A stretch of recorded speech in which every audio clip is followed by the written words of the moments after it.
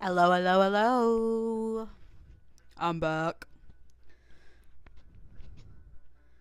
Hello, silly catboy and Rose and Toast and Raccoon Warlock. I hope the mic sounds okay because it's not the mic I usually use. I was a fool and forgot my headset at camp, but I think this might honestly be better because it's a lav mic, so it's analog. It's one I've had sitting around for a while, but it was like $15, so I wasn't sure if it'd be any good. So hopefully this sounds okay. The downside is that I have to hold it because if I actually clip it onto my shirt, I'm really quiet. So hopefully no mic pops. Let me know if there's any audio issues, but it should be fine.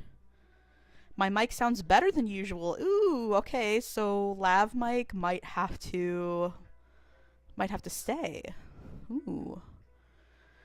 Can you hop in the call, please? Yeah, when we do the call-in segment, anybody can hop in call. I will try to get to people in order.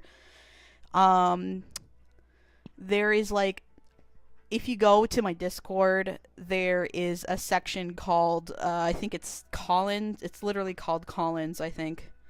If you go to voice channels and you go to events, there's like a call-ins section. Hop in queue there and then just send a message in the chat of that voice chat so that I know who got there first. And if you're still in call, then I'll call you for a one-on-one because Discord's been weird and I haven't fixed it yet. But that's how we do call-ins here. But it won't be right away. Freedom analysis. Yes, we might be able to talk about that. It's not something I'm overtly familiar with, to be honest. I'm also like, I'm not as interested in like big, like critically acclaimed art films or like films that are obviously made by chuds or something. I'm really mostly talking about things like that people get mad about on Twitter and stuff, basically. I'm being spicy. So like I might put a bit of a break on that. On like big analysis of like a single work. Because that's not really what the point of this video is. It's not to look at like a single work and say, giving a sweeping analysis of saying like, this is why this is bad, this is how it affected this, and yeah. Anyway.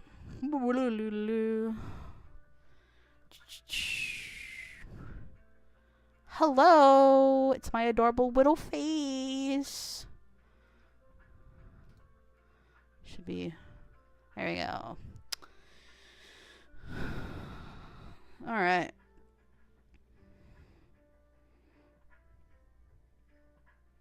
Has the desktop music not been playing? I don't think it has been. That's awkward.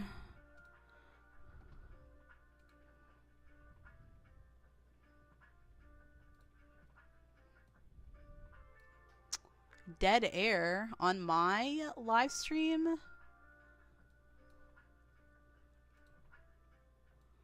Oh, come on. Come on, honey, sweetie baby. How's that? No, it's not doing anything. Speakers? I'm not doing anything.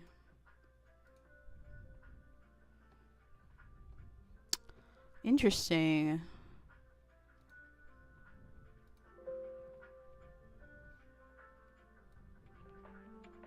Okay, here we go. I just had it cranked way down, I guess. Whoops.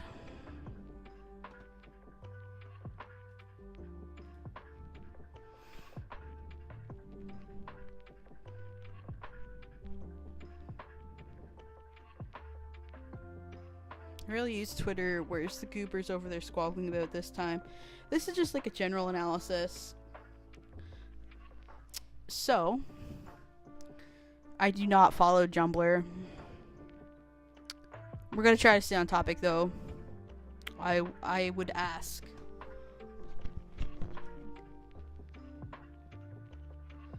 Alright. we're gonna get started here in a second. I just wanna do one last thing.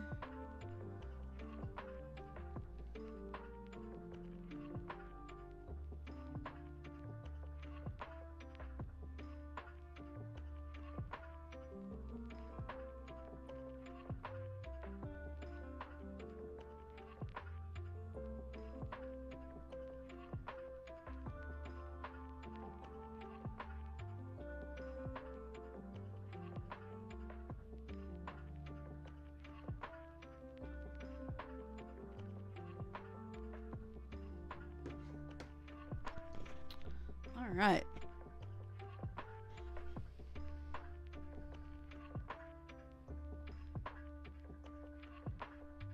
This is, by the way,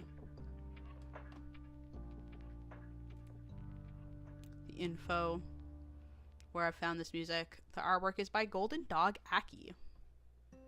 It's beautiful. All right. So, as you may know, we attempted to do this stream a few days ago and it didn't go very well.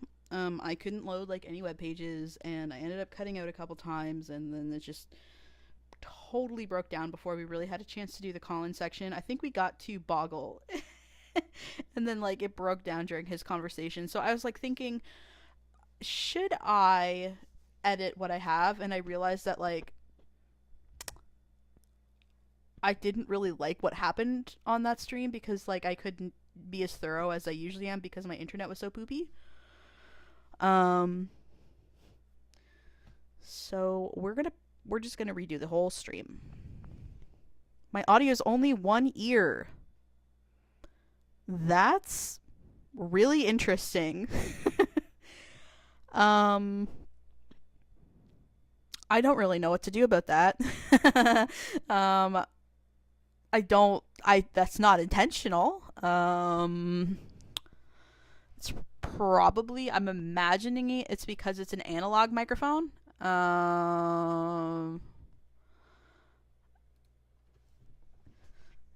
Well, I think you're gonna have to deal with that for tonight. Audio only, or like voice only in one ear. You are LARPing someone deaf in one ear tonight. You hear audio in both ears. Okay. Interesting. It's weird that it's only happening to like one guy. So audio in both ears. That's weird. Okay, cool. Meganium is apparently going crazy, or like something is really jacked with our audio settings. Yeah, it's a lav mic, so it's not like the digital microphone that I usually use, so maybe yeah, Meganium, I think this is just you. All right. So, I am typing with one hand today because I have to hold my little microphone in my little fingies. Because it's a little tiny baby mic. If I could just find my mouse. Perfect. It's on the other screen. So, what really spurred this video on is... Hello? Look at this. I'm not even centered in the freaking frame. Look at this. This is abysmal. Who set this up? It was me. But I'm gonna pretend it's not my fault. Get over there, you stupid little fucker. Alright, perfect. It's just my stream. Suffer. Well, you're gonna have to figure that one out on your own, Meganium. So, what spurred this video on was Anthony Gramuglia, friend of the channel, who is also streaming right now, but we're gonna pretend he's not. Anthony Gramuglia, responded to a video, I think it was one of the last videos Noralities made before she dropped off the face of the earth. And I'm not going to react to that video, because Anthony already did. and I don't think it's a good video. I think Noralities, what happened to Norality is kind of what's happening to me, in that, like, she got a lot of attention really quickly, and she might not have been used to making videos in the way that,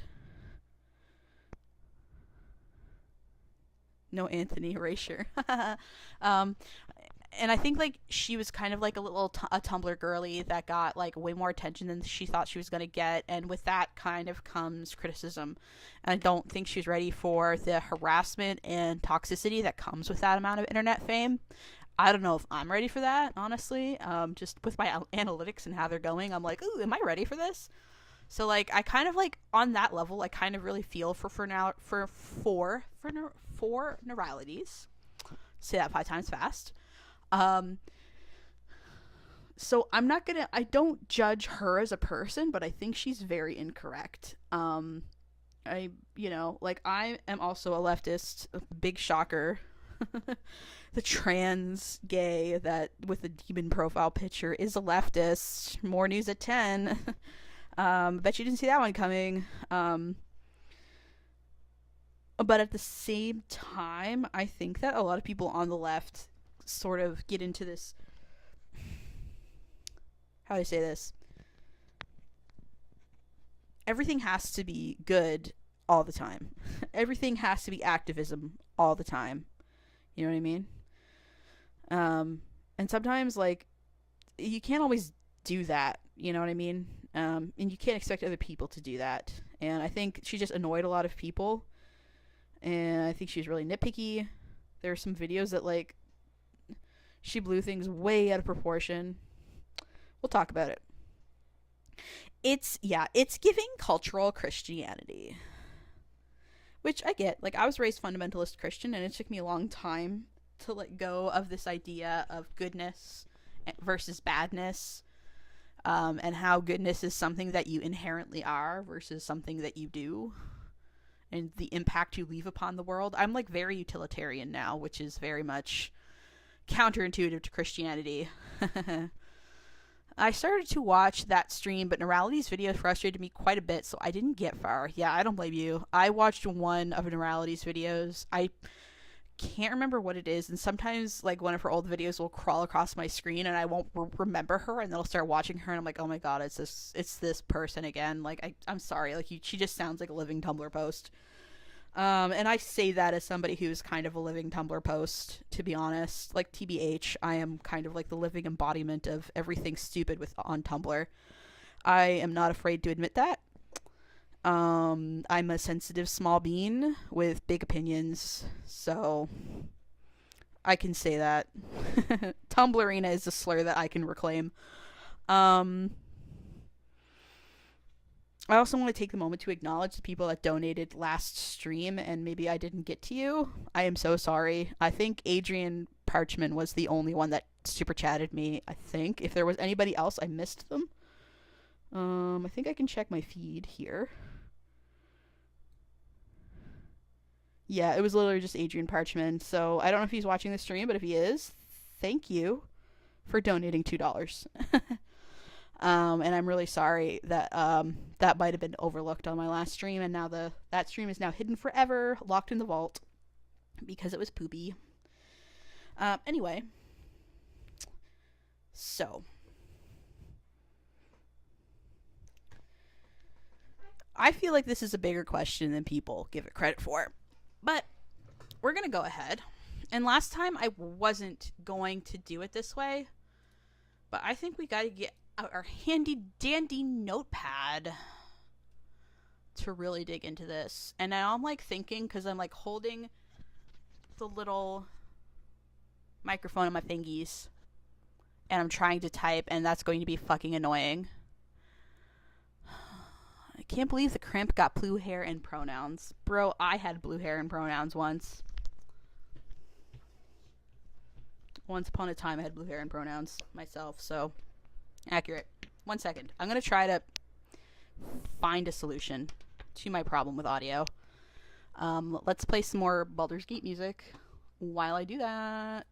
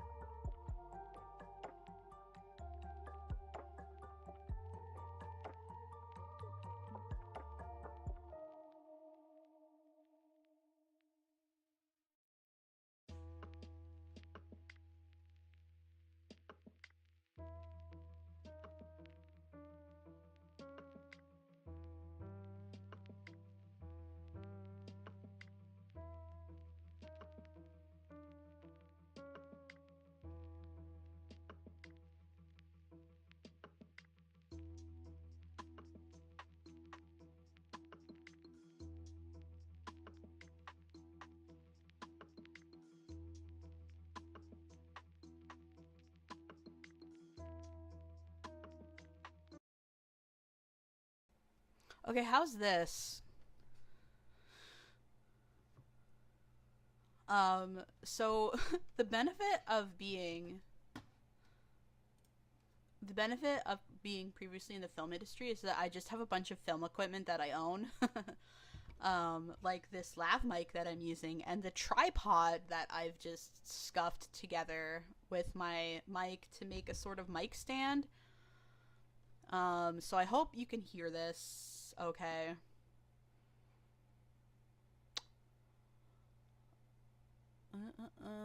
Yeah. Hey, Xenosnake. Yeah, like one other person can only hear it in one ear, but like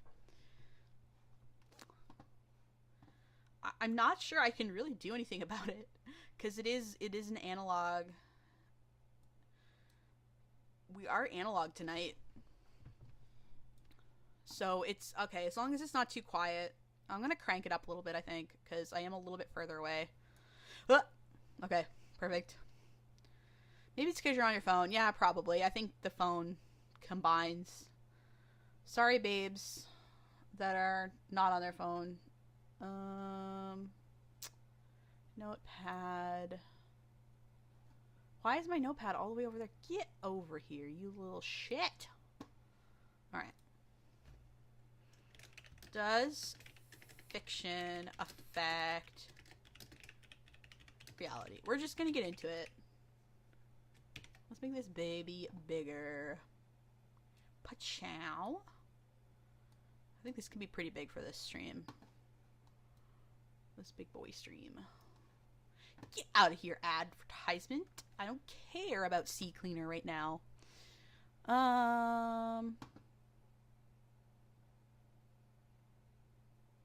might be a mobile thing. I don't know. On PC and it's only on one ear. Well, you know what? You're gonna have to deal with it because I don't know how to change it. I'll look into it. I'll look into it later because this is probably going to be the mic I use long term because apparently it sounds better. So I'm probably just going to keep using this one. All right, let's get into it. Lesson plan. It's funny because I definitely do not have much of a plan. I do have some notes, but like it's all very vague. I think it's important that you guys see the process of the critical thinking of critical thinking, and like you often go into it with a pretty vague plan. Now, which untitled now, which untitled document?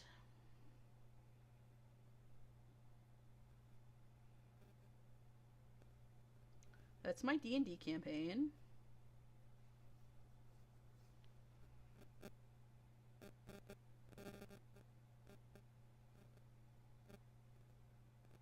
Okay, it might have been like notes in my phone. Here we go. Show. First question, of course, as always. What does this question mean to me? And remember, it's always our initial reaction.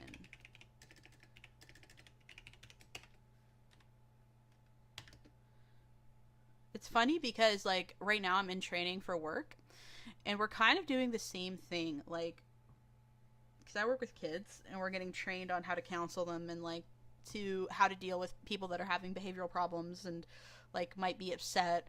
And the first thing that we're trained to do is to get out any of the irrational thoughts and just to get our initial reaction to whatever out first so that it's out there.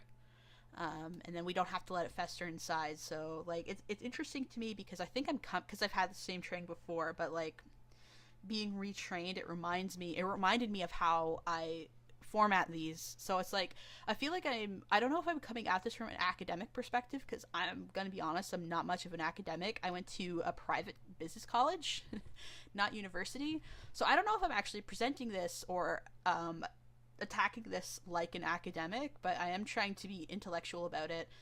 I guess I'm tackling this more in like a therapist would, because that's what my training is. Is like it's mostly recreational therapy, so it's not as in depth at the moment. I'm going to school for that, but it's interesting to me. Two. Who is asking this question?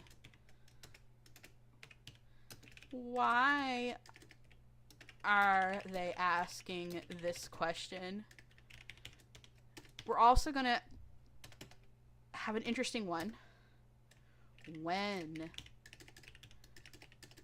did this question... What is happening? Start being asked? In what context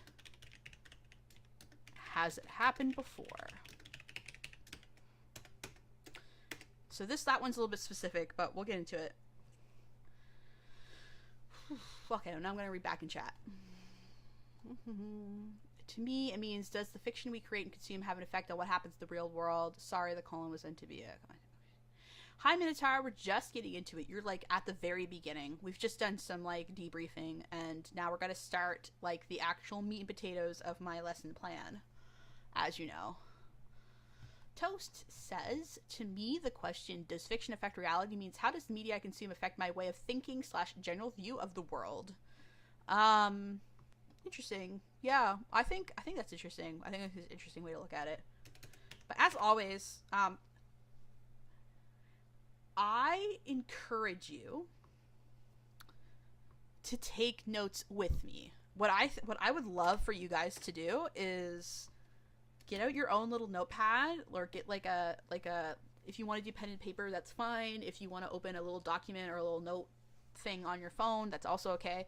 But I would encourage you to go with me, because your answers might be different than mine. And that's okay. It's okay that our answers are different. It's not so much which answers we come to, it's the fact that we're thinking about it to begin with. To me, because of Brioface says, to me, because of previously being involved in the discourse, it means is fiction containing taboo topics, dangerous / should not exist. The question is almost always, in my experience, asked in bad faith. If you say yes, people take it as fiction is often be the major cause of problems. If you say no, people will take it as fiction never affects reality ever. Sorry, that was meant to be attachment free session. Okay. Question 4, bring back some solid flashbacks for me. Media is what you make of it. One man's cringe is one man's lifestyle. Oh, that reminds me. Catboy reminded me, does this question mean different things to different people? How vast is that difference? I think is another good question. And we'll get into that, because there's a logical fallacy in there. And we're going to have fun with that. I love logical fallacies, or rather, I love being a bitch about logical fallacies. Okay.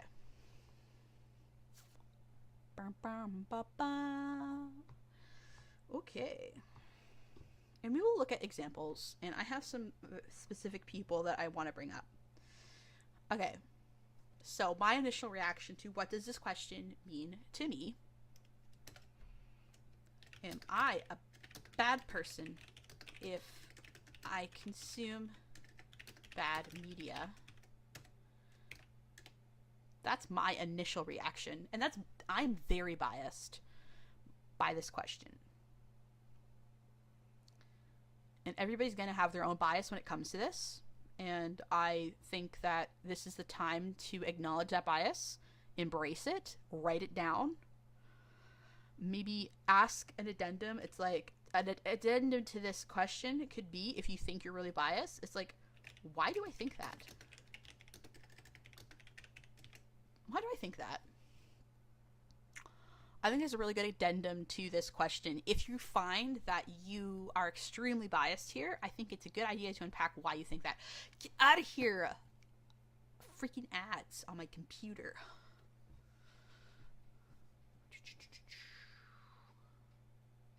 So, does everybody have the answer to their first question written down, or at least acknowledge my initial question? Because I'm going to go into why I think the way that I do, and why I think that this is basically what this question pretty much always means. When most people ask it, this is what they mean. are they a bad person if they consume bad media? That's my opinion. Why do I think that? Because people have been cruel to me for the things I like and liken me to a monster for enjoying fictional content.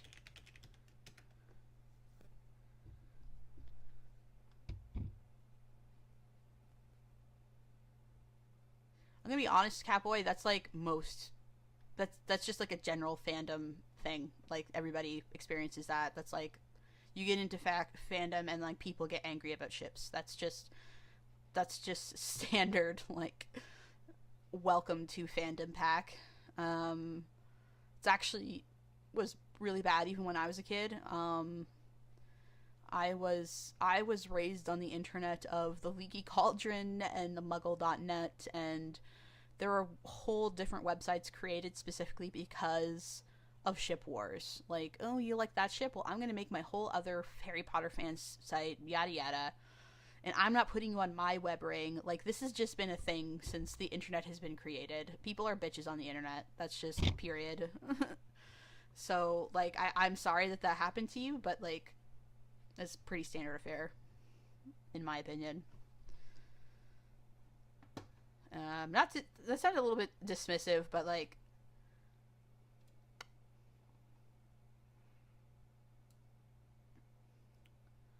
I think that people being an asshole to you about not liking a ship is not quite as serious as being called a pedophile or somebody calling your work or trying to get you fired. And that's honestly what's happened to people on the other side. I have not heard of a case of somebody losing their job because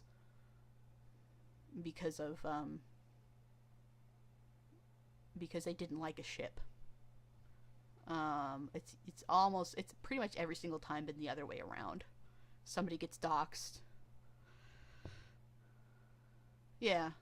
That's it. Like, that's a fair bias, but like, I think it's like that was my experience, and I'm biased in the opposite direction.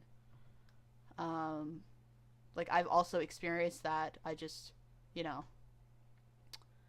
it doesn't really affect my opinion on the matter, I suppose, is what I'm trying to say. I'm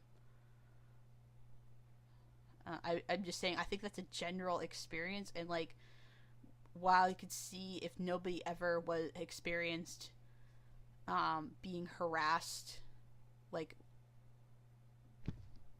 to the level of being called a monster and a pedophile and being doxxed, I can see why they might not have as hard of an opinion on that. But I guess I'm saying that most people that you say, oh, well, you're biased into thinking that, into the pro ship or whatever line of thinking, like, they also have had the same experience, I guess is what I'm trying to say. And are very cognizant of the fact that there's a big difference between, like, arguing about ships and, like, having your real life affected by this. Anyways, who's asking this question? I would say that this is not a big question in, like, large media. We're just going to talk about the modern version of this question, and that'll be a reoccurring topic for later, because this is going to be relevant later. RioFace says that I'm biased because I've had multiple friends / mutuals harassed, one even to the point of losing their job and eventually life over the drawings they made or ships they had. Yes. I don't think I've heard anybody experiencing something quite that bad on the other end of things, I suppose. Actually, I don't know if I will look at it, but there is a Tumblr blog called Just Anti-Things, and at the top of their blog, they have a collection of harassment campaigns by, like, anti-ship people, and it's vile. It's like, I could not read. I could get for like a quarter of it before, like, I had to stop because it was vile. I think fiction can affect reality depending on how the piece of fiction is contextualized and whether this would affect someone on the level expected to view something based on how interwoven it is. I think the fiction can affect reality.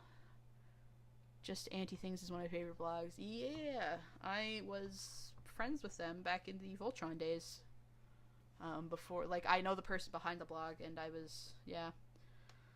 I don't think they remember who I am, though, because I changed my blog title. I mean, some people do want life to be of artistic value in some shape or form, or at least some kind of meaning. OSG, we are going to get to that. We are gonna get to that, my friend. You just wait. Thankfully, the fandoms I've been in are accepting, a tad too accepting actually, so I've never had to worry about being attacked for ships or headcanons personally. Okay. Yeah, that's good. I don't know what too accepting means. Are we talking like F-list mods accepting? Because, whoa. There was some shit back in the day, I don't know if you guys know, but that was like a big thing in the younger days of the internet. I don't think it's much of a thing anymore. Into this whole question, in my opinion, this whole question, Squeaker says, would be so interesting between people wanting to discuss with nuance, but unfortunately that doesn't happen most times, no. That's why we're doing it on stream, where I can control everything. So I will give some credence to the anti-mentality to this if I see... Ooh. Thank you, SG, for subscribing. Sorry, I've got it. Maybe I should put my YouTube alerts on top. And my YouTube chat on top. There we go. Notepad. Alright. So, who is asking this question? Small content creators. Oh, Paige Lito, thank you for the super chat. Family stuff at the moment. Fun stuff, thankfully. So can't tune in at the moment. Don't know an apology. Oh, thank you, Paige. Thank you so much. I really appreciate that. The notification should pop up momentarily. Maybe I should wait until the YouTube alert pops up on the side instead of reading it as soon as I see it in chat. Squeakers continues to say, and def hard for me to not have a hard bias in this because of knowing friends that have been hardcore harassed and doxxed because of fictional content. Zogroth says, I feel like there is a big problem with people not understanding that not all media is not made for general audiences, and who the target audience is something very important to consider. Raccoon Warlock says, honestly, I just treat things... Yeah, there it goes. Thank you for the super chat again. Anyway, Raccoon Warlock says, honestly, I just treat things I don't like as someone bringing something I don't like to a potluck, like, hey, Deborah, made a whack-ass pasta salad again. Skipping that dish and then move on. Raccoon Warlock, your brain is huge and throbbing. There are so many wrinkles in your brain. I'm kind of jealous. Your brain is very wrinkly and deep, and I'm gonna stop being weird about brains. I'm normal, I promise. Minotaur says, I'm talking people inserting their poorly hidden fetishes into their fan art and fan fiction in non-NSFW spaces. Yeah. That's something different, I think. I think that's a different conversation. But we can talk about that in this stream if we have time. SG says these streams, along with side scribbles, do help bring context and nuance to certain media when it's being tackled unfairly by other people who view fiction more negatively, especially within fandoms. Yeah, it's because me and Sai are old as shit. Sai is even older than I am. Sai's kind of like crusty. No. Me and Sai are both kind of from the old internet, and I can't speak for her, but I can speak for myself in that we kind of watched the internet transform in our, for me I was like in my early 20s, and for Sai, she was my age. So Sai's 10 years older than me, so she would have been in her 30s while she was watching the internet change. No, I'm kidding. I love Sai. Sai's not crusty. She's beautiful and lovely. So you know what? Sometimes crust. You ever have those like really good pizza crusts with cheese in them? Okay, I'm getting off topic. Thinking about pizza. All right. So, and again, who is asking this? Small content creators, fandom participants. I bet there's more to this story, though. Let's hide our notepad for now and do some investigation. Sai's one of the few streamers where the running gag is that she still sounds like someone in her 20s, apparently. Bro, I look like someone in my teens. I dress like someone in my teens. Ad block! You didn't see that? Oh, God. Okay.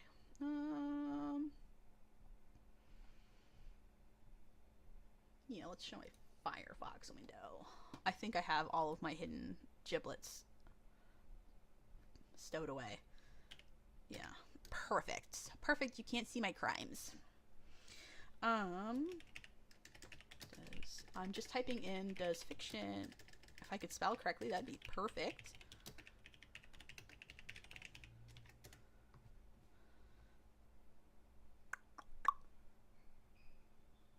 Interesting. So Substack, our first result. I don't know what Substack really is. Thingofthings.substack.com. But the headliner, yes, but fiction is not reality. It doesn't make us do anything. Fiction affects our feelings regarding our emotions, and our brain acts to activate some regions that respond to real events when you read fiction. Perfect. Knowing is half the battle. Oh, I like this article. Let's read this article. I don't think it's very long. Thing of things, get out of my face. I'm not giving you money, and I'm not signing up. So this was written by Ozzy Brennan this year in April. This is an article, so it's not like a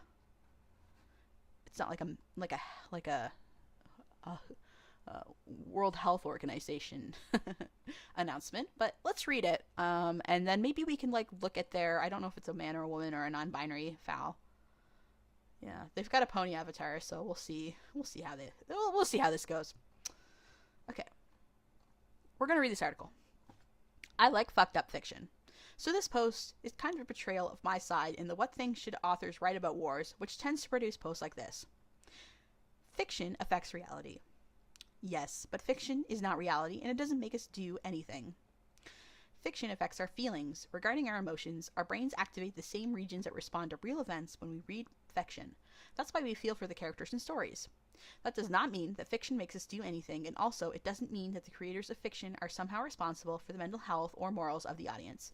It is always an individual's responsibility to choose what fiction to consume, how to react to it, as in what actions to take, and to make sure they have a healthy concept of reality. Fiction and its creators have in no way a responsibility to be someone edifying moral influence in the audience's life.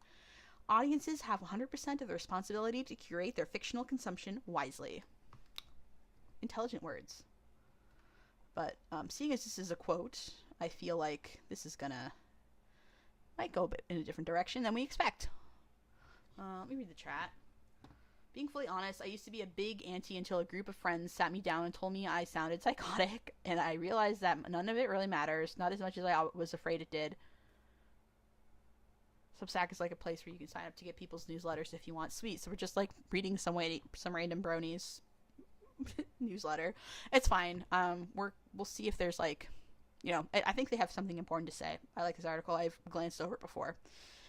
I'm not here to tell people they should or shouldn't write anything. In particular, fiction having an effect on reality requires it having an audience. If only 20 of the author's friends read a story, that effect on the world is negligible. Freaking true. So true. I don't think there's any evidence that horrific, disturbing, triggering, or otherwise fucked up fiction is more likely to have negative effects on the world than any other kind of fiction. My guess is that the effects of a story are attenuated. Ooh, big freaking... That's $200 Jeopardy words, my friend. My guess is that the effects of a story are attenuated to the point of non-existence if the story is obviously unrelated to reality in any way, such as some experimental fiction and outre pornography. Whoa. We're getting into real meat potatoes here, boys and ghouls. But I do think there's pretty robust evidence that fiction has effects on its audience. This evidence is rarely talked about in a careful and nuanced way. Instead, it's used for writer self-congratulation or as a cudgel to condemn whatever fiction the author finds disgusting. So I'm going to talk about various effects of fiction and then conclude with some thoughts about what writers should do. Now, I find it interesting. We're going to take a pause there. We might read the rest of the article. We might not. But I think it's interesting that the first answer is a Substack blog. And then we've got Reddit. We've got Medium. A Jack Robalino. I don't know who that guy is. We've got a WordPress. We've got Quora. And we've got a Tumblr post. So to me, it looks like the people that are talking about this are real small beans. Like, they're real little baby beans, and like, they're not, you know, there's no like big, you know, big conglomerate talking about this, really.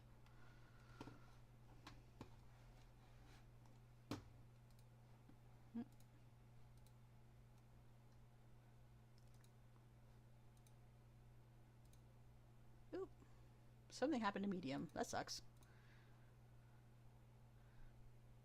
I'm not signed in, I don't think, so this is fine. Yep. This is just a archived post. People getting real spicy up in here.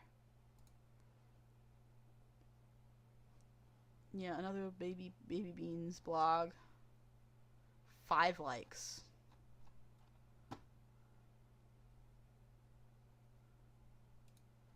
So people basically doing what I'm doing.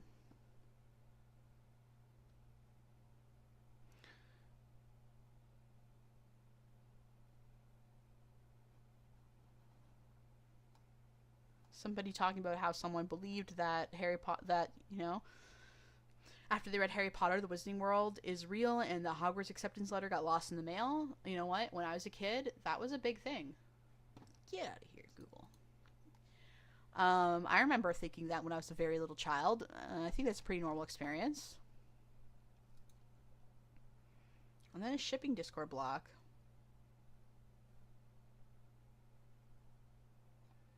So again, like, these are real small beans. These were the first results. Empathy in fiction, social norms. Yeah, I don't think we're gonna read the whole thing.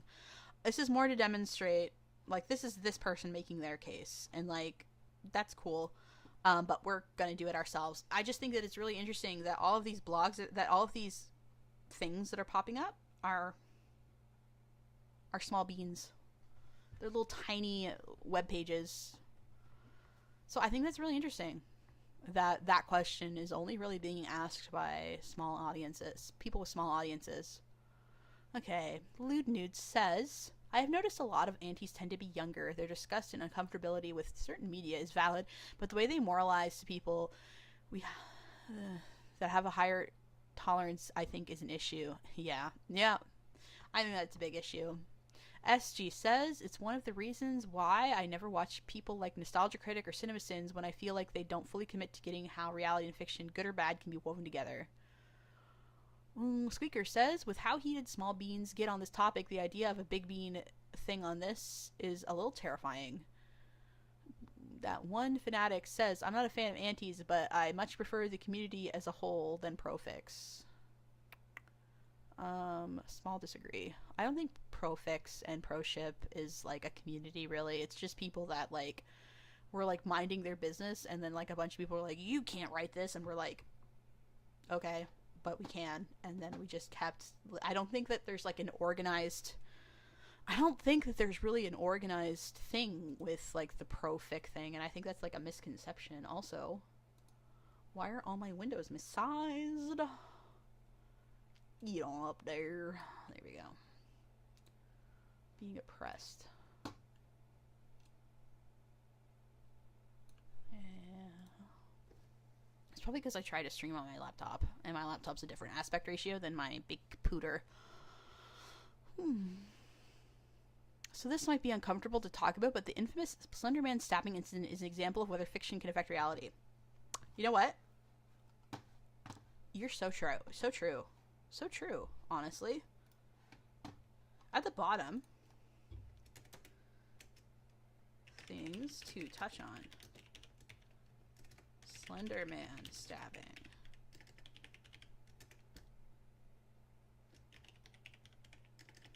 touch on Columbine as well. Oscar Wilde.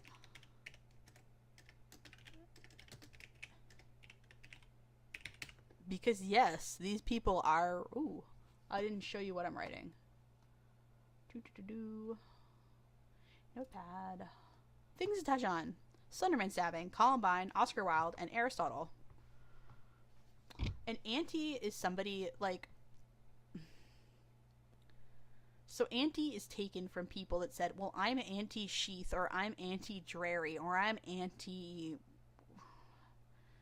whatever Hannibal and Will was, Wannibal, or whatever. I can't remember what the ship name was. I'm anti-Hannibal, I'm anti-this. And it just got shortened to anti to refer to people that, like, are just hate-dom obsessed. And pro just means that you're pro as in positive, like the opposite of anti. So if you're pro-life, you're for life. If you're pro-fiction, you're pro-fiction. Like you're fiction positive.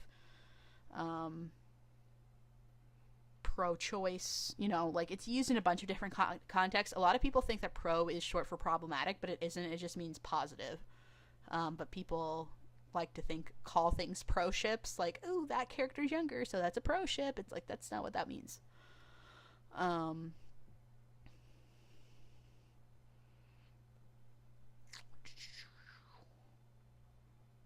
Some of the bigger names in profic really suck, but generally it's not like a huge community. I honestly don't know who you're talking about, so I have no idea what you're getting exposed to, because most of the people that I know, they just want to be left alone and write their own stupid little fan fictions and art. That's a messier situation, as the people involved in that incident were mentally ill and were not being given the support they needed. It's precisely Raccoon Warlock. We'll get into that. Rio Face says neither side is a monolith. Both have a lot of infighting and a spectrum of beliefs. Yeah, just like anybody. That's like saying, are gay people bad? It's like, well, some of them are. Some of them are pretty shitty, but like being gay does not inform you on if you're good or bad. I think that all antis are doing bad things by being an anti, because by being an anti, you are saying that harassing people for things they like is okay. And I think if you are on that side, you are doing a bad thing. But even within that, like, they might have any sort of belief besides that, or like they might have, when it's not, you know, related to fiction, they might be perfectly fine individuals, like, you know. But yeah, definitely pro ship has the chance to going too far, just like anything. Anti is just purity culture in a trench coat. So true.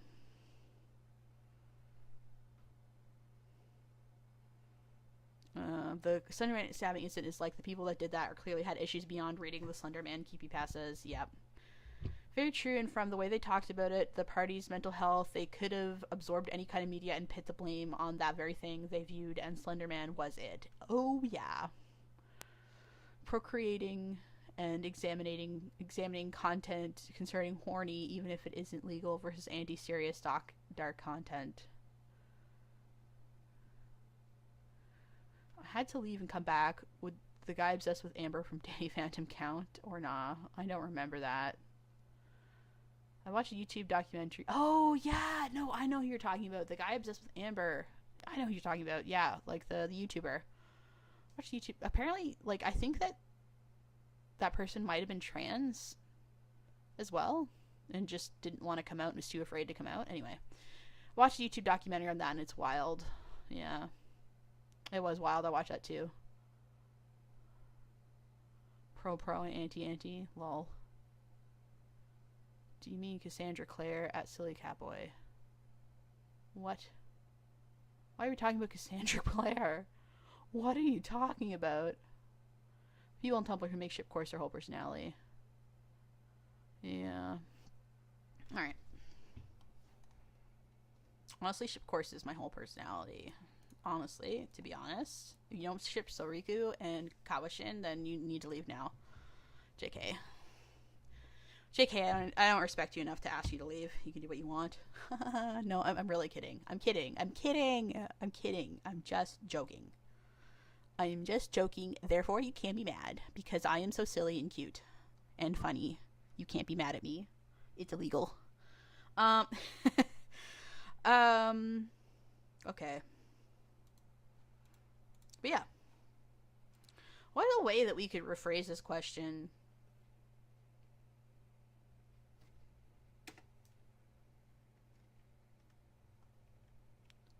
Strange Aeons has a good question video on the Slenderman stabbing. Yes, I do like that video. I have like mixed feelings about Strange Aeons. I like her, but like, haha, JK. Unless, yeah, I have some mixed feelings on Strange Aeons. I think they're pretty cool. I'm kind of there's like a scale, and Strange Aeons is on one side and Sarah Z is on the other side, and it's a Tumblerina class trader scale. Because Sarah Z, this is so unrelated, by the way. Sarah Z and Strange Aeons both got their start on Tumblr, and Strange Aeons is a lot more normal about it than Sarah is, honestly. Sorry for the Sarah Z slander. I just kind of think she acts like she wasn't and continues not to be involved in a lot of Tumblr drama. Like, she acts like she's above it all, but she's still on Tumblr making stupid shit posts and riling people up. So I don't know why she acts like she's not participating in that. It's really weird. One thing you have to remember, says RioFace, is that people can make different blogs for different things. So someone who makes it their whole personality, just showing part of themselves online.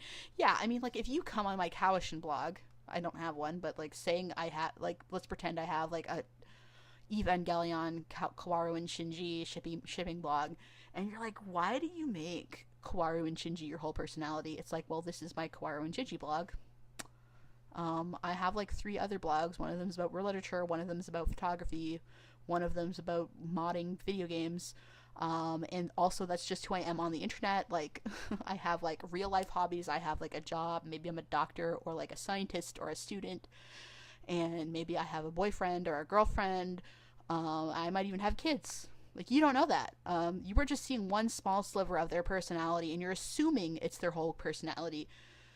But really, it's the only thing you see, because that's the part that they're choosing to share with you at the time. The most intelligent people on the internet are going to do that. They're going to compartmentalize their interests, because people are stupid on the internet. And if you like one thing, then, you might, yeah, you like class traders, Rose? Me too. I like calling them class. Well, Strange Aeons isn't a class trader, but Sarah Z definitely is. I've only seen one Sarah Z video. What's the deal with her? She's fine. She did a video on the pro ship, anti-ship thing, and it was something that she herself was involved in, and she, like, basically kicked the hornet's nest and then was like, why are all these bees stinging me? She was like doing research for the video, and she made a post, and people got mad at her because she was being stupid. It was a stupid post, and like, she's like, I'm being harassed. It's like, girl, you did that on purpose. Like, you said something controversial for your video, and you got a controversial reaction from it. Like, I'm sorry that, like, people were being mean to you, but, like, you intentionally did that for content. Like, come on.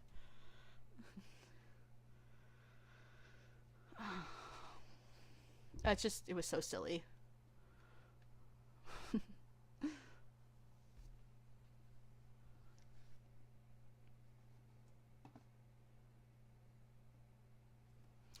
Honestly, it fascinates. BDFS Minotaur says, honestly, it fascinates me to no end hearing stories of people genuinely believing fiction to be real. Yeah, but that's like a whole mental illness right there. That one fanatic says, anti versus pro talk reminds me of the whole anti-gamer convo in the 2000s who claimed that violent games would corrupt the youth, when it's more of a case-by-case situation. Oh my god, that one fanatic. We are going to get to that. I didn't expect the mother of famous Long Furby Thursday Plurbanom Boy Porridge to be mentioned here. Bruh, I'm a queer Canadian on Tumblr. of course I'm gonna mention Strange Aeons. Bro, I am in Strange Aeons server. I say nothing, by the way. I am not active in that server. I'm just sitting in there. Ryu Face says, do not get me started on Sarah Z's pro-anti video. I have a lot of thoughts on it. Most of them not great. Maybe we should get started. Maybe we react to that video. Let me check how long it is. I might actually react to that video on this stream. It's like going to a cafe and wondering why they aren't serving beer. Yeah. Energy of just, why are there so many burgers? Sir, this is a Wendy's. Silly Catboy says, I've made the mistake of using my personal blog for activism, so now people were following my blog for good takes have to see I'm a nuanced, real person, and some of them blocked me for it. Yup. SG says, Evangelion is one of the best and worst examples of a creator letting fiction affect their own reality in a compartmentalized manner, and Hideki Anno has a love-hate relationship with the material. Okay, but that's like a whole other thing. Is Noralities still around anywhere? I don't hang out on Twitter or Tumblr that often, but it looks like she hasn't been active in 2 years. No, she has not. She has, like, left the face of the earth as far as we all know. She was, like, one of the first people to respond to Lily's Steven Universe video in bad faith criticism, so pros and cons.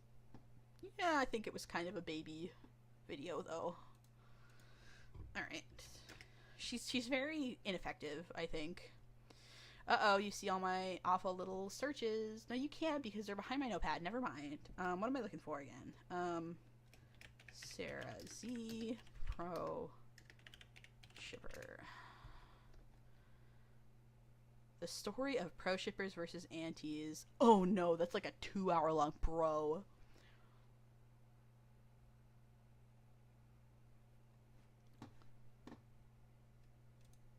Bro, that is a 2-hour This video is video. Do you have some, like, timestamps? Of course you don't. I don't have to. Oh, here we go. So what are pro ship? Okay.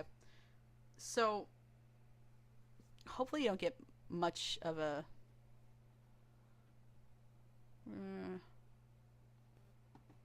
okay, what we're gonna do is I'm gonna open, well, first I'm gonna do that, and we're gonna look at some of the key moments because I ain't got time for all that, and we're gonna speed it up. I think we can do 2. Sarah Z is very well spoken. I won't falter that. And I'm gonna mute myself while we're watching, I think.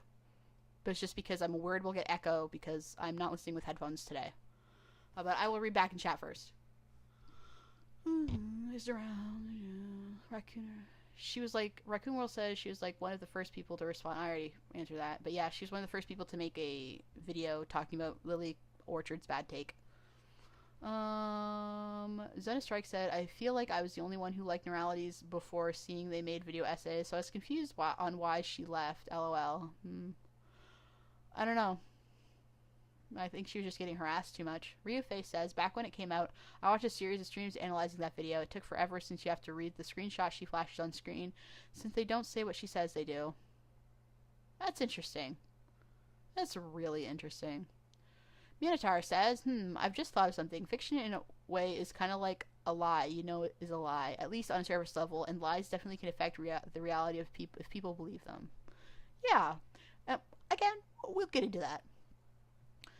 To briefly mention YouTube's current toxic sludge, SG says, Lily has always confused me because it seems like she wants fiction to take things from reality but never properly contextualize both of them.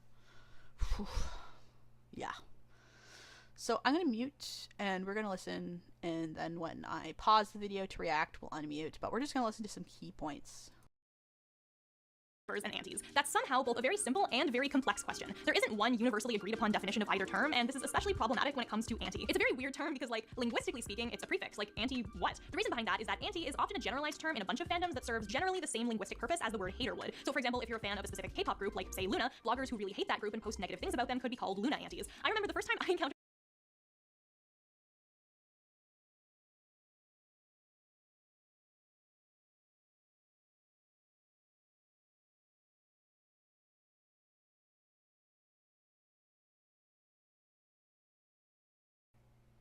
Good lord, calm down, Sarah. Don't be so melodramatic. I remember the first time I encountered the term anti was in reference to the serial killer fandom on Tumblr, which is a story for another time, but is exactly what it sounds like. People who made posts opposing this fandom's existence got called antis. What that means is that anti can be taken to mean a person who opposes pretty much anything, be it good, bad, or neutral, making it a very confusing term in online spaces. With regards to shipping spaces specifically, the labels pro-shipper and anti tend to represent a broad nexus of fandom culture war positions. The least contested definition I can possibly think of for these terms is that a pro-shipper is someone who generally supports the creation and consumption of quote-unquote problematic shipping content pairing fictional characters together, while an anti is someone who generally opposes this. What is and isn't considered problematic is, of course, not something universally agreed upon, and so the term can therefore mean anything from enemies to lovers fanfiction to, like, people pairing Sans Undertale with Frisk Undertale, who's, like, 8. It's a broad spectrum.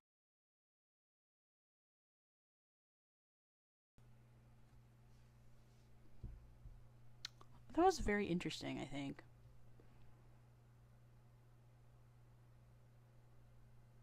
Very interesting.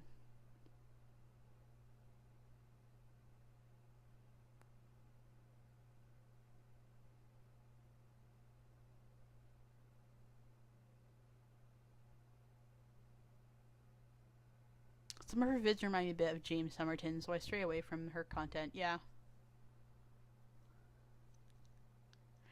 Also, unfortunately, Sarah Z did not censor some of her screens of pro shippers and they got harassed. Oh, I'm very aware of that. Actually, after this video inspired me to make what became one of my most popular Tumblr posts at the time. I think since I got into trans spaces, it's probably been out. Maybe. I can't remember. It's been a while since I've turned off notifications for this post but I made a video of like leftist YouTubers that aren't white. Specifically because of this video, because this was such a fucking garbage, like, privileged take to, like, yeah, no, this video annoyed me. I, like, didn't mention her by name, but it was very much in reference to her and in response to her. I guess not in reference to her, but it was very much a response to this video, and, like, the very unnuanced way she looks at this and a lot of other things. And funnily enough, she reblogged that post. She reblogged my post that I made because this video pissed me off, and she had no idea. It was really funny to me at the time.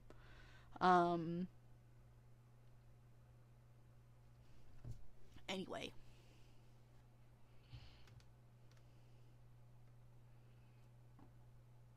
Capwhite says there was a study that showed that people who were shown a lie and told that it is a lie believed it more than people who were shown the lie with no correction. That's interesting. I'd like to get the... Yeah. I rarely listen to Sarah Z's vids, and this just reminded me of why. Yeah. Someone tried to kill a person who shipped these two by putting nails in a cookie. Yup. Yup.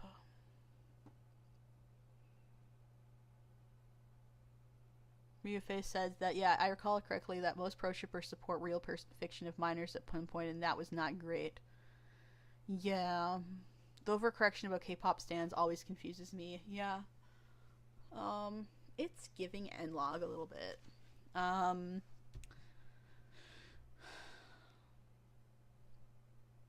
Yeah, I feel like this was a very poorly handled video and topic. She's like the only big name YouTuber I know that tackled it, though, so that's why we're watching it. But it's interesting that she, like, the first thing she says is, like, Sans and Frisk, and, like, I don't think that was ever, like, a common thing.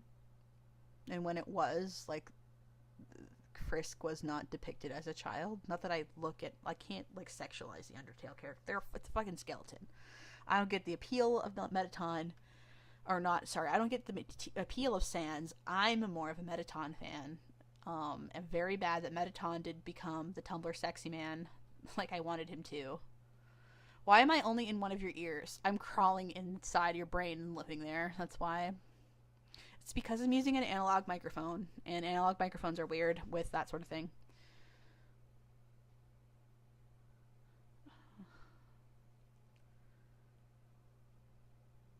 Fawn Sense was more popular, obviously. Yes, it was. Which is Papyrus and Sans, which is weird. Again, they're fucking skeletons. I don't get it, but, like, I'm not gonna yuck somebody's yum. If you want to bone a skeleton,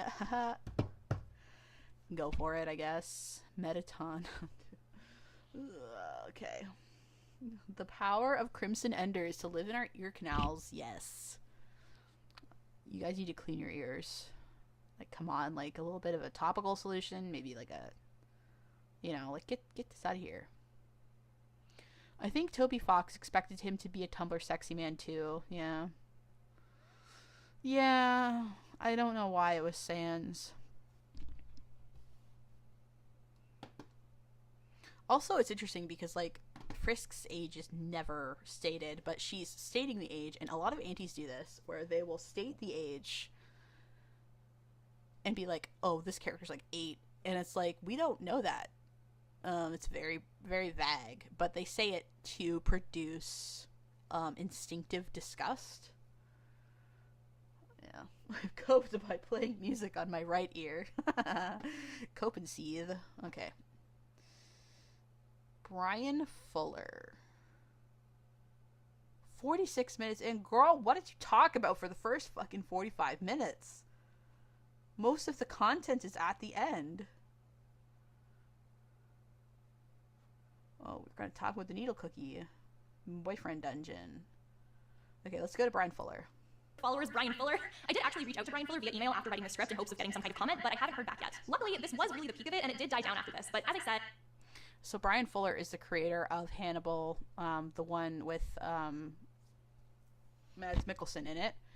And he was very, like, vocally, like, pro-ship. He loved the ship Hannibal and Will. Hanagram, that's what it's called. I was like, Willable? Like, I don't remember what it's called. I'm not a shipper of Hannibal. I mean, like, obviously it's canon, but I didn't really get into that whole thing. I just like the show because I like crime procedurals and, like, mystery procedurals and stuff like that.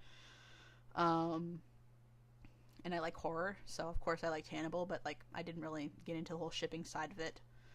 In any case, yeah, he really supported the pro-ship community during Hannibal's peak, so that's why he's being brought up. It created an entire contingent of people out there who are utterly convinced that I, like, mocked child death or said online harassment campaigns didn't exist in any context ever, and these people will hate follow me, and now every time I talk about how online harassment is bad and we should support harassment victims, they're like, but I thought you were an anti, checkmate. Or, like, one time I was like, hey, it's okay for people to have kinks, and you're not helping people by stigmatizing that, and they were like, I can't believe you said that, while also being an anti. I think this is just a really interesting case study of the... This is the whole thing where she kicked the hornet nest and got involved in shipping discourse, and then was like, why are you guys bothering me with shipping discourse? It's like, bro, you fucking got involved.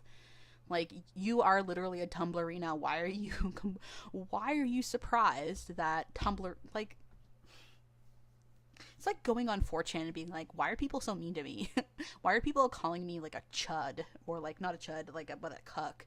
Why are people calling me a cuck on 4chan? Like, just stop posting on 4chan, bro. Like, I don't know what to tell you, girl. Like, if you cannot handle the heat, get out of the kitchen. But yeah, class traitor, I'm telling you. I'm gonna get a drink. I'll be right back.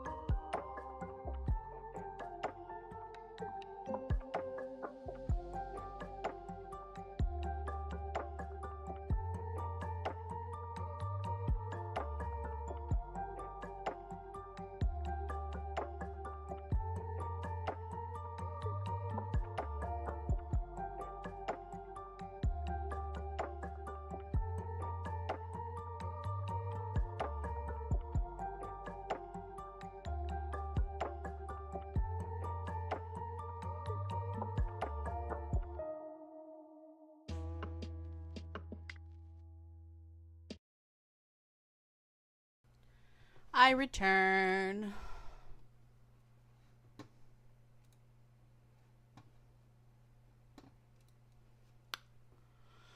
Alright, I'm gonna read back into the chat.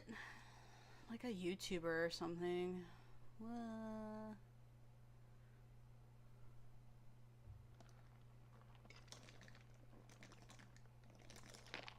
Ooh, that makes noise. Oops.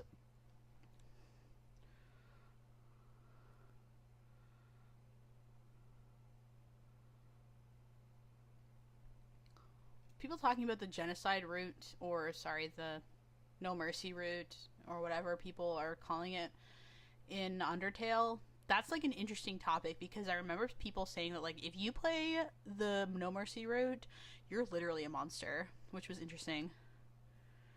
Many of the friends ship content I've seen aged up Frisk, so I never had a problem with it.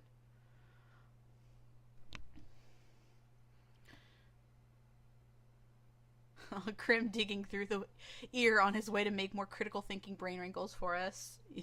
That's what I'm doing. Genocide route pretty much dumps all the Sans lore at once. Yup. My source is that I made it the fuck up.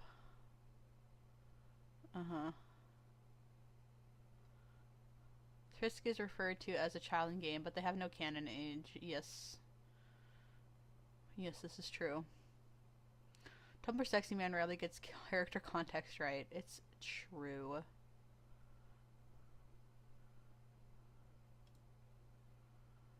My theory is that Sans face is simpler to draw. Yeah, that might be part of it. So many characters I like are begging to become Tumblr Sexy Men, but unfortunately the media is too obscure for that. So true, bestie. Boyfriend Dutchin. Oh god, is she gonna talk about how that time a bunch of Twitter teens harassed a voice actor over him playing an incel villain character? I can't remember. It's been a while. She literally says that she went against the popular opinion but was surprised when people responded negatively to her. BTW, something that irks me about this video is that she tells people to have more nuance as if no one is trying to, all while acting above it. I'm a tax-paying adult and making generalizations. Yeah, most people having this conversation, I would say, especially on the pro side, are also tax-paying adults. I find her videos to be largely nothing burgers. True, I love that word. Why would someone put nothing in a burger? Yeah, that's the problem, MIDI tags. Sarah Z's voice is like a gnat buzzing directly in my ear. I cannot believe I watched her Homestuck vid all that time ago. Sarah Z is like epitome white girl sitting on couch with a cup of coffee and takes like a huge drink.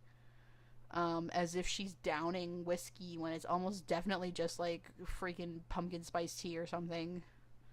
Sleepy time tea, or like, you know, acting like she's all hard whenever she hears a big opinion and she like takes a big sip of her cup. Like, that drives me crazy. I much prefer the recent trend of somebody holding the mic with their little fingers, even if it's kind of ridiculous. It's so much more of a hilarious bit than the white girl sitting on a couch. Rear face, one of the silly Catboy says, one thing I've learned is that people can get away with saying a lot of bullshit if they present themselves as neutral, nuanced, rational, intellectual, third party, just asking questions. Or they can get away with it if they have an authoritative voice, and we're also noticing that a lot too. A lot of right-wing chuds, people like Lily Orchard, they have an authoritative, firm voice, and they're getting away with it. Sorry for the, like, drinking ASMR. Iced tea. Like, I forgot, like, half of my crap back at camp. Like, my headset and my good water bottle, so... It's a little bit crazy here today, but, like, I don't have any other time in the next few weeks to do this stream, so that's why it's happening now. How she stretches it out to 2 hours, I guess, is impressive.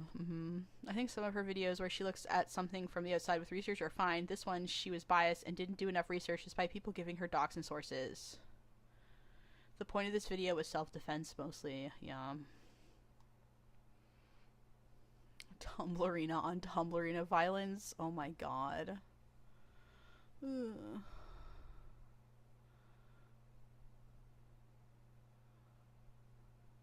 Don't you have to play the genocide route in order to 100% the game? No. One of the interesting mechanics about Undertale is that the game fights you. Like, it's it makes it actively harder to play if you go for the genocide route. You are basically breaking the game's mechanics to do it. And interestingly, if you do the genocide route and you try to go back and do the good route again, you'll get a bad ending. Forever. Like, even if you erase and start again, you can never get a good, unless you go in and you like fuck with your system files or whatever, which like I don't think you're really supposed to do. It's not part of the experience. But canonically, if you erase your save and try again, you will never be able to get a good ending again. So doing the genocide route actually prevents you from ever completing the game ever again. I think that's kind of fun. But you do have to play the genocide route in order to get all the lore. There's a bunch of lore locked behind the genocide route. But if you turn away from that path at any time, I think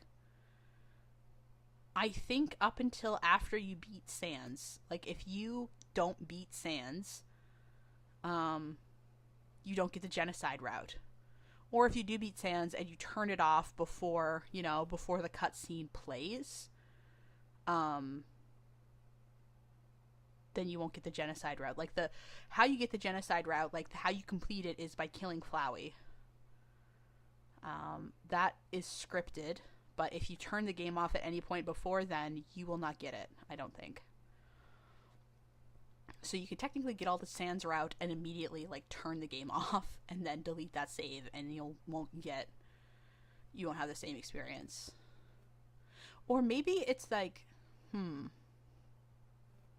yeah, because like once Kara like takes over, you can't reload or like open the game properly, even the menu, without like agreeing with Kara, I think. So yeah, like once you've killed Flowey, there's nothing you can do. Like you're locked in. You can never open the game again unless you delete the system files, which is interesting.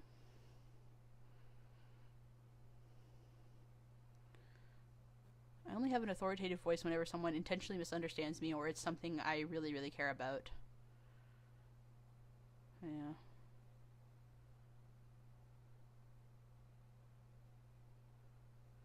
As someone who's into debating, it's really amazing how much people are willing to be nice to me and think I'm right just because I can use an authoritative voice. When I'm not using it, people are more normal. Yep.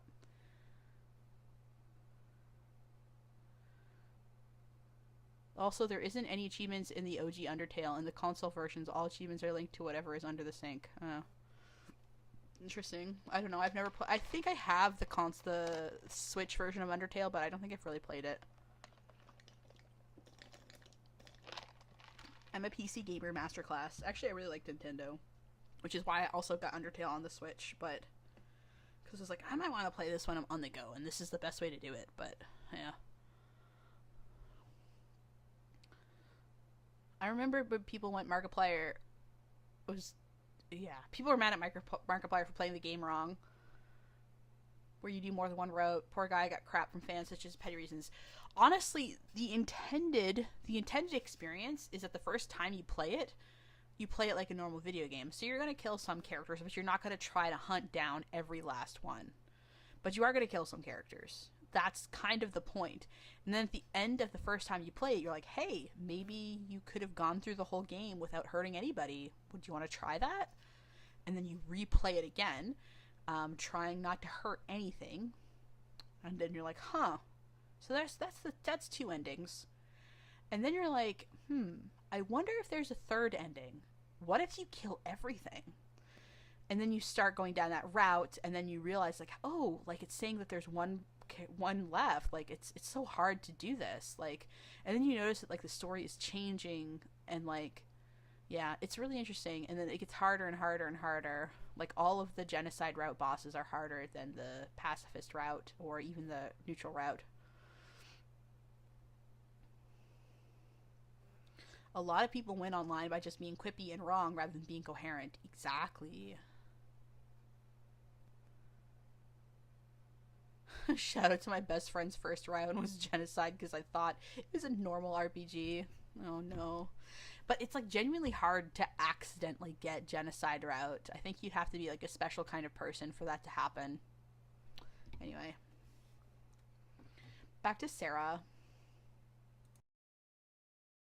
Entire event because the actual statements made, by and large, didn't reference a lot of things people later came to claim they did. But by virtue of these statements existing in the broader context of the shipping war, they are, as that aforementioned thread on disinterpretation put it, seen as a proxy for a broader orientation and are instantly sorted into that bin. Suffice it to say, the way this fan wank has tried to push every possible issue surrounding fiction and how we consume it and how we respond to other people's needs and fan spaces into two diametrically opposed camps that must under all circumstances stay united on the party line is a pretty clear example of why the labels of anti and pro shipper are useless at best and actively deeply harmful at worst. Fuck, that was a long sentence. Why do I write these? Why don't you stop me? I'm like, ooh, this is going to be such a good script. I'm not thinking of my future self who has to actually say the fucking words. Okay. The main issue here really is that these labels flatten out any nuance in favor of two absolutist claims about the entirety of the world. I talked at the beginning of the video about how supports problematic ships and opposes problematic ships carry a lot of vagueness. What does it mean to support something? What even constitutes a problematic ship? They're vague enough that I personally have been accused of being both an anti and a pro shipper solely on the basis of the fictional pretend characters I ship. During the whole fucking, I made a tweet saying I liked the idea of these avatar characters getting together, and I had people being like, how could you? I thought you were an anti. How could you betray us like this? The idea then is that But that's like really par for the course with antis, isn't it? Alright, this is more her talking about her personal interactions. Let's see. Here. The Turner Diaries, a 1978 novel that depicts a society where white people seek to systematically exterminate non-white people, had a massive influence among far-right extremists and helped popularize a number of far-right ideals and real-life hate crimes. The fact that the story depicts these things happening doesn't mean that the story is endorsing them, but also, yes, the story is still endorsing them. People who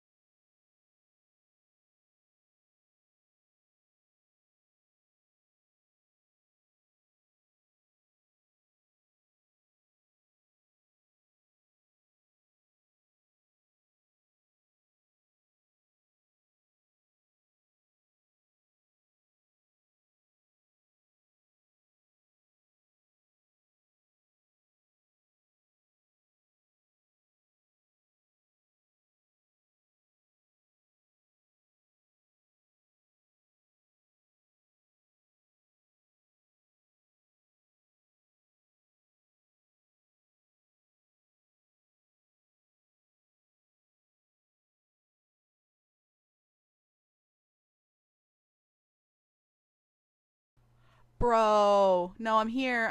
I've been silenced. I'm being oppressed. Okay, so I have to say the whole thing over again. My bad.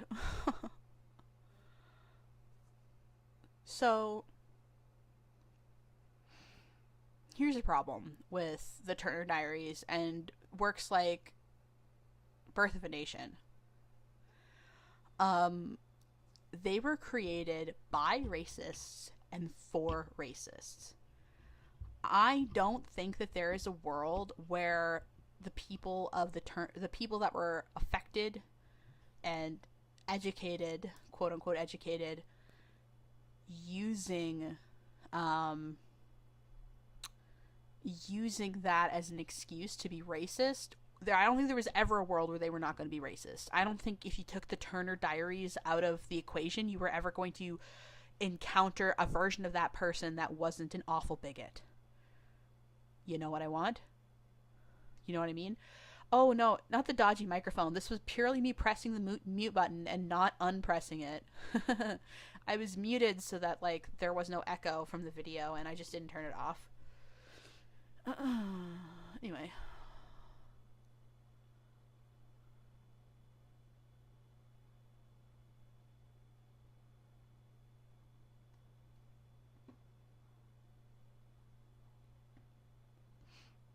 Zuko Katara is based. I don't know. I don't care. Why do people hate Brown Woman winning so much? I mean, I don't know. I think I don't like Zuko and Katara together. I don't really like Aang and Katara together. I think they're boring.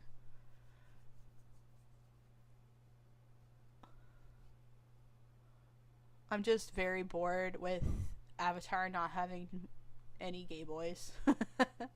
I think Aang and Zuko should have kissed. Wait, how old? Hold on a second. How much of a creep am I being right now? See, the fact that I have to check is stupid.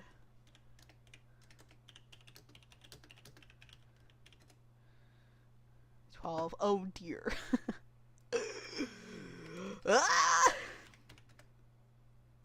Maybe not. Wait, hold on a second. Hold on a fucking second. Okay. Yeah, that's not as bad. Still.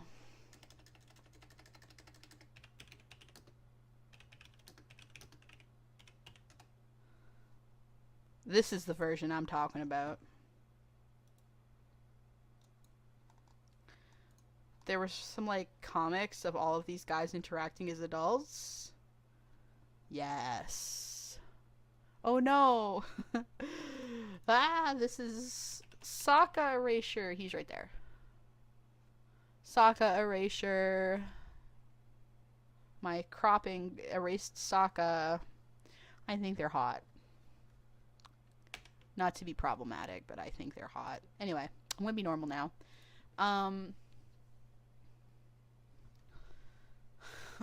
Ryuface says, remember when you didn't have to look up characters' ages to be extra careful before shipping? Good times. I mean, I'll still do it, but I'll do it quietly. I'm just not going to tell anybody. Aang Zuko sounds... Zuko and Sokka are also cute. Look, I'm just gay, okay? I don't know what to tell you. I think fiction can get away with not really affecting reality whenever everyone can agree that it's just lies for the sake of entertainment. Yeah. Also... Let's add something here. That was a hiccup. You didn't hear anything?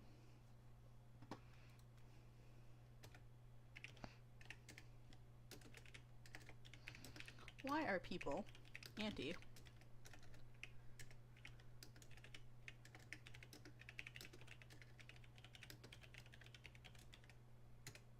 See, when we have these conversations, we might, you know,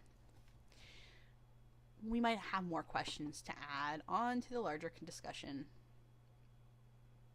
Okay. Who's asking this? Small content creators, fan participants. I don't even know what to call Sarah Z. No. People in close proximity to shipping wars. Like Sarah. Sarah was in close proximity to a shipping war, and she got shit on her poop, or shit on her shoe, and was really confused by it.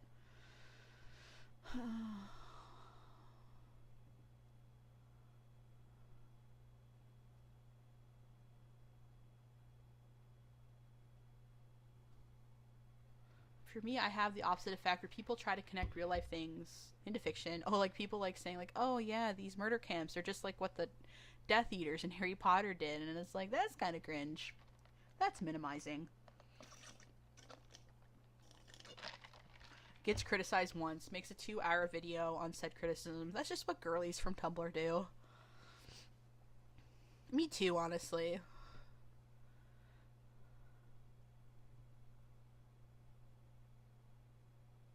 Zogarth says that they have a better example than the Turner Diaries that may make Sarah's point. Oh, please share with the class. I'll take a peek.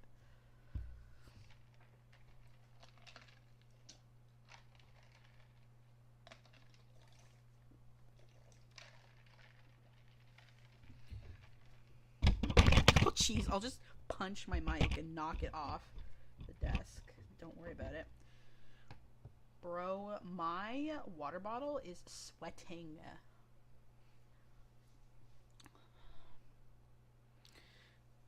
It's however aligned with white nationalist viewpoints so well that it ends up in a white nationalist publication without our crumb realizing. Okay, Zogar, share with the class. What is this piece of fiction we're talking about? Hello, Fire Dragon.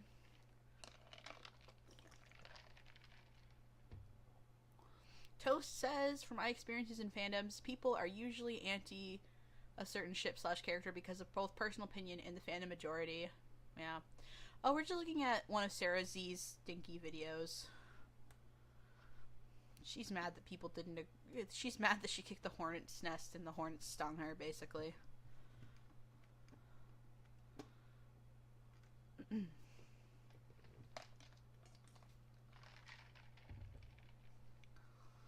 Speaking of anti and pro ship, I intend to get the latest volumes, but on my desk right now, I've got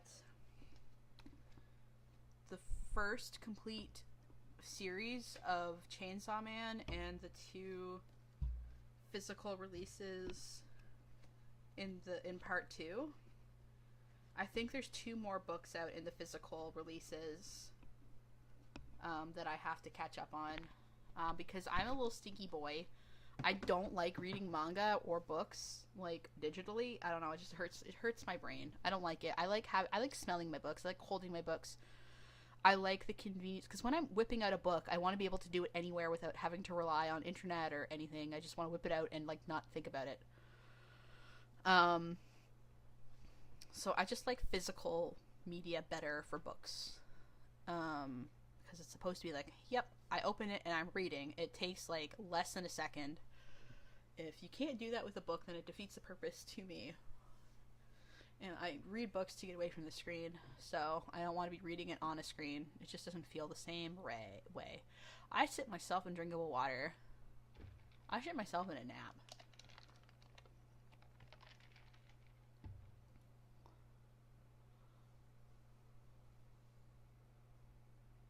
I have no idea what you're talking about, Zogarth. So I'm just gonna move on. Because you didn't say what you're talking about, but...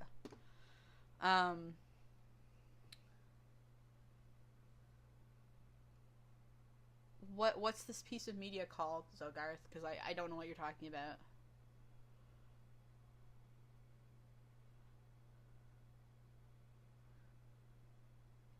Adrian Parchment says, fiction affects reality? No. I'm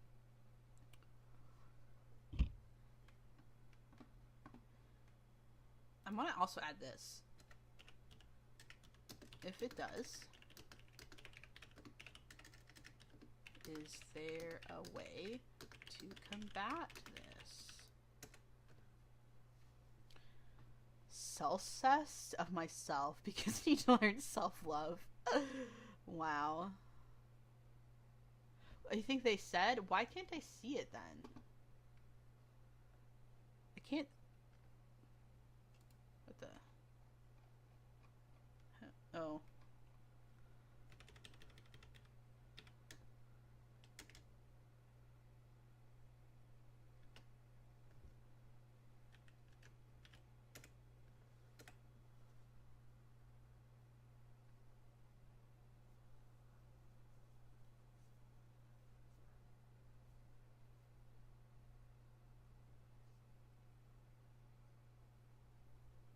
Alright.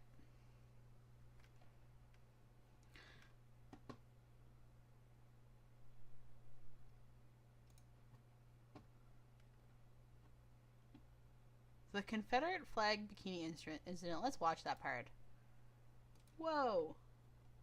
Though was the Confederate flag bikini incident. I know that fucking intro to that, right? Where an artist drew a character wearing a bikini with a Confederate flag on it. Some people of color, many of whom identify as pro-shippers, were like, hey, this is pretty racist, and those people were essentially forced out of the pro-shipper community for supposedly being pro-censorship. And so certainly there is a problem among pro-shipper communities of assuming any moral critique of a piece of art is inherently censorship, and this problem can seek to marginalize the most vulnerable members of fandom communities. Fandom has, by and large, always had problems with racism, and you can see how a blanket implication that depiction and endorsement in no context are ever linked, and that anyone who says otherwise just thinks fiction is the same thing as reality can be dangerous. And just to be clear, regarding my earlier book example, I'm not trying to claim here that there exist pro-shippers who are directly defending the Turner Diaries or trying to claim people's weird incest fanfiction or whatever is on par with the Turner Diaries. I'm not trying to seek to compare those things. What I'm trying to say here is that it is simultaneously true that depiction of horrific things in fiction is not endorsement and that people should be allowed to make messy art engaging with those things, and also that endorsement of horrific things in fiction still exists, and that the mere act of making those critiques is not a tacit statement that you yourself cannot tell the difference between fiction and reality. Indeed, many of the underlying beliefs I discussed at the beginning of the video are not actually at odds with one another. Fiction is not reality, and fiction has some impact on reality are not actually contradictory statements, but they do seemingly belong to contradictory quote-unquote sides of the shipping war. Similarly, depiction is not endorsement, and endorsement is still a thing in some fictional works, though, are not actually contradictory either. What this flattening of nuance does is create a system where you must support or oppose all things considered problematic, which can essentially do the job of implying that all problematic fiction is on the same level. In a way, it kind of reminds me of the way discussions around supporting free speech get framed. The idea is, well, you support freedom of speech in all instances or you oppose it. On first examination, people will often say there should be no restrictions on speech at all, no laws restricting what people say or consequences for any kind of speech. But in the context of things like, say, prank calling 911 or shouting fire in a crowded theater or calling in a threat or publishing libel, that conversation starts to look a little different. When we acknowledge this is the case, we can similarly acknowledge that it's not an all or nothing situation with a red team and a blue team and stop talking about it as such. Rather, it's not a matter of do we tolerate this always or never, but rather what do we tolerate and in what contexts? When we don't tolerate something, what should the scale of our opposition look like? Because certainly fiction is not literally reality, and certainly fiction has the ability to impact the real world in at least some sense. And this,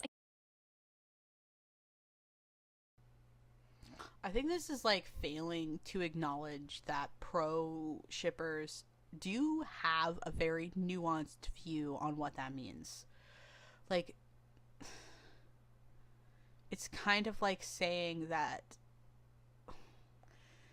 all leftists want a lawless society where everybody is given what they want and doesn't have to do anything. Like, it's she's flattening. She's saying it's a nuanced topic, but she's coming at this from like, I'm the one introducing the nuance rather than being like, hey, like, you know what I mean? I don't know if I'm explaining this correctly. But most pro shipper spaces are like, yeah, you should probably tag and like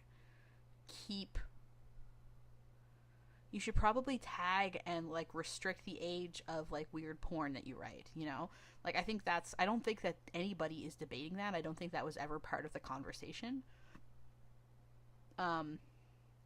That's why I have a problem with people that like Sarah that say, like, oh well, it's so nuanced and it's so complicated, like I just couldn't pick one side, when it's like she's acting like they are two opposite sides of the spectrum, when that's not really how it works. And this bifurcation, or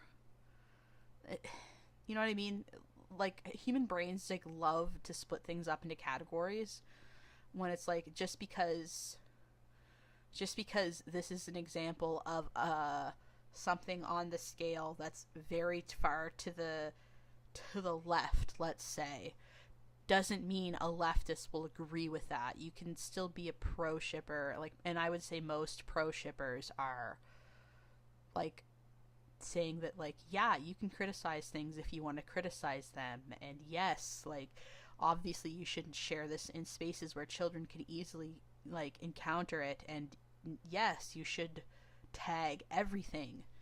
Like, I don't know any pro shipper that's ever not said that. And honestly, it's part of the conversation saying that, hey, adults need their own space.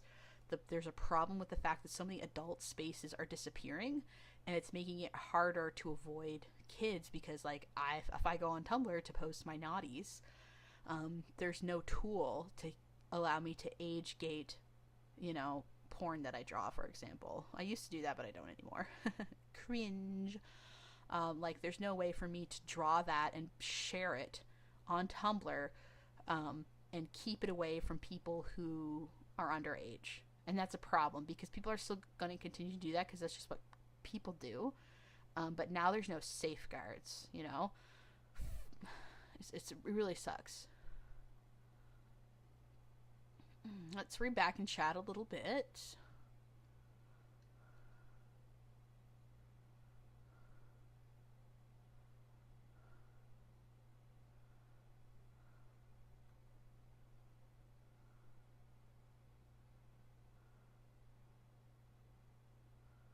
I once saw art of a male playing character in a Confederate flag Speedo.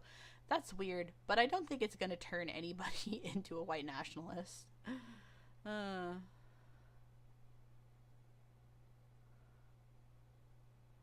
Ryu Face says, unfortunately, a lot of pro shippers are so busy trying to fight the idea that liking taboo art makes you bad that they can't delve deeper on how some tropes are bad. Exactly. Like, we're so busy defending contentious art that like we don't have time for these discussions, because like we're too busy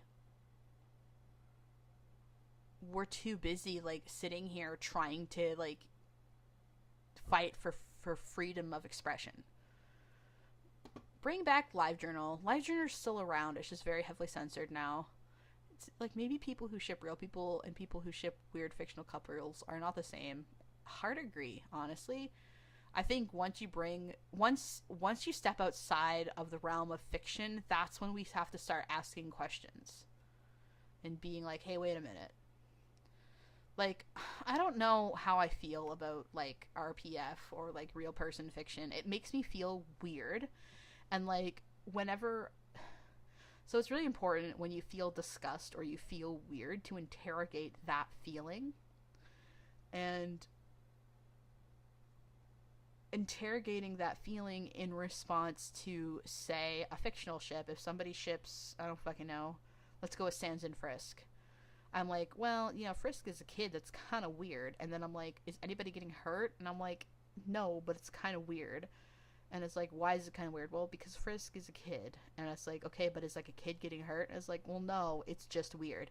And if all you can say is that it's weird and it's gross and you don't like how it makes you feel, then you kind of got to get over yourself. However, when it comes to fiction, or when it comes to real person fiction, you're like, okay, this makes me feel weird. And it's like, why? It's like, well, I wouldn't like it if somebody shipped me with someone, like one of my friends. Like, if somebody, like, wrote fan fiction about me and Sai, I would throw up. I would hate that, honestly. Or me and Anthony, or me and Lily, or anybody I've talked about, or spoken to, or interacted with, or, like, anybody on YouTube. Like, I'm not saying that I'm popular enough to get fan fiction written about me, but I know that it happens to some YouTubers. Like, Jaden Animations is a pretty big victim of this, Jacksepticeye, Markiplier. Like, if I was ever in any of their shoes, I would be extremely uncomfortable. And I think because I'm a real person, that, like, and I say, and, like, it's crossing a line. It's 100% crossing a line. Yeah. So that's why I'm not, like, especially as somebody who is now putting themselves out in the public sphere, if I found out there was fan fiction of me, I would be very grossed out. Please don't write fan fiction of me. I would not like it. You can draw art of me if you want. I love art, but, like, don't be weird. Don't be weird. I don't like it when people sexualize me. I don't want to be sexualized. I'm coping with the fact that if my channel gets much bigger, it could happen. And I've kind of, like, made my peace with that. But, like, know that if you do, and if I find it, I will not like it. I will be very upset. And it will make me uncomfortable. I will not find it flattering. I will not, like, you will not be somebody that I want to talk to or hang out with or interact with. So don't do that. I'm a real person, and I wouldn't like it. There's a reason that like, at the end of the day, like, if you want to do weird shit to my avatar, like, I don't really care. Like, that's not me. It's just a representation of me. And there's a reason I did that.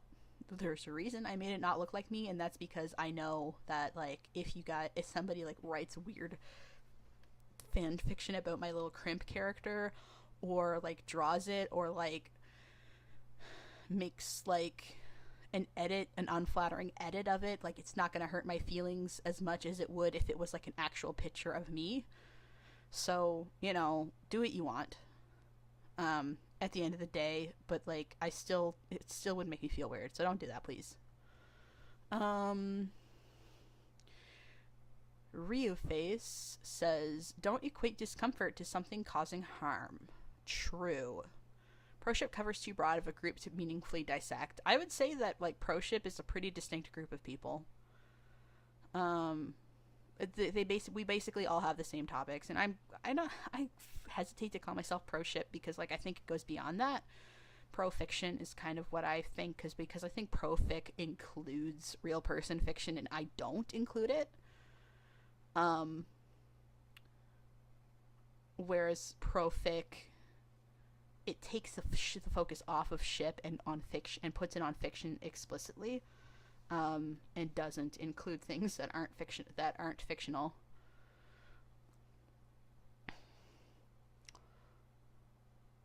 Oh God, now somebody's going to do it. I don't fucking care. Like, ultimately, I don't care. I just, how I tend to work is that, like, I'm a pretty open, trusting person, and then if you hurt me, I close up like a little clam. So, like, I will be happy to, like, be vulnerable and open and honest with you guys, but if people start being weird, I'm not going to do that anymore. I'm just not going to be, I'm not going to let people in if they're going to, like, stomp all over my floor with their muddy boots, you know?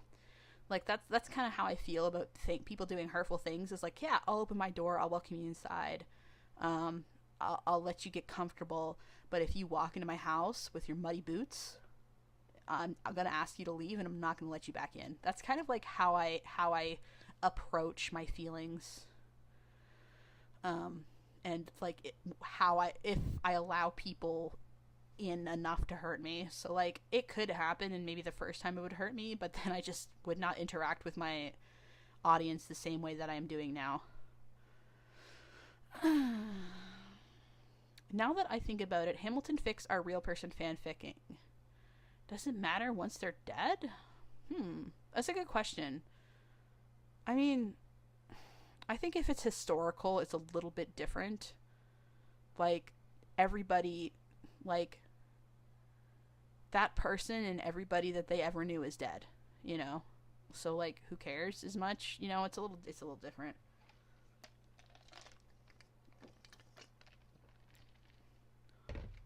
But that's when we get into nuance, you know? There is some nuance to quote-unquote real person fiction. I admit that. If it's a historical person that no longer exists and, like, nobody that knew them was alive anymore, then it probably is fine.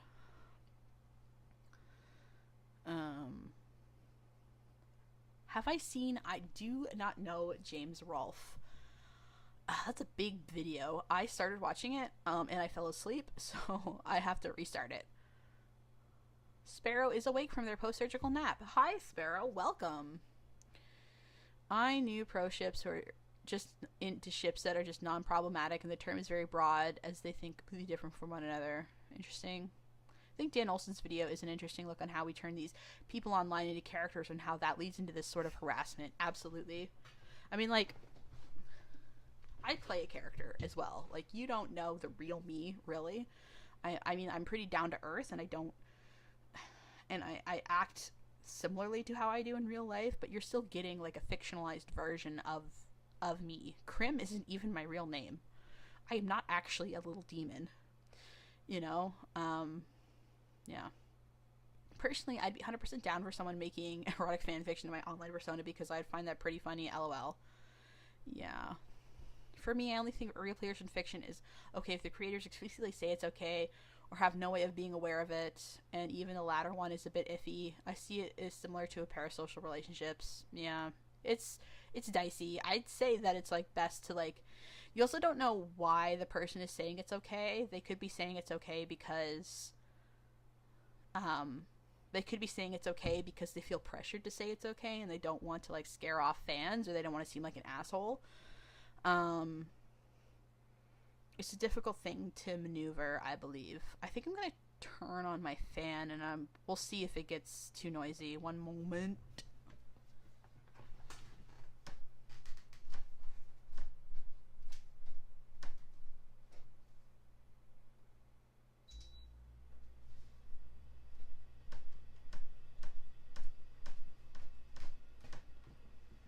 I hope you guys can't hear that. If you can, tough titty.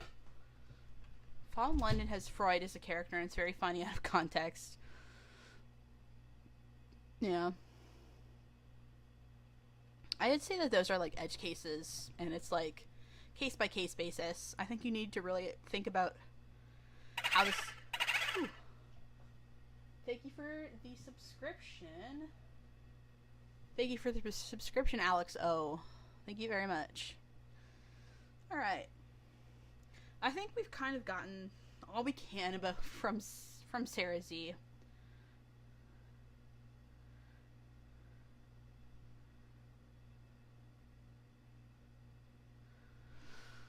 Squeaker says, This reminds me of things my mom says a lot about people's lives. Public, private, secret. You only see certain parts. Absolutely. Boo. So let's return to our little notepad. I'm also tired of looking at her. Let's bring up the Baldur's Gate wallpaper again. All right.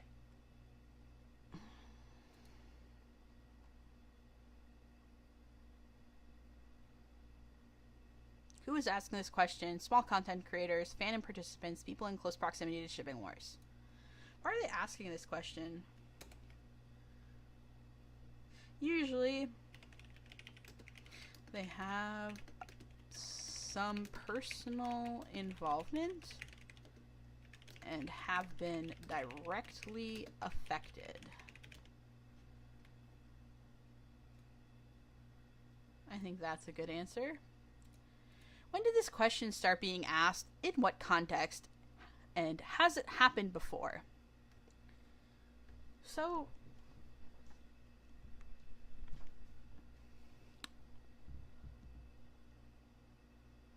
we're gonna...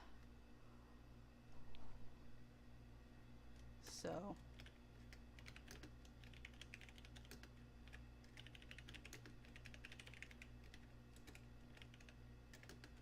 I'm gonna write down just a few things. Stop me if you've heard these before. Does fiction affect reality? Do violent video games create school shooters? Does D&D make teenagers Satanists? Does art imitate life? Or does life imitate art?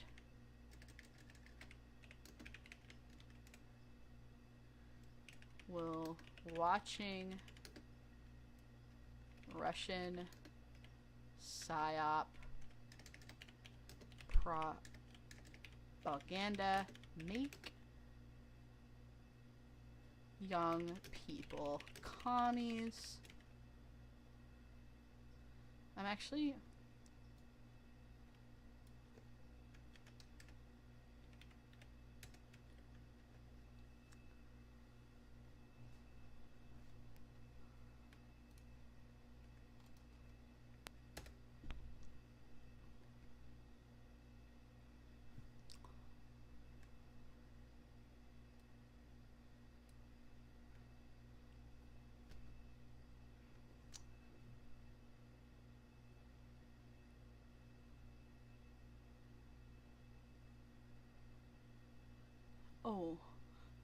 Oh, sorry, Adrian. I think you asked about Edward and Belle or Thor and Jane. I don't care. Personally, I don't care what people ship. People can ship what they want.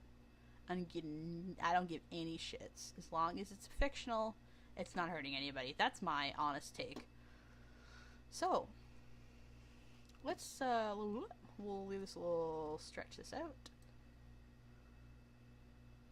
Yeah, we're getting a little long here. Does fiction affect reality? Modern in response to fan fiction and contentious media. Mostly asked by, we'll just say see above. Do violent video games create school shooters? Naughties and 90s. Asked by concerned parents after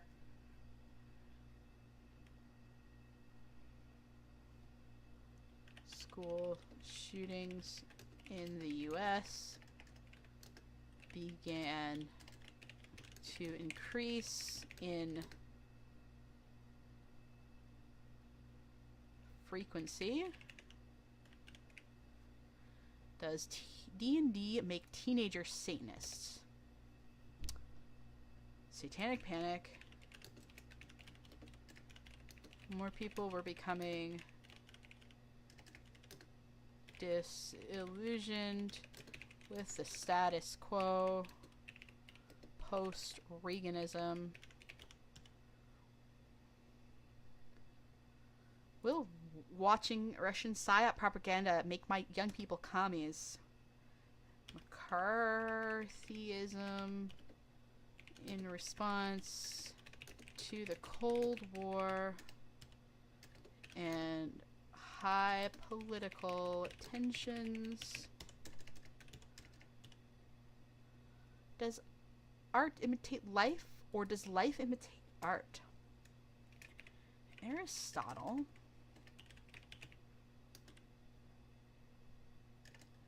Let's say Oscar Wilde in response to Aristotle's. All right.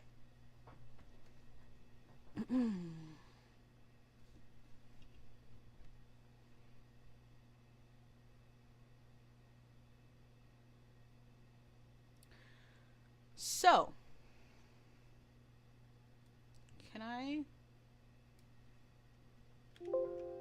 can't bold this.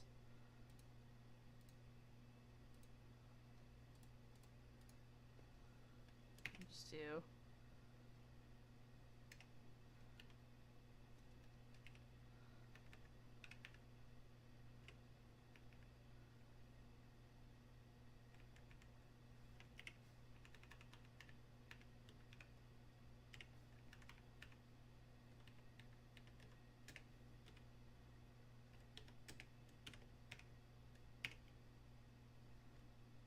You know what we might do?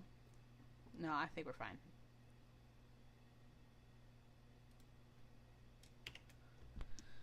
So this is about, this is around the past 130, 140 years, past 130, 140 years, I think, maybe a little bit less.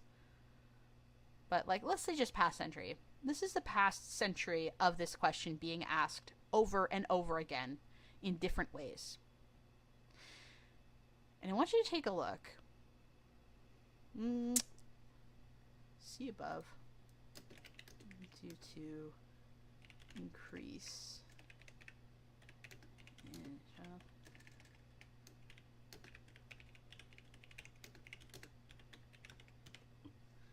Okay, that might have given it away. What do almost all of these have in common?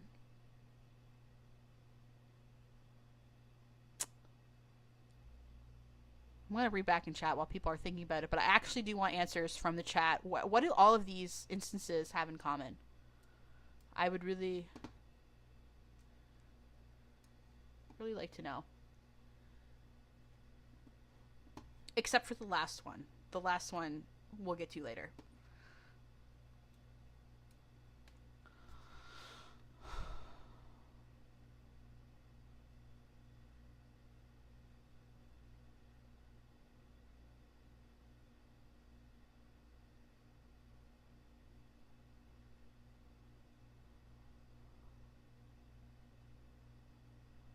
Basically the Ouroboros' tale, yeah. D&D has nothing to do with sadism anyway. Yeah, I wonder if that's going to be a running theme. Remember hearing another question in Moral Panic regarding comic books or action/adventure literature, especially nowadays with book talk and erotic literature. Yeah, that was a big one too. But it wasn't as big as the other ones. I think people like there being something to be outraged about because it makes their lives have excitement and purpose. They get something from calling out the new big bad even if they don't know it. That's going to be very relevant very soon. Most specifically literature that are aggressive. While video games do not create actual school shooters, they are just one of the many variables in something like that. Love hearing the discussion while drawing demons, lol. I mean, I depict myself as a demon, so. I think all the things have in common is that the panic about these things was disproportionate to the quote-unquote problem. People using this is to explain why youth acting out or explain a tragic event. Ding, ding, ding, ding, ding. And also, or simply Tom saying ignorant people reacting to events they don't have knowledge of. So, what this is, and what it has always been, is people are discontent about increased availability in child sexual exploitation material, school shootings, disillusionment with the status quo, children having different politics than their parents.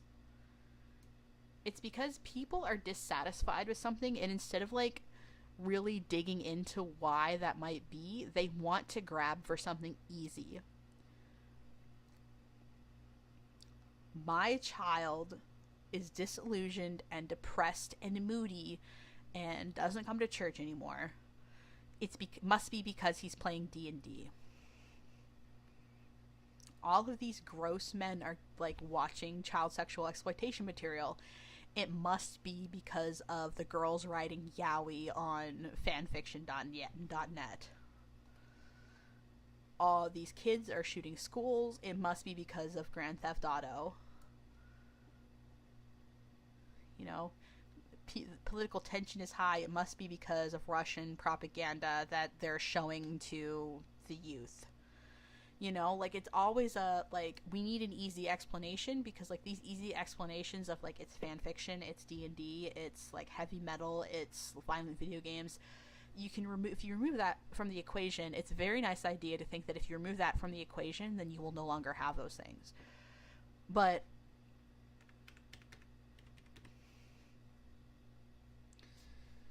let's take this step by step.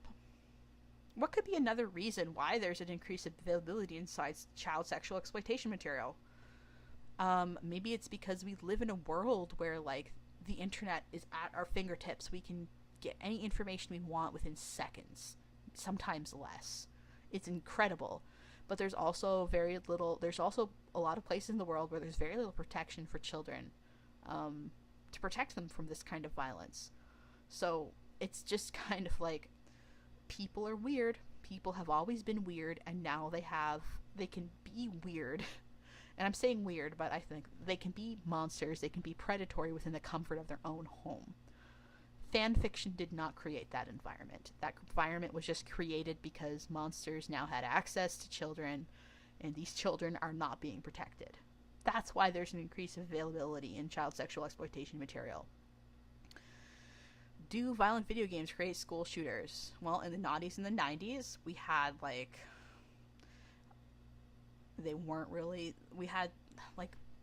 there's a lot of fucking guns in the US. Like, I don't know if you guys know this, but there's a lot of guns in the US. It's pretty easy to get your hands on one.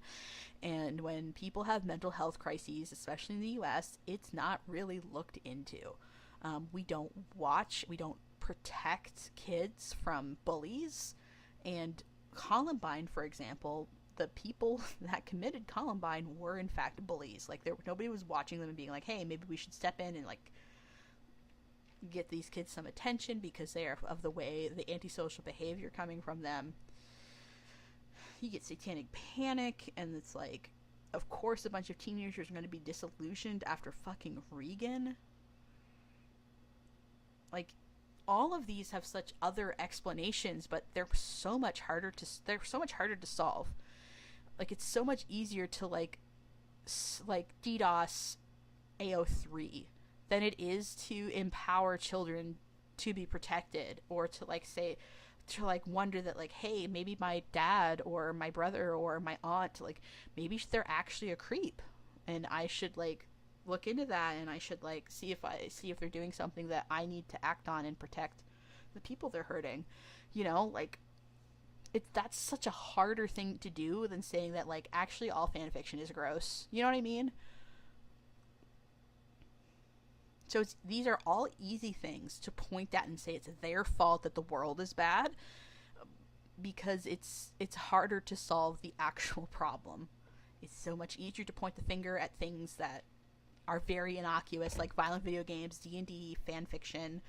Like, it's so much easier.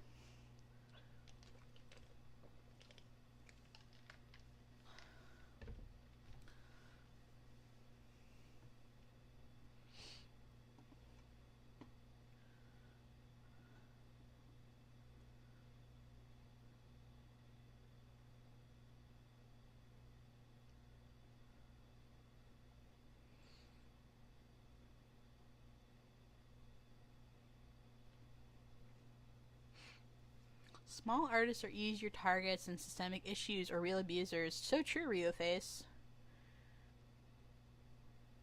Groomers are sliding into your DMs, not your fan fictions. Yeah.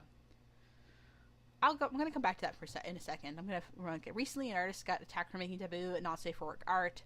People were saying this art is used to groom kids. It's a naive idea to think that if this art didn't exist, kids wouldn't be groomed. To be hashtag vulnerable for a second, I kind of got into a situation like this when I was 17. I was pulled into a community that I really shouldn't have been pulled into. I was given money. I was given access to, like, private, like online lounges or whatever they're called. I can't remember. When I was 17, and I was encouraged to start camming when I turned 18. Thankfully, like, I did probably get involved in some things that I shouldn't have, and it was kind of upsetting, but I'm over it. It didn't have any long-lasting effects on me. But I don't know if I would call it grooming. The person knew I was 17. Which is insane to think about. That, like, they knew and they just, like, that is insane to me. Like, it is more insane to me now knowing that somebody would do that, rather than, like, it thinking about the way it affected me. You know what I mean? It's insane that someone would just be okay with that.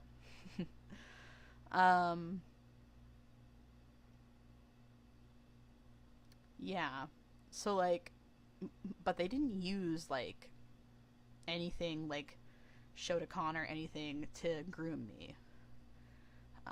It was all very adult. It was adult characters.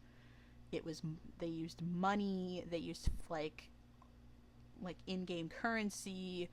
They showered me with gifts. They love-bombed me. Like, you know, weird fiction had nothing to do with it. When fiction did come up, it was all very by the book, like, having sex under the covers with the lights off sort of bullshit. So it's not the art that is hurting people, it's how the art is used. You know? Like, here's another example. If I am 15 and I go to the beach and I see a woman in her 30s wearing a bikini, that's probably not going to affect me much. If that woman in her 30s sent me, a 16-year-old, a picture of herself in that bikini, that becomes very different, you know? There's nothing wrong with a woman being in a bikini. There's not even anything wrong with a woman taking a picture of herself in a bikini and sending her that picture. The problem is that you're giving it to a child. Now, you could also ask, okay, well, what if this woman took a picture of herself in a bikini and this teenager found her phone and found a picture of her in a bikini, like, on her phone because he or she stole it? That's also, like, a entirely different conversation. I truly believe that adults need to keep a better eye on their kids, but I don't think, here we go, here's my big spicy take, I don't think that a teenager stumbling across porn is being groomed. Grooming is very deliberate. Sending someone messages and having a personal relationship with them is so much different than drawing, like, a naked picture of, like, Garnet from Steven Universe and, like, a child stumbles across it. It isn't ideal, but it is not the same thing. And I think people really need to get that through their heads. I don't want... not even drawing anything of Garnet, so I don't know why I said Garnet. Maybe because it's, like, something a kid could find if they were looking for Steven Universe. I don't fucking know what kids like. Like, I don't want kids to find those pictures. I do not think it's ideal, and I would be uncomfortable if some kid found my weird pictures. But it's not grooming, you know. Grooming is very deliberate and very personal. I think we need to keep that in mind as well when we're having these conversations.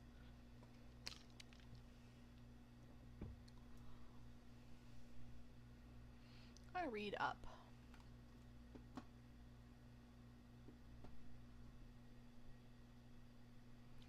Ignoring that regular, not safe for work art, or even things like candy are used, just ignoring IRL problems to make up a simple solution. Yep. Adrian says, weird that D&D, video games, and anime were criticized as niche back in the day, but now are considered popular today. Yup. I'm okay. Thank you for your condolences and empathy, Rioface, but I'm okay. I was 17. I was almost finished cooking anyway. I just... Whew, that could have gone a lot worse than it did, honestly. I'm very lucky to have come out of that mostly unscathed. But I think that, like, it's a more common experience than you think it is. And, yeah. In regards to violent video games, there's a reason why the Video Game Rating Board in America was created, the ESRB, after complaints about Doom and Mortal Kombat in the kids section at stores. Ooh, we're going to talk about that. We're going to talk about ratings. I'm just going to make sure...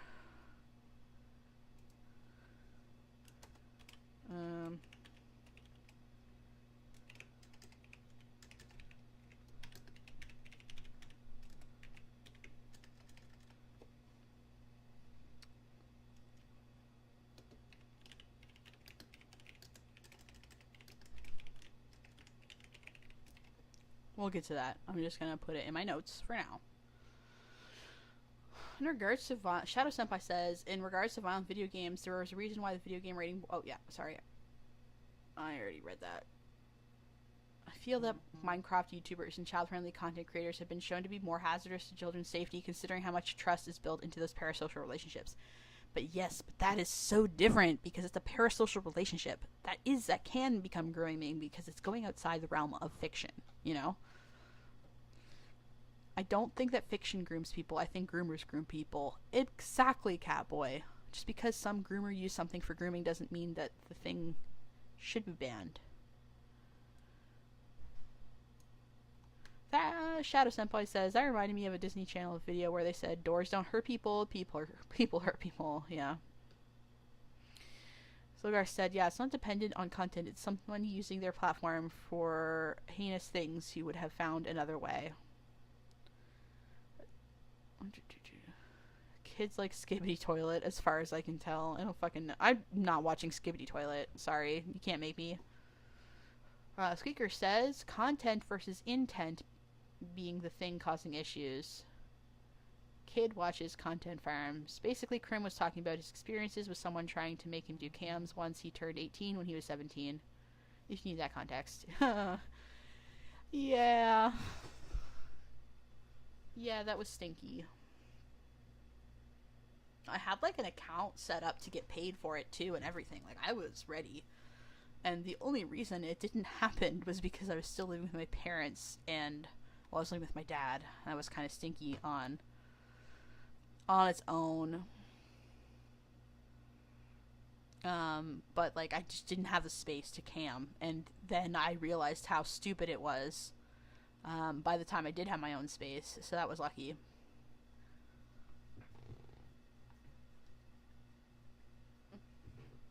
So grooming failed. I need that, like, Solid Snake picture. Mission failed. Or is that, like, Grand Theft Auto? I think there's one for Metal Gear Solid, too. And anyway. So, that was a lot. That was a lot of stuff. We covered so much stuff in that little section. Another sippy.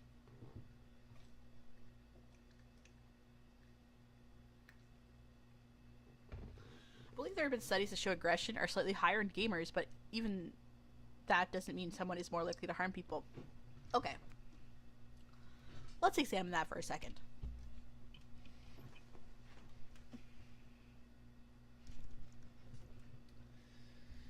If I am an angry young man, filled with rage, and I want to shoot people in my school, do you think I'm more likely to play Animal Crossing or Grand Theft Auto or Doom?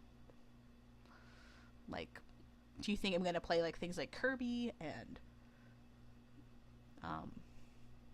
Mario and Animal Crossing and like that sort of thing? Or do you think that if I'm already predisposed to being violent, am I going to pick games where I get to be violent? Because I think it's more like people that are violent are going to play violent video games.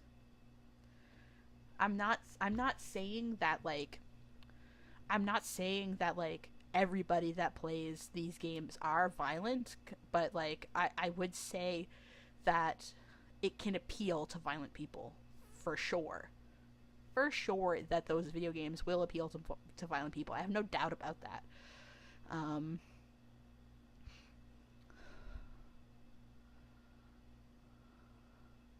More of a chicken or an egg thing, to be honest. Yes, Zogarth.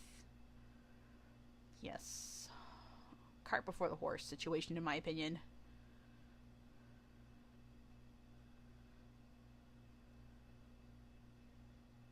Yeah, Minotaur got to it too. I think it's just because the most popular games are aggressive player versus player games. There's games where you do stuff like farm or date. Not to mention in like a lot of these like MMORPGs. Not MMORPGs, but like games like Call of Duty where you like go into a lounge or like Helldivers, I think is another one. And you're on voice chat, and like part of the game and part of the game loop is just screaming and yelling at your teammates, and I think that that's so toxic.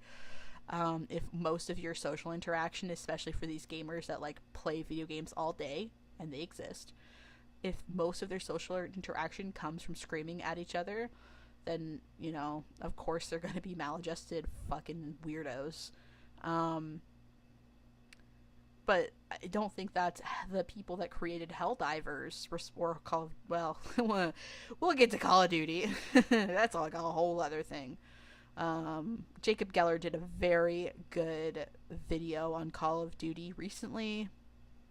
I think it was today, actually, or yesterday. Jacob Geller is one of my favorite YouTubers. He's probably one of the first listed after all of the people that I actually know personally. I think it's like Guts at Gibbon and like him and Lady Knight the Brave and like a few other people. Oh, I can't. Oh my goodness. Mother being called Earl. Earl. I've known Mathra for many, many years.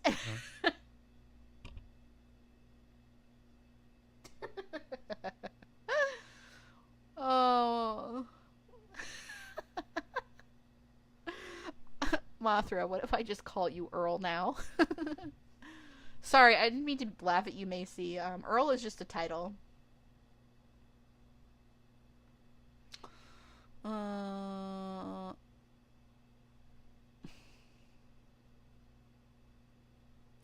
Zogarth is curious about the control/experimental group that was in that study. Yeah. Did you mention the pet trade yet regarding stuff like Harry Potter and Finding Nemo? No, not yet, but I will get to that. Colossal Nima says, got here hella late, love me some Jacob Geller. Yes. I never read the study, so... Oh, somebody doesn't like... Oh, Jacob Geller slander in my fucking chat. Get out of my face. Jacob Geller is great, but after watching like 20 of his videos, I realized he had a very boring formula for how he did all of them. Hard disagree. Jacob Geller literally just writes an essay and puts it in video format. That's not for everybody, but for a crusty little, crunchy little brain like me, I love reading essays. I have read a lot of my friends' thesis, and it makes my little brain go all scrimbly.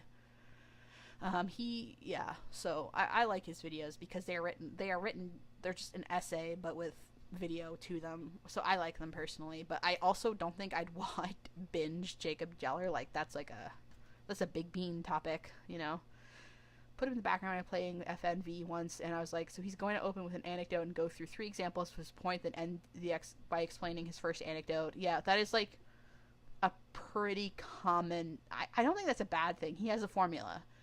And I think that his formula works, and it's a good way to talk about the topics he's touching on. And it's a pretty common style of writing an essay, except he typically likes to use anecdotes as his, instead of like a real thesis, I suppose. Well, I would say instead of. He likes to introduce his theses with an anecdote and like work, I guess. Like, that's fine with me. His Golem video is like top 5 all-time video essay for me. I did really like his whole Golem video. I found it very educational. Mathra says, please call me Mathra. Earl is my mother. Okay. So, let's answer some more questions. Okay, next question. Oh, no, hold on a minute. We didn't get to this big boy. Does art imitate life, or does life imitate art? So this was something spoken about by Oscar Wilde himself. Specifically, Noralities brought up this quote. Which, bam. And where's my,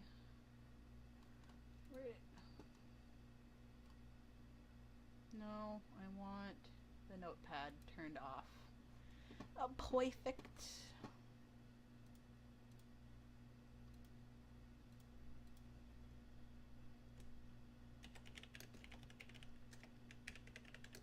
I think that, like, it behooves us to find out what Mr. Oscar Wilde meant by life imitates art.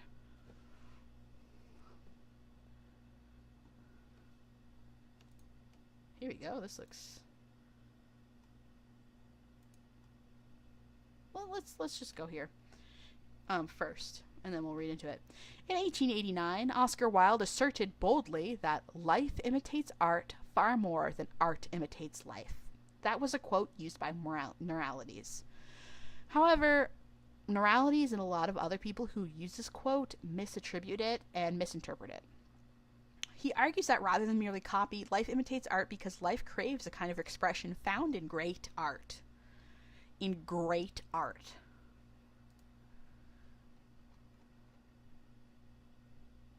Oh, yes. Okay. Here we go. We're going to read this article. I think we can read the whole thing. It's not very long. When I was growing up, a painting of a woman...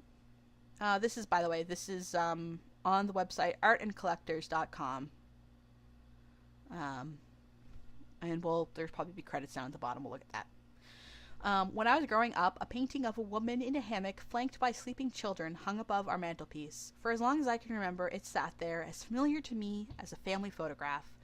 One day when visiting my parents, I observed my mother on the couch with her grandchildren swaddled either side, the painting's mirror image. At that moment, I saw that 30 years after she brought the painting home, life had imitated art.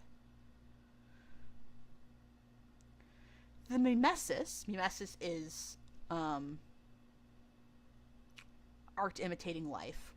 Anti-mimesis is the opposite of life imitating art. The mimesis between art and life has long been observed. In 1889, Oscar Wilde asserted boldly that life imitates art far more than art imitates life.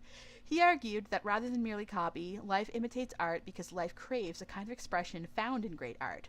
This life-affirming quality is at the heart of art's value. Beyond economics and social status, the personal value of art is self-illuminating, growing brighter over time. So I've seen this little comic strip before, and I love it very much. I'm not sure how to look at art. What's supposed to happen? Something big. A revelation. Suddenly, you just understand. I'm not sure how to make it happen. How about you lift me up so I can see better?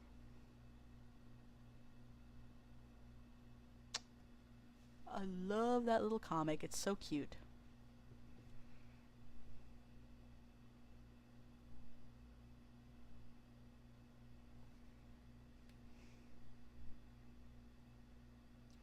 That's a comic strip by Linda Berry. How to Look at Art. Cartoon, 2016. Alright, I'm gonna go back into chat and do some readings.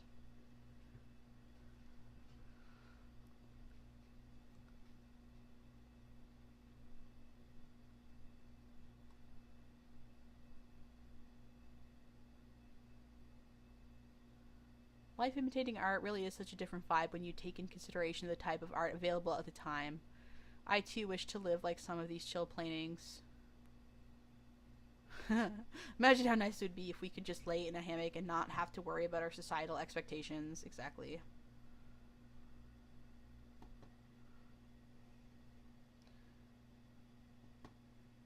How do you access personal value? Have you ever just looked at a work of art and thought, I don't know why I love it, I just do.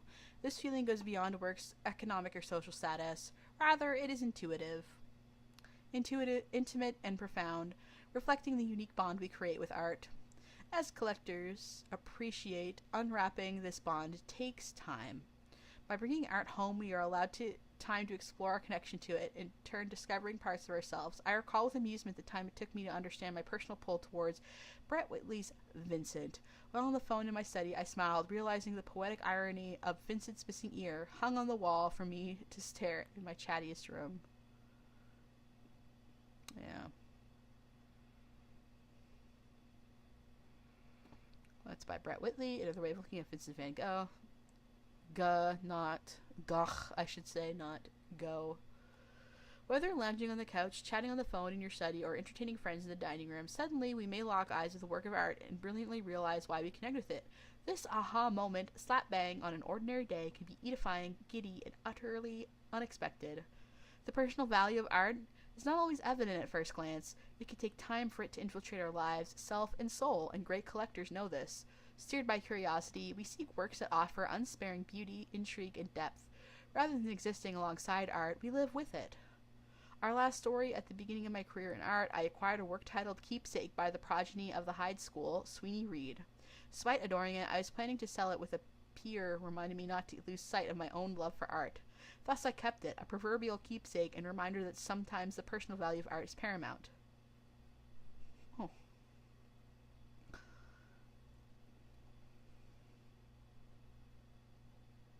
While Keepsake by Sweeney Reed is not for sale, we have plenty of life-altering art that is. Da-da-da-da. Okay. That's very interesting.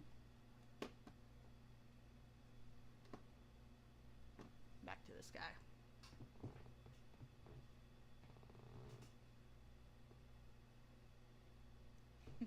The painting from that comic strip looks like Rick and Morty. Don't put that in my head. Art imitates more art. We kind of make art about how we interpret art sometimes, don't we? Isn't that interesting? You kind of could say that about this video. Is this video art? Am I making art about how art imitates life or life imitates art? You know, it's kind of fun to think about that.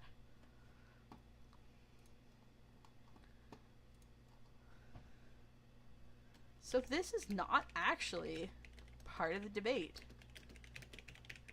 It's about our relationship to art, but often is appropriated to use for fear-mongering. And using of Oscar fucking Wilde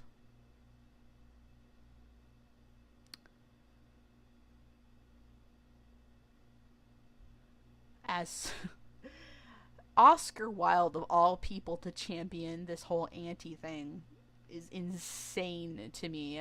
Tell me you've never read Oscar Wilde without... Oh my god, it really does look like Rick and Morty, doesn't it?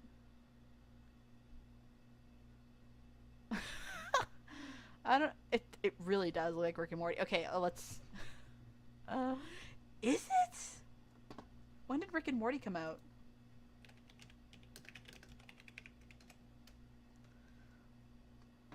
Oh, in 2013. I can't believe it's that old. Jesus.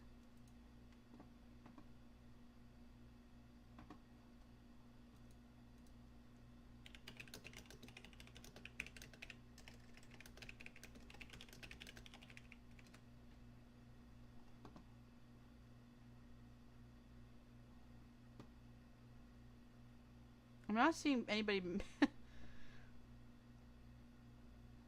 I'm not seeing anybody talk about it, but it does kind of look like them, doesn't it? That's kind of funny. Damn it! Anyway. Hold on a second.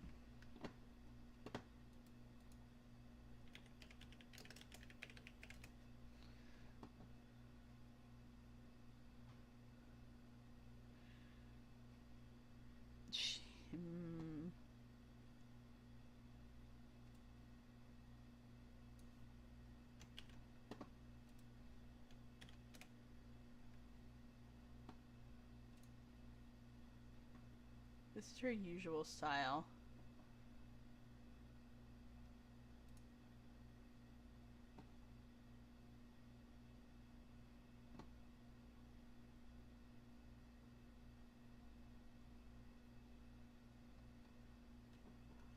Maybe she's a Rick and Morty fan.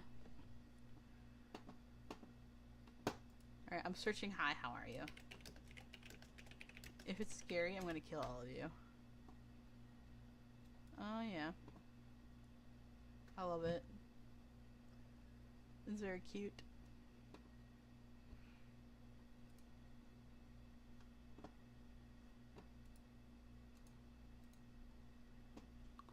Alright, we're just gonna leave that there. For now.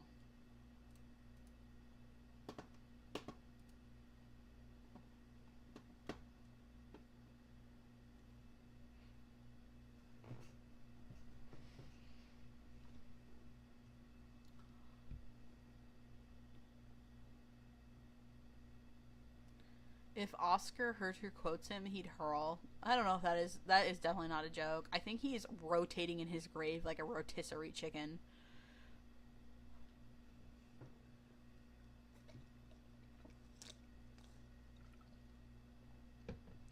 Art and life do mirror each other. Alright.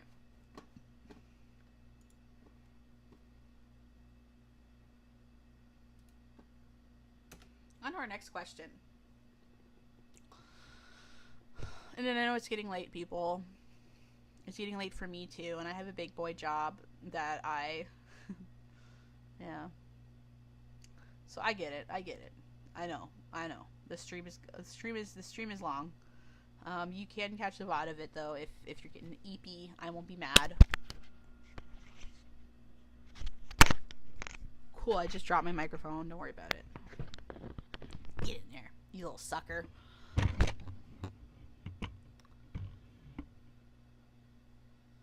So, does this question mean different things to different people, and how vast is that difference? Alright, let's say to pro-fiction people, artists, consumers, consumers, and antis. I'll just drop the mic. Okay. Let's just go profix.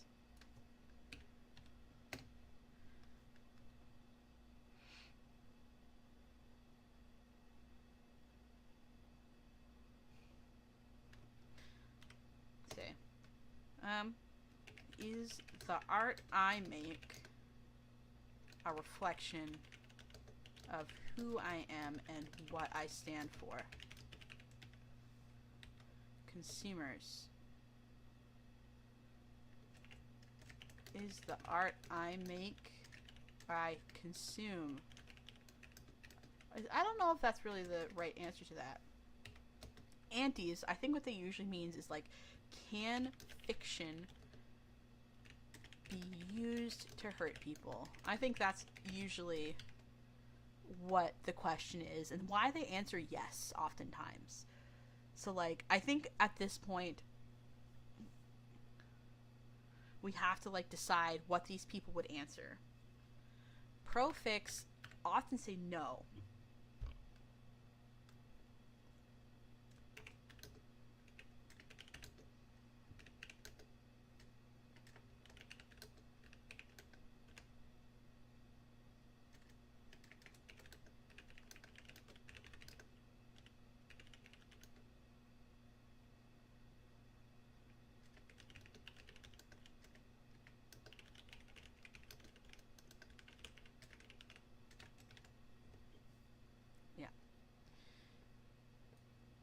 And I think what I'm going to do...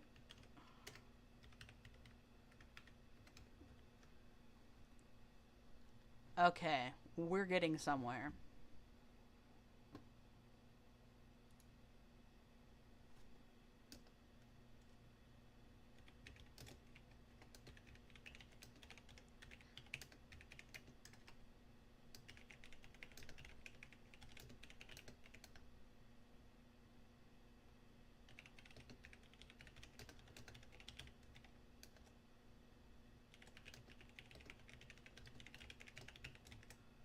Alright. So, here's my answer to this fifth question. Does this question mean different things to different people, and how vast is that difference? Artists, I think, would typically say, is the art I make a reflection of who I am and what I stand for? And I think artists will say different things about this, and that's why it's a more, that's why artists can fall on either side of yes or no. Consumers saying, can I safely consume art without worrying how it will affect my mind, and how will others judge me? Antis, this question means, can fiction be used to hurt people? And pro-fix say, is art the cause behind the pain inflicted on victims? Oh, crap! I didn't actually put the notes on screen. I'm so sorry, besties.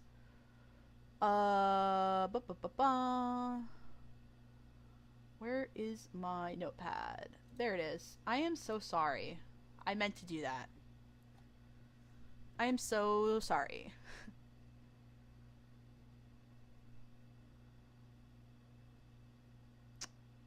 My bad.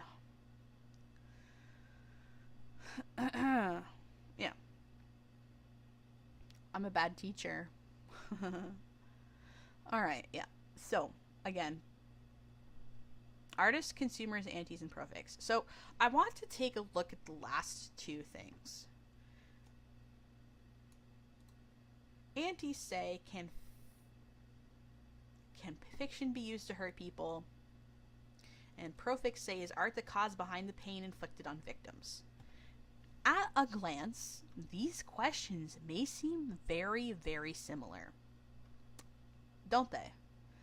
And I think that's where the contention comes, because if you squint, they're the same question.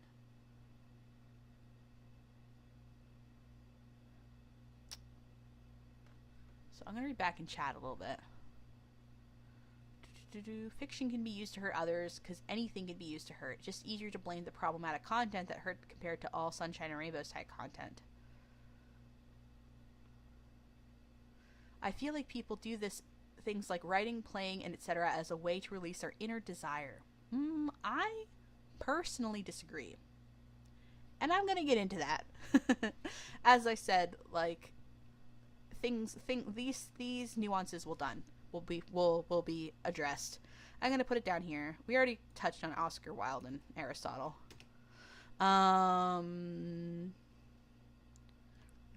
Creating art is a way to release inner desire. We'll touch on that. Now, yeah. Anything can be... Mathra also says, anything can be used as a tool to cause harm for people who want to cause harm. Also, why is Squeakers not a mod? Where's my thingy? Give me one moment.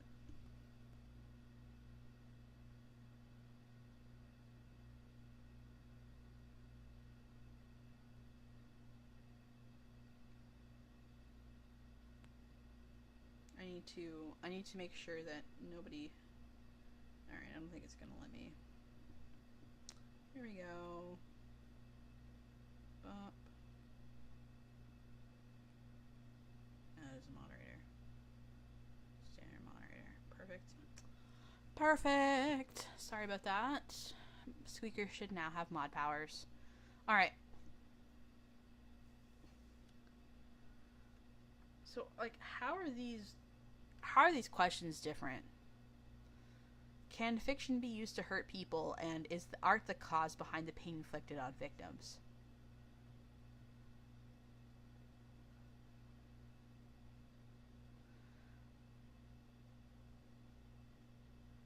And I think what it comes down to is people believing that fiction is a weapon, that art is a weapon.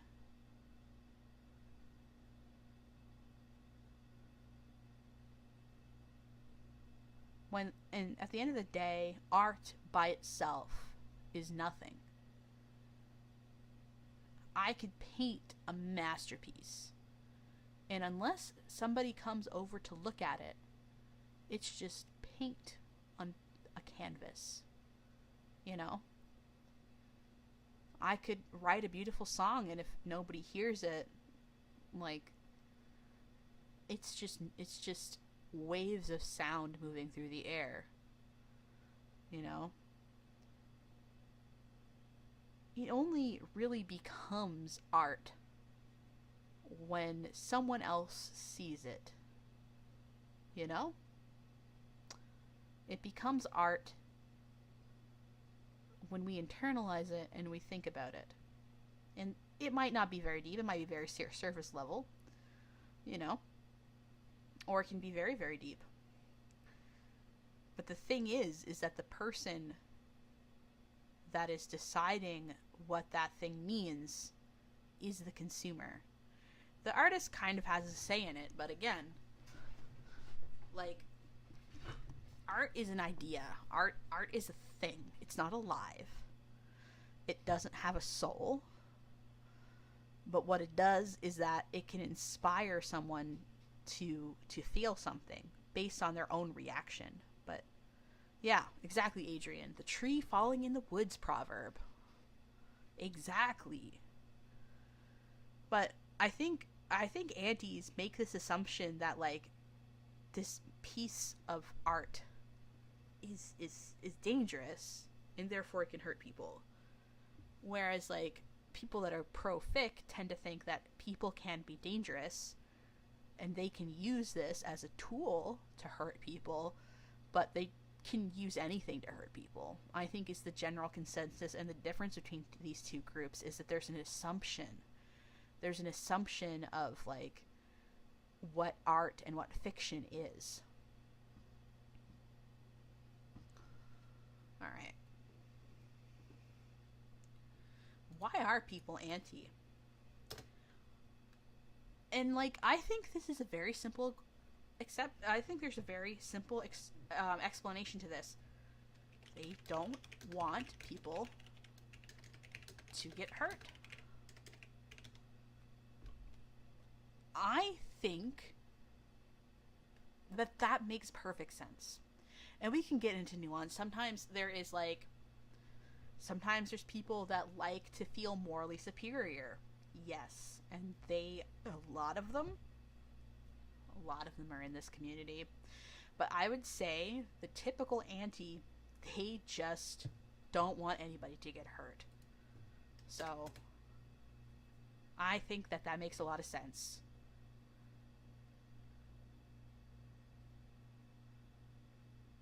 You know, without getting too into the weeds, I think that this is, when you go down and you dig down into it, that's the reason for this movement.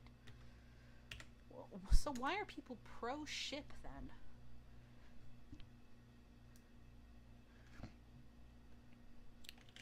They think censorship will hurt more people than it can help.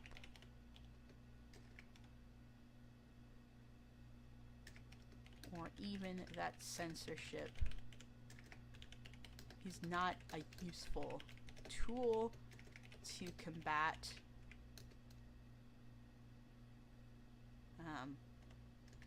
pain. To be broad. I think when you get down to it, that's the answer to both questions. Why are people anti? They don't want people to get hurt. Why are people bro-ship? They think censorship will hurt more people than it can help. Or censorship is not a useful tool to combat what antis think they're trying to combat. When you get down to it, I think that's what it is. Antis, I feel, typically form around this concept of what they think the work is or should be. Ooh, that's a recurring theme on my channel. Rioface says there's an assumption by antis that the art will end up being seen by someone vulnerable to it. Yup. Colossal Thema says art is a form of communication. The power put into it is from the idea of the artist is trying to communicate. Yeah. It can, but also, like, being communicated an idea isn't necessarily going to hurt you.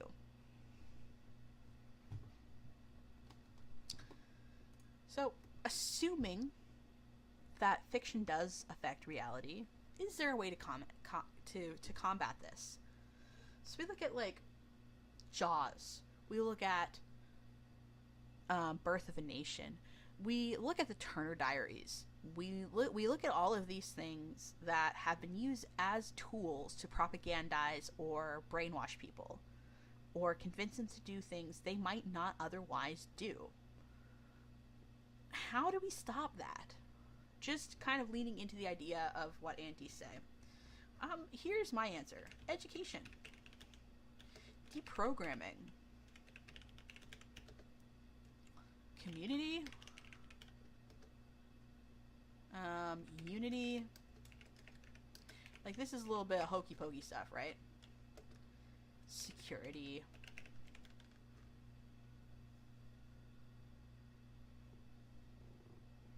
Yeah, but education, if Notepad could underline, then I would underline this, because education is the big one.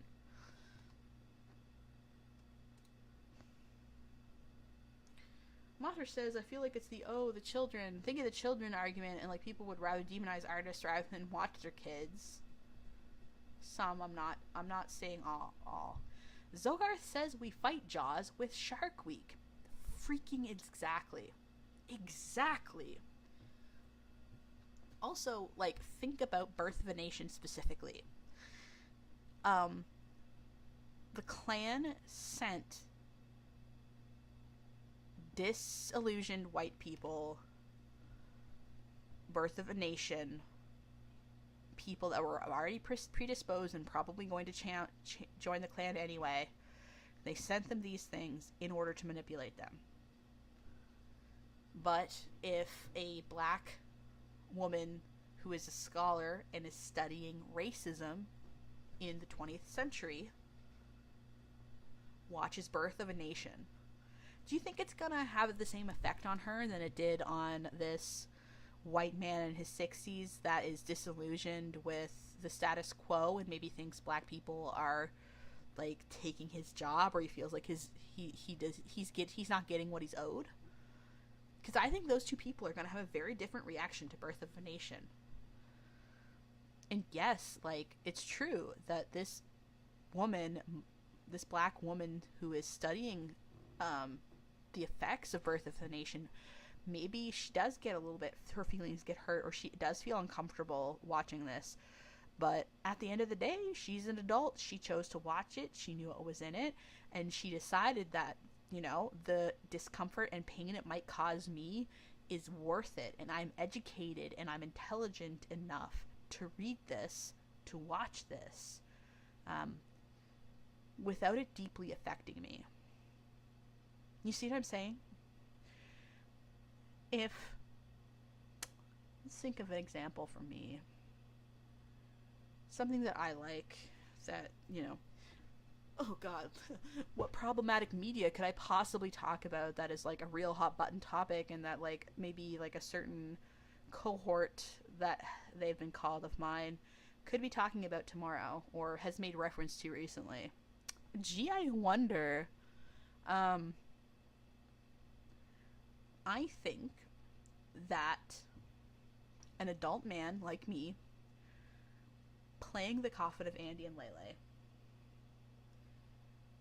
who has like a pretty stable love map, as has been called by certain individuals, is going to be affected by that game differently than like an abuse survivor that is unsure of like how to be affectionate with other people and where their boundaries lie, especially if they're a child. You know, that's why we have those ESRB ratings, and why we say like this content is for mature audience only. Viewer discretion is advised. And what that means is like, hey, there's some fucked up shit in here. If you don't think you can handle it, you're an adult. You have to make that call yourself. We can't stop you from watching this. We're not going to stop you from watching it. You need to make that decision. As an adult, you are responsible whenever you watch something, whenever you play something, to look at it and be like, can I handle this? And if you can't, put it back on the shelf.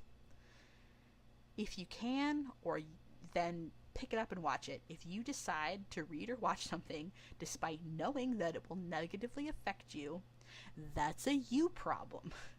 You made that decision knowing that it could hurt you. And you're an adult. You're responsible for your own actions. Come and See nearly got censored by the Russian government because all the stuff in the film was considered too real, so the director waited until 1985 to release his intended vision. He originally wanted to Come and See to release in the 70s, but that didn't happen. Wow. What's Come and See again? I'm living this thing up. Come and See. Ah, yes. That one.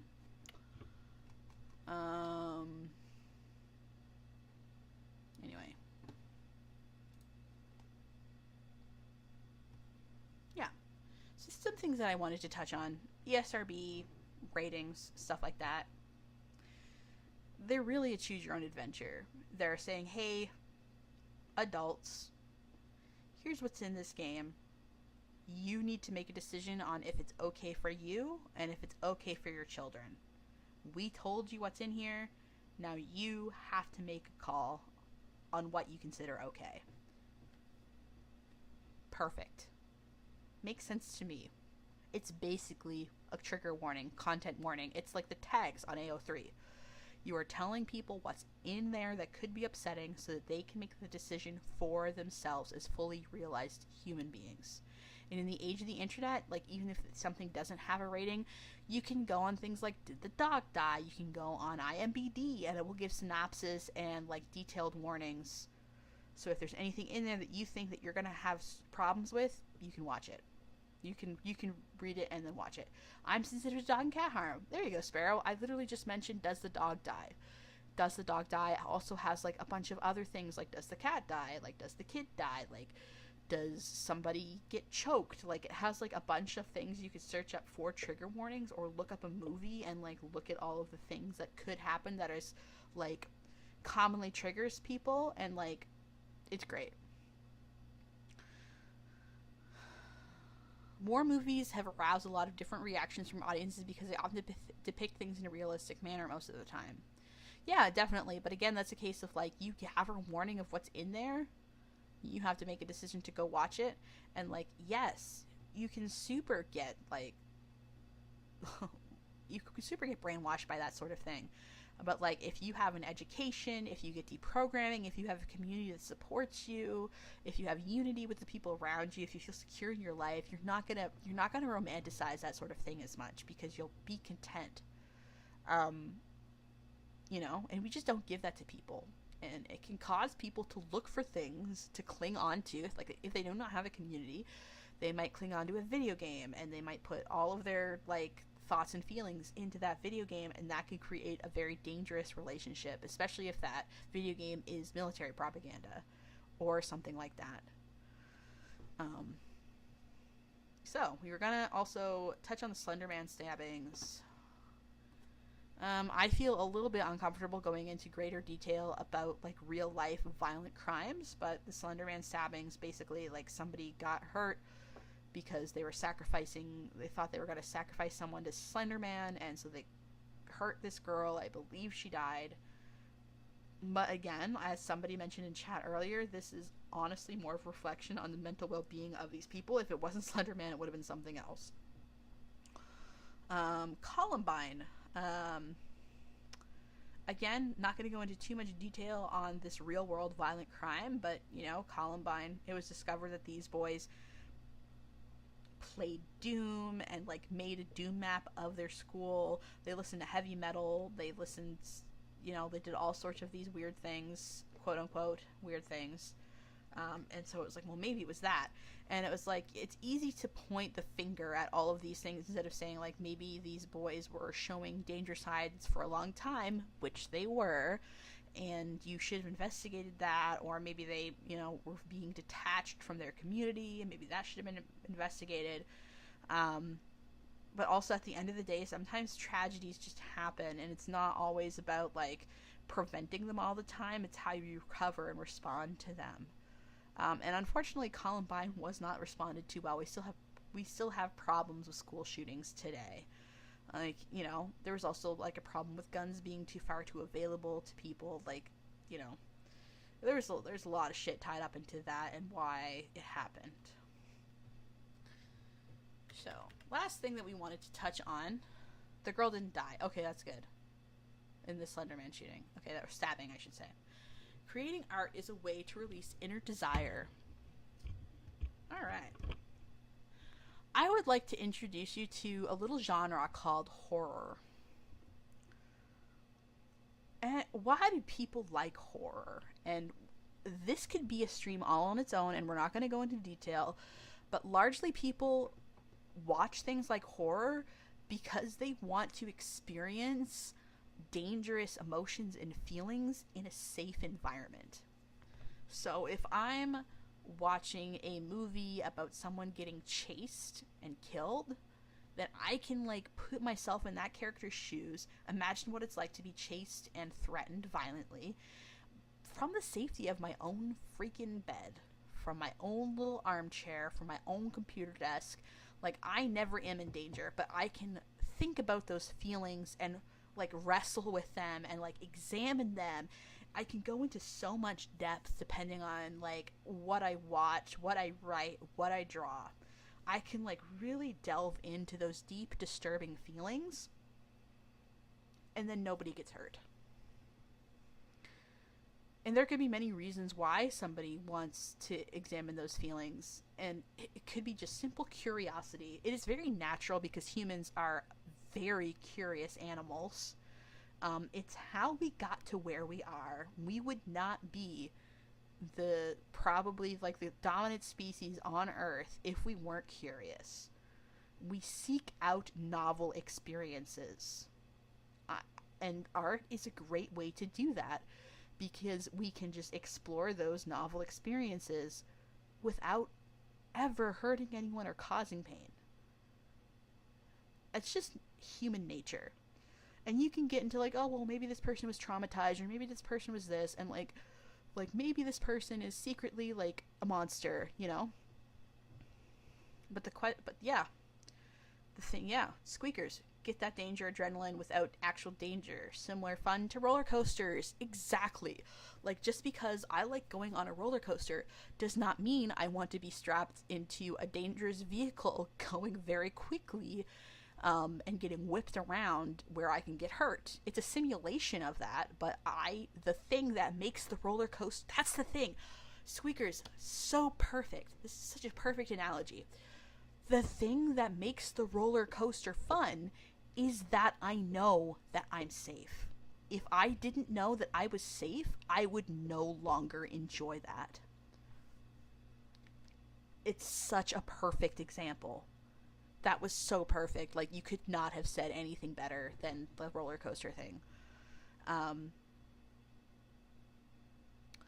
So, like,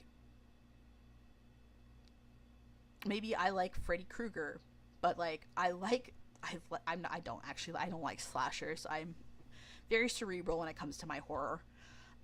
Maybe I'm, like, a really big fan of Freddy Krueger, and it's like, oh, that's so cool. He gets to go into people's dreams and fuck them up. Like, that's so awesome. If that was happening in real life, I would not think it was awesome. Alright. Talking about Slenderman stuff. Mothra says, I like to watch horror because I love to see, like, good guys win and bad guys get messed up. I also like to be scared in a safe place. Like, I hate roller coasters because I think I'm going to die on them. But, like, Final Destination is morbidly fun. And that's another thing. Like, if me and Squeakers like roller coasters, then we should be able to go on roller coasters. Mothra doesn't like roller coasters. It would be very silly if Mothra tried to ban roller coasters. Nobody's making Mothra get on a roller coaster. I mean, like, maybe somebody is, but they're being that would make them an asshole. But, like, me and Squeakers aren't gonna force Mothra to get on a roller coaster. You know, nobody's gonna, like, me and Squeakers, we love Mothra, so we're never gonna do that, but we're gonna enjoy them. And Mothra can feel completely fine with that, and it probably does feel fine with that. Probably doesn't care. Occasionally might feel left out because, like, their friends are enjoying something that they don't get to enjoy, but ultimately the roller coaster is not hurting Mothra because Mothra is not on the roller coaster. I also feel coasters are a fun example for me because, like, I know what specifics will trigger anxiety. Coaster things are clear on what the track is, so I know how to avoid the ones that will trigger me. Exactly. Like, if I am triggered by being hung upside down, I'm not going to go on a roller coaster with a loopy-loop. Obviously. If I don't like getting sprayed with water, I'm not gonna go on a roller coaster that has, like, a flume section that sprays me with water. Like, that would be silly. Why would I do that? Why would I subject myself to something that I don't enjoy? And if I'm an adult with a child, then I have to, you know, we have, like, you must be this tall to ride because it's not safe for a small child to you know, get on this ride. But we also might have, like, a second measurement saying, like, if you're this short, you must be with an adult to accompany you. And, like, it could be safe for that child physically, but it's up to an adult to make sure that they are safe for sure, you know? That gets into the ESRB ratings and, like, saying, like, oh, this isn't appropriate for kids 12 and under, or, like, this is, like, PG-13 or something, where it's like, hey, like, your kid can probably watch this and it's not, like, illegal, but, like, you really need to, like, think about if it's a good movie to show your kid. And if maybe your kid gets scared easily, you don't show him that movie. Or maybe he just, like, really likes it and is, like, really obsessed with, like, Jason Voorhees, and you're like, well, he just likes the funny hockey mask, so it's probably fine. He doesn't really care about anything else. You know, like, that's why we have ratings. Sparrow says, I like reading about toxic relationships, but I wouldn't enjoy experiencing it IRL. Same, me too. Moth says, sign my petition, ban roller coasters. I'll watch y'all's stuff while you're on the roller coasters. Yeah, because Mothra's a good friend. But, you know, I think that's a great analogy. Is this scripting being done on Notepad? Kind of based, to be honest. I'm taking notes. This is, you can kind of think of this Notepad as my chalkboard and me LARPing as, like, a college professor or something. This is English class, actually. Tricked ya, made you attend a lecture for school. You all get an A+. Anyway. IRL relationships, for me, the fluffy shit ever. The fictional story relationships I enjoy puts them in the mental microwave. Same, bestie. But I'm not really interested in relationships in real life. I mostly like just friendships, but, you know, it's just something that it's a novel experience that I don't really care about in real life, but I want to, like, think about. So, you know, I think we are getting to that point where we're going to start taking calls. I've been talking for a very long time, for 3 hours. Crimson Ender talking a lot? Who'da thunk it? So if you want to jump into my Discord... Oh, we got some new people already. Look at that. If Squeakers and Mathra could do me a slice and also keep, like... If, like, one of you wants to keep... Ooh. If one of you wants to keep an eye on the Discord and the other wants to keep an eye on YouTube, like, please do that.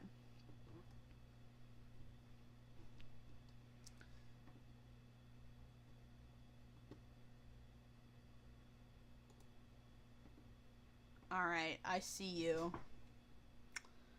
We're gonna start with Raccoon World. I just need to make sure... Just give me 1 second to make sure that my audio is working. A test. Ooh.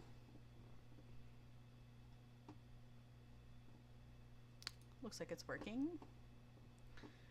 I'm gonna call... So, poor Raccoon World jumped in last time.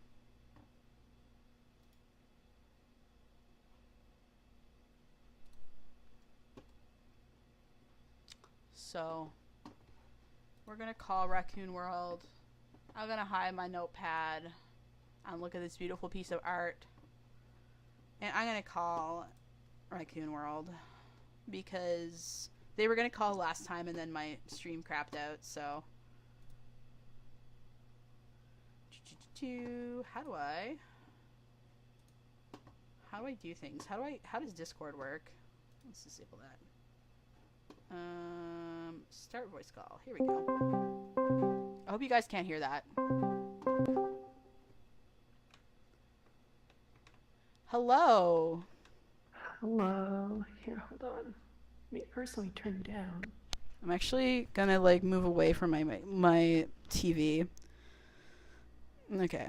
I'm hoping that the audio from the TV doesn't come in through the microphone. I'm on a bit of a scuffed setup today. All right. I've been watching the stream. Okay. So, what do you want to talk about? Well, one of my points of argument against you've already brought up about how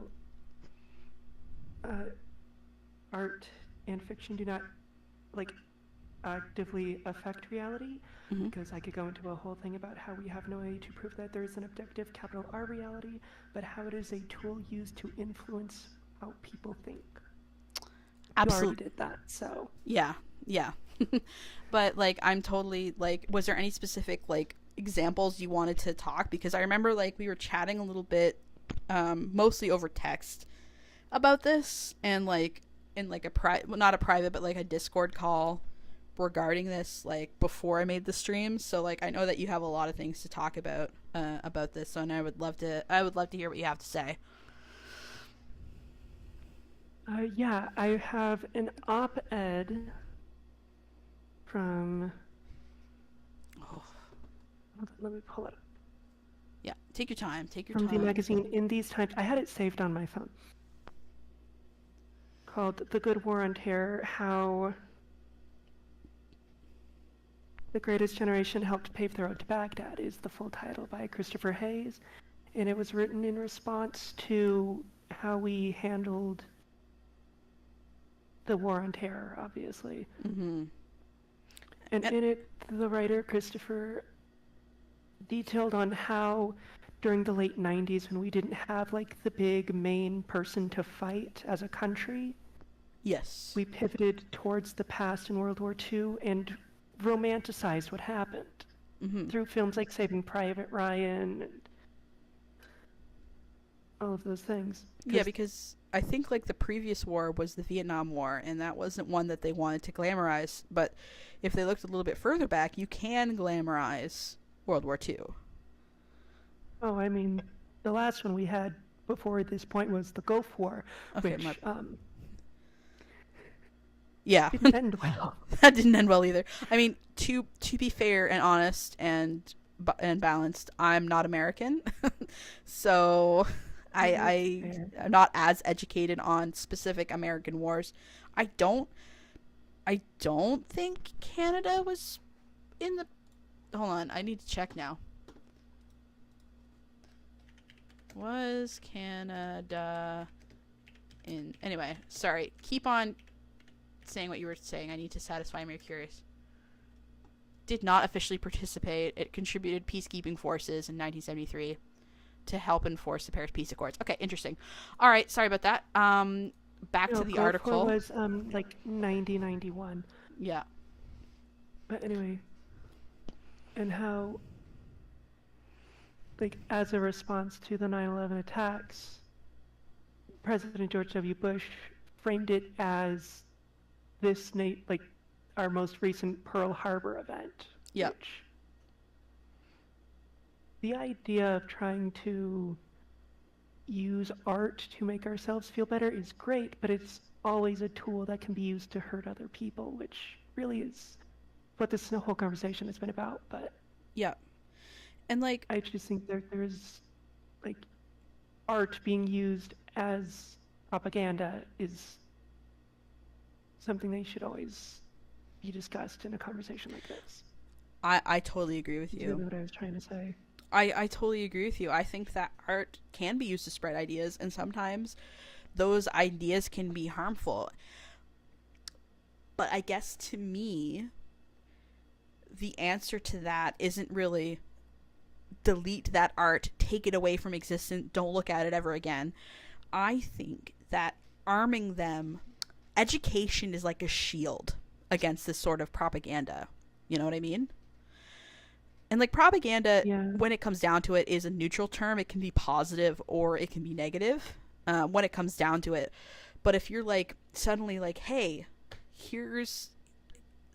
we're going to start humanizing these people. And I would say that that's what a lot of leftists are doing now, is trying to, and that's what they've been doing for a while, is trying to humanize the people that they're saying are monsters. And if you suddenly realize that like the people that you're dropping bombs on have more in common with you than the man sitting in the White House, you're suddenly going to be like, wait a minute, who's the real enemy here? So I mean, that yeah, go ahead. Leads into a bigger problem of how Americans view themselves. Yeah. And the whole like the American dream, you can make it if you just put in the work, but yeah, it's just that the deck is stacked against us on purpose, and we refuse to actually look at it that way. But yeah, that's a whole separate discussion. Is it though? The American dream is like one of the biggest, most successful pieces of propaganda I think that was ever Fair sold. enough. Pardon? I said fair enough. Yeah. And like I think it affected it, you know, you could argue that it caused colonialism, and that affected like my ancestors, it affected like black people, like irreparably damaged like entire cultures. But it's like, if you didn't make that what is really hurting people? Is it the idea, or is it the art? Art is just a way to communicate an idea, you know? And Frankly, like, I wouldn't say it's the art or the idea, it's the people behind them. yes, I think that's a good idea. I think that's a good point too, because if your idea is like, you know, Americans should be able to go out and like conquer the frontier and like make a, like, you know, you can make it, anybody can make it if they try hard enough, you can be anything you want to be. I don't think in and of itself that's totally bad, but like I have problems with that idea myself. But you know, like you can argue that there's some good points in there, but the context in which it was delivered is the problem. Like it's kind of like how I was saying that like seeing a woman in a bikini on the beach is fine, like even if you're like 12. But if you suddenly send a 12-year-old a picture of a woman in a bikini, especially if it's you, that's very different. Especially if it's me. I'm gonna put this in chat because I'm not ready to like talk about it out loud. But yeah. I'm in the one you're calling me through. Yes, I see. I still have the window open. Do you want me to keep that to myself, or should I talk about it? You can say it. I just don't want to say it out loud. That's fine. Recently, right, the gender feelings. Yeah. Well, that... And that's like an entirely different conversation if I somehow got a hold of a picture of a trans woman and like in a bikini and started like that's a whole other conversation. Like, Yeah, I mean, like if I sent a picture of a bikini to a person, it would not go well. It would go worse. yeah, it probably, I mean, like, Kind of make a joke and then have to explain it. That's always a fun experience. yeah, yay. I love it when I do that. No, a- absolutely. It can, yeah. I guess my point is that, like, it really depends on the context of how you're presenting that art, like who you're presenting it to, what tools they have to protect themselves against that sort of thing. Like, you know. Yep. Was there anything else you wanted to touch on? Everything I was going to talk about, you already brought up defenses to, which really just it shows how good you are Oh, well, at debating. So thank you. I'm not trying to debate. I guess I'm more lecturing. I think I'm too much of a baby to debate. I get very flustered. what else? I mean, I didn't come into this like properly prepared for a debate, so I'm just digging around in a video game while we're talking. So yeah, I like having conversations. Again, that's why, like, when I was talking about why aunties think the way they do, I said they don't want people to get hurt, and I think that that's like a perfectly fine way to feel.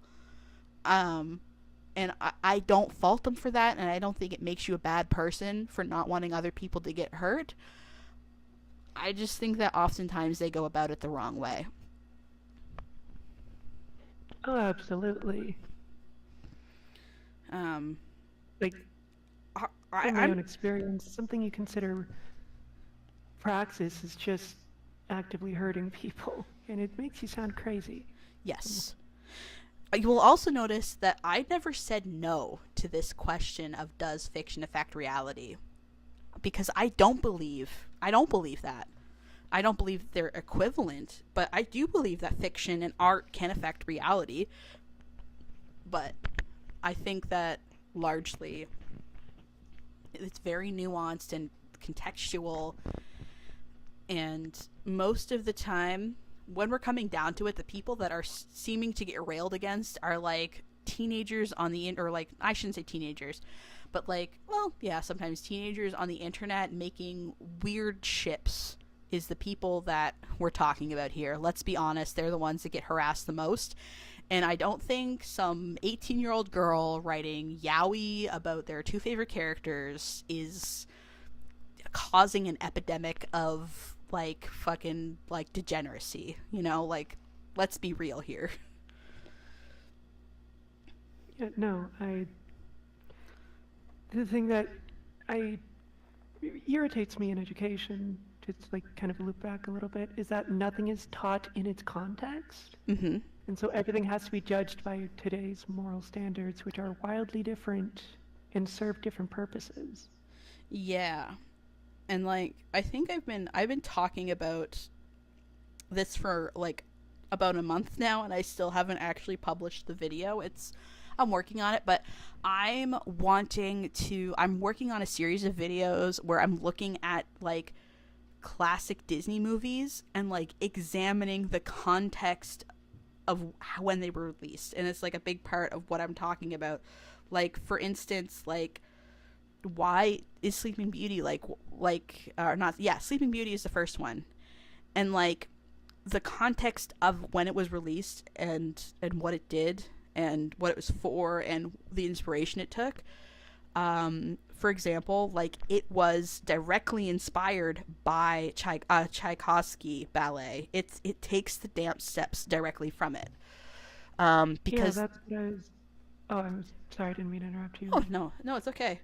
I left this in the comment of one of your reactions to Lily's stream.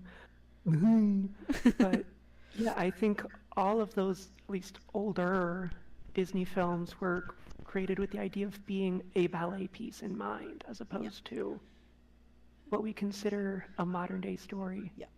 You look at Sleeping Beauty, it takes a lot of it, not Sleeping Beauty, oh my god, I said it twice. You look at Snow White, it takes a lot of its cues from opera. And then you get, like, I wouldn't say Cinderella. Cinderella is more like a theater thing.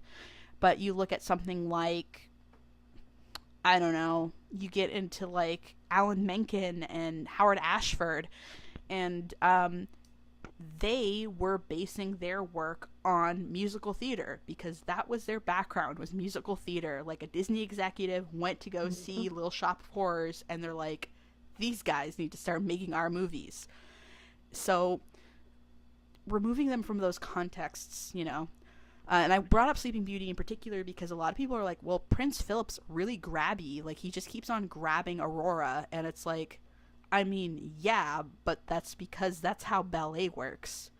Because you're trying to show to the people at the back of the house that these two characters are romantically interested in one another. And yes, there are some, like, sexist stereotypes associated with that. But I think people associate a lot more malice behind Prince Philip than he really deserves. He doesn't deserve anything. He's a fictional character, but you know what I mean. Yeah. And that's, like, all looping back into art not being put in its context. Exactly. I just... drives me crazy. Really irritates me, especially in the cases of, like... This is just, like, it's something I find funny, but also just really annoys me, is when people talk about Lord of the Flies. Mm-hmm. Because everybody treats Lord of the Flies as like, oh my gosh, it's this big commentary on society, and it's like, the author wrote that because he hated the genre and wanted to prove how stupid it was. It is not that deep. Yep. Yeah, and it's also, like, very importantly, like, the characters from that book were, like, morally reprehensible before they got to the island. Like, they were little shits.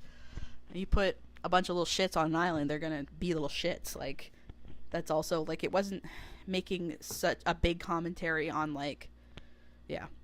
I'm preaching to the choir. You get it. Yeah. Was there anything else? I mean, not really, because you've already addressed everything at least I have to say on this specific topic. Okay. Well, outside of just how art can be used as just like as any other tool. Exactly. In any direction. Exactly. It can be used to hurt. It can be used. What that one quote that I had on my previous stream that exploded. But you know, art should be used. Comfort the disturb and disturb the comfortable is a quote I really like. What were you going to say? I remembered something that I was thinking of a little bit earlier, like right before the stream started. When I was in middle school, I ended up getting a book that was not aimed for middle schoolers. It's called The Butterfly Garden. Okay. By Dot Hutcherson. And it is about a woman, it's a fictionalized account, but it's about a teenager's time being held captive by a man for various things. And I think that art like that is important. And it comes back to a quote that I know who said it, but I can't remember the name off the top of my head. But it's the whole reason that we make art. It's like, children know that dragons exist. They are the people that we interact with every day that are just horrible. Mm-hmm. But the reason we keep telling fairy tales is not to say that dragons exist, it's to say that dragons can be defeated. That is Neil Gaiman. I always thought that was... Well, I know Neil Gaiman is associated with it, but I always thought that was a misattribution. Oh, maybe. Let me Google. I think he has quoted it before. He might not have quoted it himself, but it might not be a Neil Gaiman quote, but he's said it before. Not from him, but it's something he said, yeah. So I'm like, I know who said it, I just can't remember right now. It was kind of his whole, like, the thesis of Coraline. Dragons can be defeated. Quote.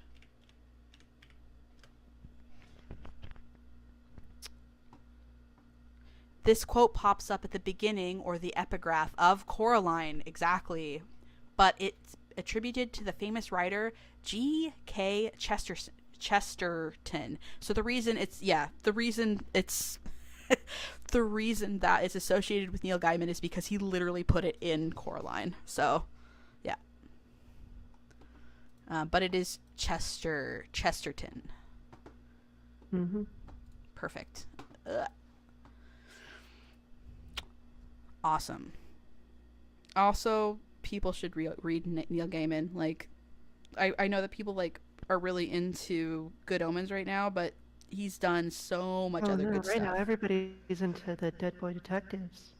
Dead Boy Detectives. But nobody's gonna actually read that because it's a very different comic. I mean, I'm currently reading Dead Boy Detectives is on my list. I'm currently reading the Graveyard book, which I'm really liking. I've also read Coraline. The book is so much better than the movie. Yeah, I'm a big Gaiman fan. I always pronounce his not. I'm allowed to like the movie. You're allowed to like the movie, but they are different things. Very. Like, I would say that the movie is more about like how, like, you know, like, if something seems too good to be true, then it probably is, and like it's about how clever Coraline is, whereas like the book is very specifically about like what is bravery, and I feel like that's not really touched on in the book because or in the movie I should say. And it's okay to have excuse me, my voice cracked. It's okay to have like different themes, I think, and like Neil Gaiman is fine with the movie, so if he's okay with it, then that's fine. Yep. Is there anything else we want to talk about? I don't have anything. Can I ask you a question? Oh, go ahead. Is there any, if you don't want to answer it, if you're not comfortable with it, that's fine.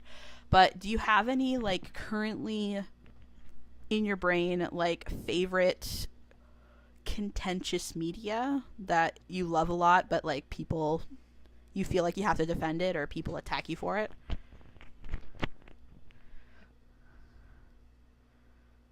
Not anything that like people attack it for being bad or. Yeah, that's I'm trying to figure out how to phrase this.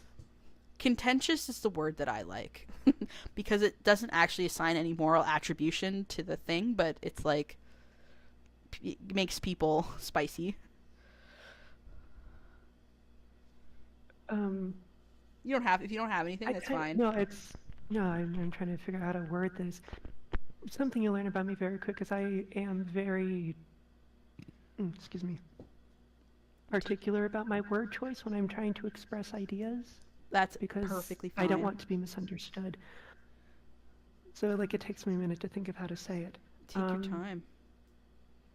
So unfortunately, I imprinted onto Batman like a baby bird at a very young age, and I just will never stop caring. Yep. But just what? Oh, what were you gonna say? No, I don't know what I was gonna say. You go ahead. What role Batman is supposed to fill and how that like reflects our world, and just the themes of Batman have always been a source of debate. Yep, absolutely. Since Frank Miller's graphic novel, The Dark Knight Rises. Yeah. I feel like we could have a lot of conversations, you and I, about this topic. Maybe that's something I'll talk about, is Batman one day, because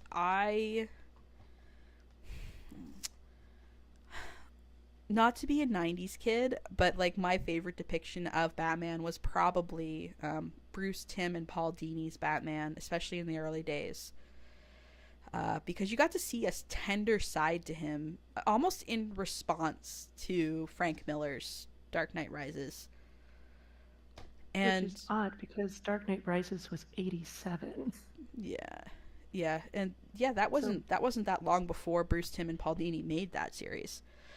And by the time that happened, we were fully in the 90s and the Nightfall and Bane and Azrael, which is like a whole thing. Yeah, but and then these people decided to show us this tender side of Batman, where he's like a father and somebody that was hurt and somebody that tried to do the right thing and would like sit with a dying little girl so she wouldn't feel lonely, even though it put himself at risk. Like, That was Justice League. yeah, it was Justice League, but it was still the same Batman. I know what you're and saying. it was still Paul Dini and Bruce Timm. But yes, I think that depiction of Batman, You're like, fine. I'm just citing sources. yes, citing sources, exactly. And I don't know.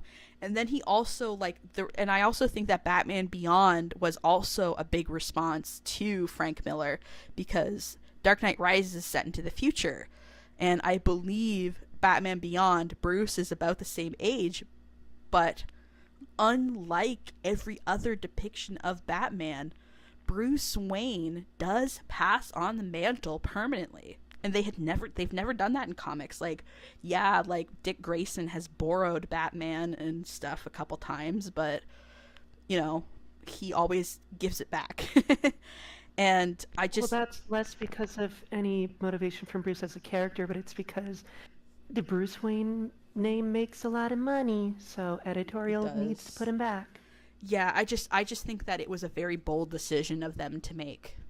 You know, to be like, you know what, I think it is really important part of his story to pass the mantle down to somebody new, and that's just the end of Bruce Wayne's story. Is he gives the mantle to Terry Guinness, who makes it his own, and that being a direct, I do think it's a direct response to Frank Miller. So.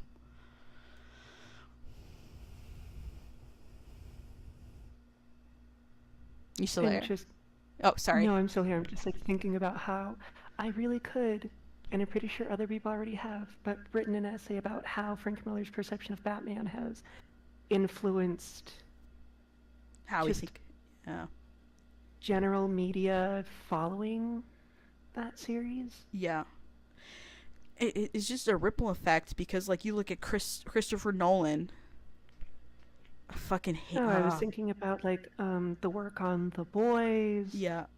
Invincible. Everybody trying to do all of these deconstructions of Frank Miller's work, but they're just they're just repeating what Frank Miller is saying. I saw this one picture and it was like, oh, a deconstruction of the genre. Looks inside. It's just the genre. Exactly. It's the same problem with mecha anime. Like, Evangelion is like a deconstruction of mecha anime, but now it's also the quintessential mecha anime. What are you gonna do? Hot take. We need to stop doing reconstructions. We need to start making all art earnestly. Yeah. I mean, like, I still think Evangelion was made earnestly, but like, I know. Yeah. I know what you mean, though. I think making earnest art is really important, and like, there's like, we need to let go of shame we feel about from being sincere. I think, because I think we're just afraid of being made fun of.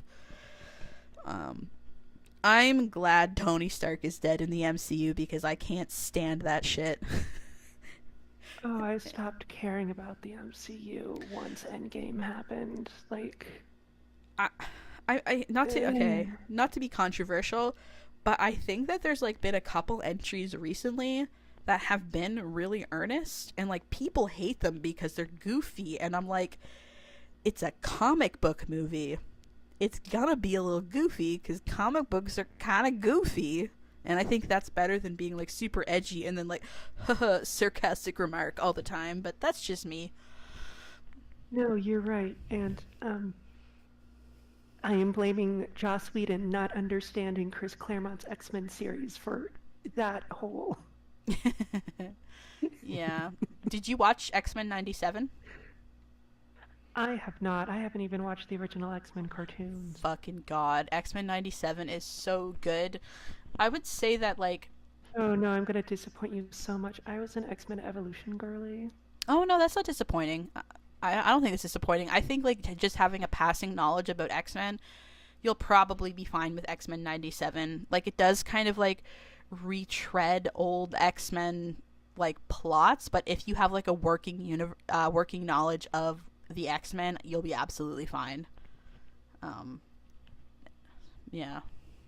Oh, no, I get what you're saying.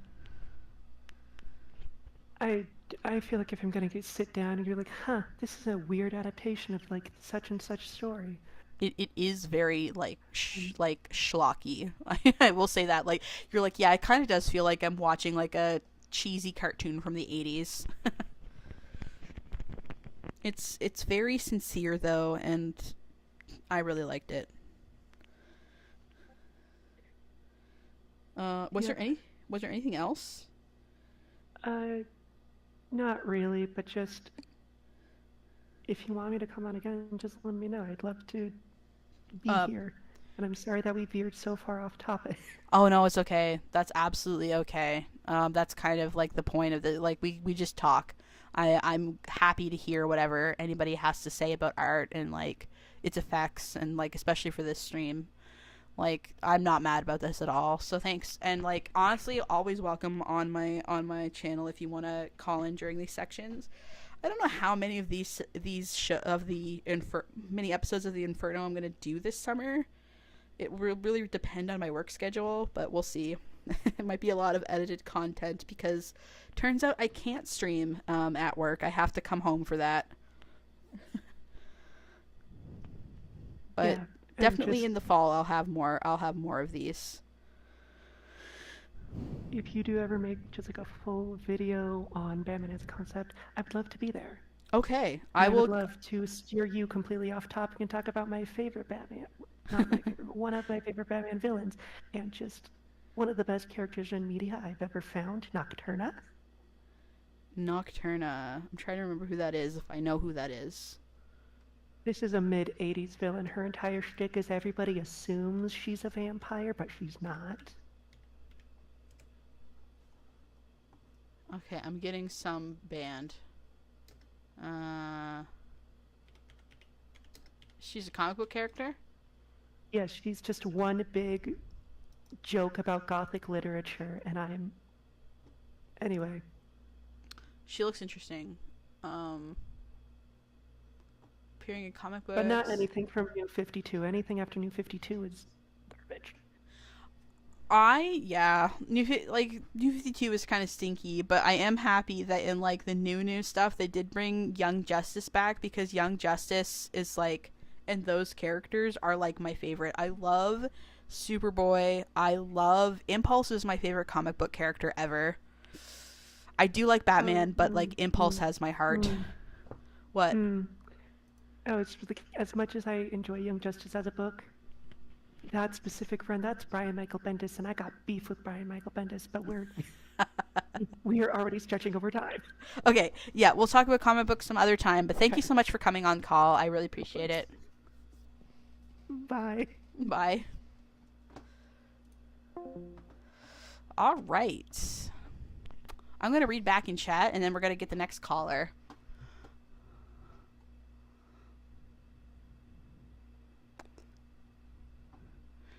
Colossal Niam. I have no idea if I'm pronouncing your name right. I can think of a dozen characters where I love them to death, but if they were a real guy, I'd hate their guts. Risk a circuit moment. Also, guys, I have something spicy to say about that, and I'm not going to address it for the rest of the video. I'm just going to say it, and you're going to hate it.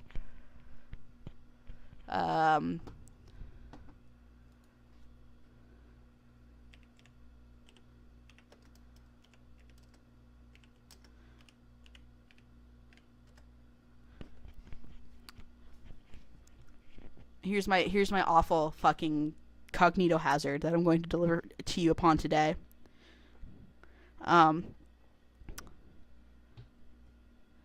Risk a circuit and Light Yagami are basically the same person. No, I will not elaborate.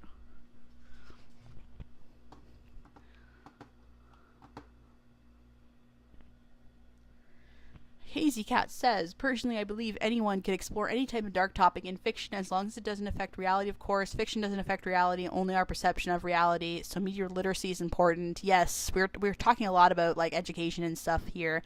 And how, like, it's, like, fiction can affect reality, but often not in the way that people assume it does. Art changing with context. My first thought is that one Christmas song, fucking, Baby, It's Cold Outside. Yeah. Like, the context of that is that, like,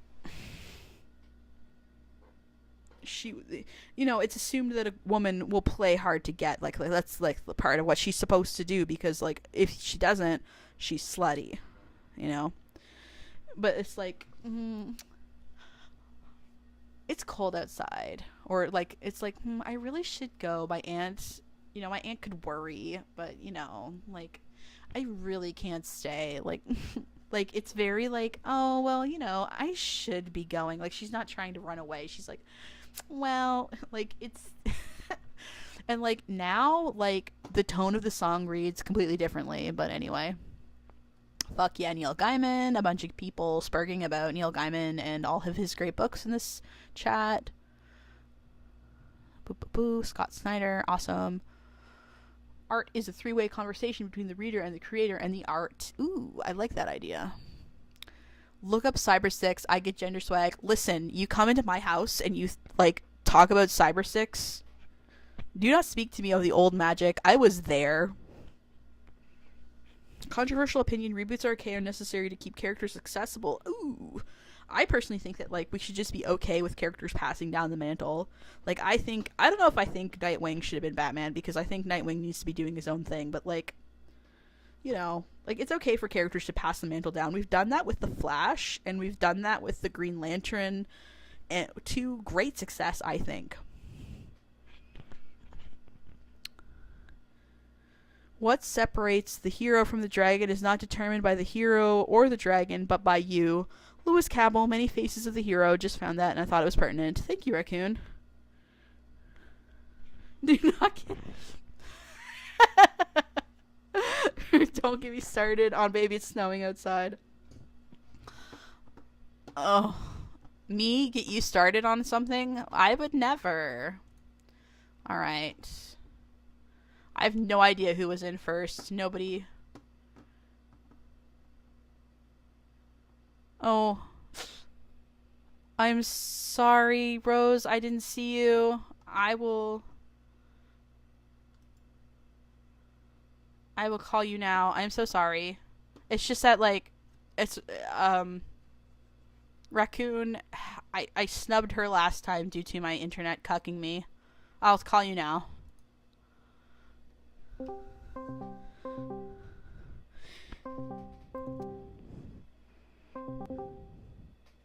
Hello, wage slave. Hello, can you hear me? Yes, I can hear you. Okay, awesome. Alright, let me just do this real quick, I'll call you now. I'm so sorry. It's just that, like, it's, Oh, Raccoon, hello? I snubbed her last time due to my internet cucking me. You need to, make sure you mute my stream. Because Okay, I can hear my fine. own voice. So make sure. I've never put this in the rules, but like it would be nice if people had a decent microphone set up when they called me, because this is being published. Okay. So anyway. I got you, sorry about that. Let me do mine fast. Okay, so like while y'all were talking about this, right, it made me think about something. And, like, yeah, this is in regards to, our toxic sludge queen, Lily. Like the whole wholesome versus dark media debate, it's giving conservatism. And I don't even think that Lily realizes this at all. That, like, the only people that I see really talking about, like, we need more wholesome media are usually conservative people talking about this.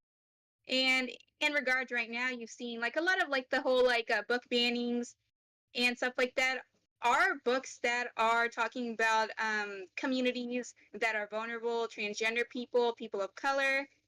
They're the ones being censored, right? And I'm not like a pro shipper or an anti, really, because like both sides to me, they're very unnuanced. And what really kind of worries me about that, like specifically with like the anti stuff, is that they are very much worried about something happening because of a piece of art. And we were talking, yeah, like about this earlier, about, like people that commit an act because of a piece of fiction. We talked about the Slenderman stabbings, etc., the Columbine shooters, like whether Marilyn Manson or Doom caused it. But that makes me wonder, should we stop creating artwork or dark artwork in regards to us being worried that it's going to make somebody freak out? And that's very stifling when it comes to creating artwork. Like, should I really not create that piece of dark artwork just because somebody that's teetering on the edge will do something? And to me, that really makes me feel like we are stifling content creators, artists, directors, whatever, into not creating their artwork because they're afraid that it might make somebody go crazy. Like, if that makes any sense. I know, that makes perfect sense to me. I mean, like, I think when it comes down to it, it's that, like, where do you draw that line? Like, what is dark? Exactly. Oh, I have the wrong page pulled up. I'm supposed to have this guy pulled up. Okay. Anyway, I think that if they weren't allowed to create dark media, they would use basically anything. Like, people have used, like, Roman architecture as, like, and, like, Roman myths, to perpetuate the, oh god, I can't even remember the word, but the German word for, like, the perfect man, basically. I can't think of what the Übermensch. Yeah. The Übermensch. Yeah. Like, the Übermensch is based on Roman architecture and, like, Roman ideals of beauty, and, like, they used Roman ideology and mythology as propaganda. Like, anything can be used as propaganda. The catalyst, really. So does that mean that we should ban all creative works, or should Exactly. we ban all dark media? Because, like I said, it's like how we were talking about, like, very many aunties tend to skew very young, like teenagers to young adults. And like, I'll even say that I leaned more on the anti side, like, until I started to see the conservative rhetoric, that, like, a lot of them don't really realize that some of what they're saying, like, we have to make X people stop writing this or drawing that, it really makes me think that it sounds kind of fascist too. Who are we to say who can create what because it might do this thing? That's, like, that's giving kind of a sort of fascist leaning to me, or like, or that it sounds fascist to me. Like, I'm a layman, right? Like, I'm a community college dropout, so maybe I might not be, like, sounding the most, I guess, intellectual, but, like, I have seen very many conservative leaning takes from antis. And, while, like, pro shippers, like, they don't, like, they, yeah, they had their own problems. They do kind of let the freedom to create artwork. And, like, there are things that I am uncomfortable with, right? Like, I'm not a fan of, like, incest, right? Like, that stuff makes me uncomfortable. But, like, and yeah, maybe, yeah, this might blow, like like a auntie's mind. But, like, I would still be friends with a pro shipper, like, who shipped that stuff, not going to lie. Because, like, I know that they would never do that in real life, to be honest. Maybe that's, like, really crazy and, like, weird, or like, yeah, that goes against, like, the tribalistic aspect of being a anti or a pro shipper sort of mindset. And maybe that's why, like, I never really connected to either side, because I see things, like, very nuanced and from both ways. And, like, I think that people should be able to create whatever they want, or or to explore whatever dark content they want to. Like, as long as it's not like romanticizing or glorifying, like the actual horrible things, like high pedophilia and stuff like that. But to ban all the work that involves that content will alienate the people who have suffered that sort of stuff and who want to write like about their experiences. And that would stifle their creativity as well. And like somebody mentioned, yeah, one of my favorite films in chat, Come and See.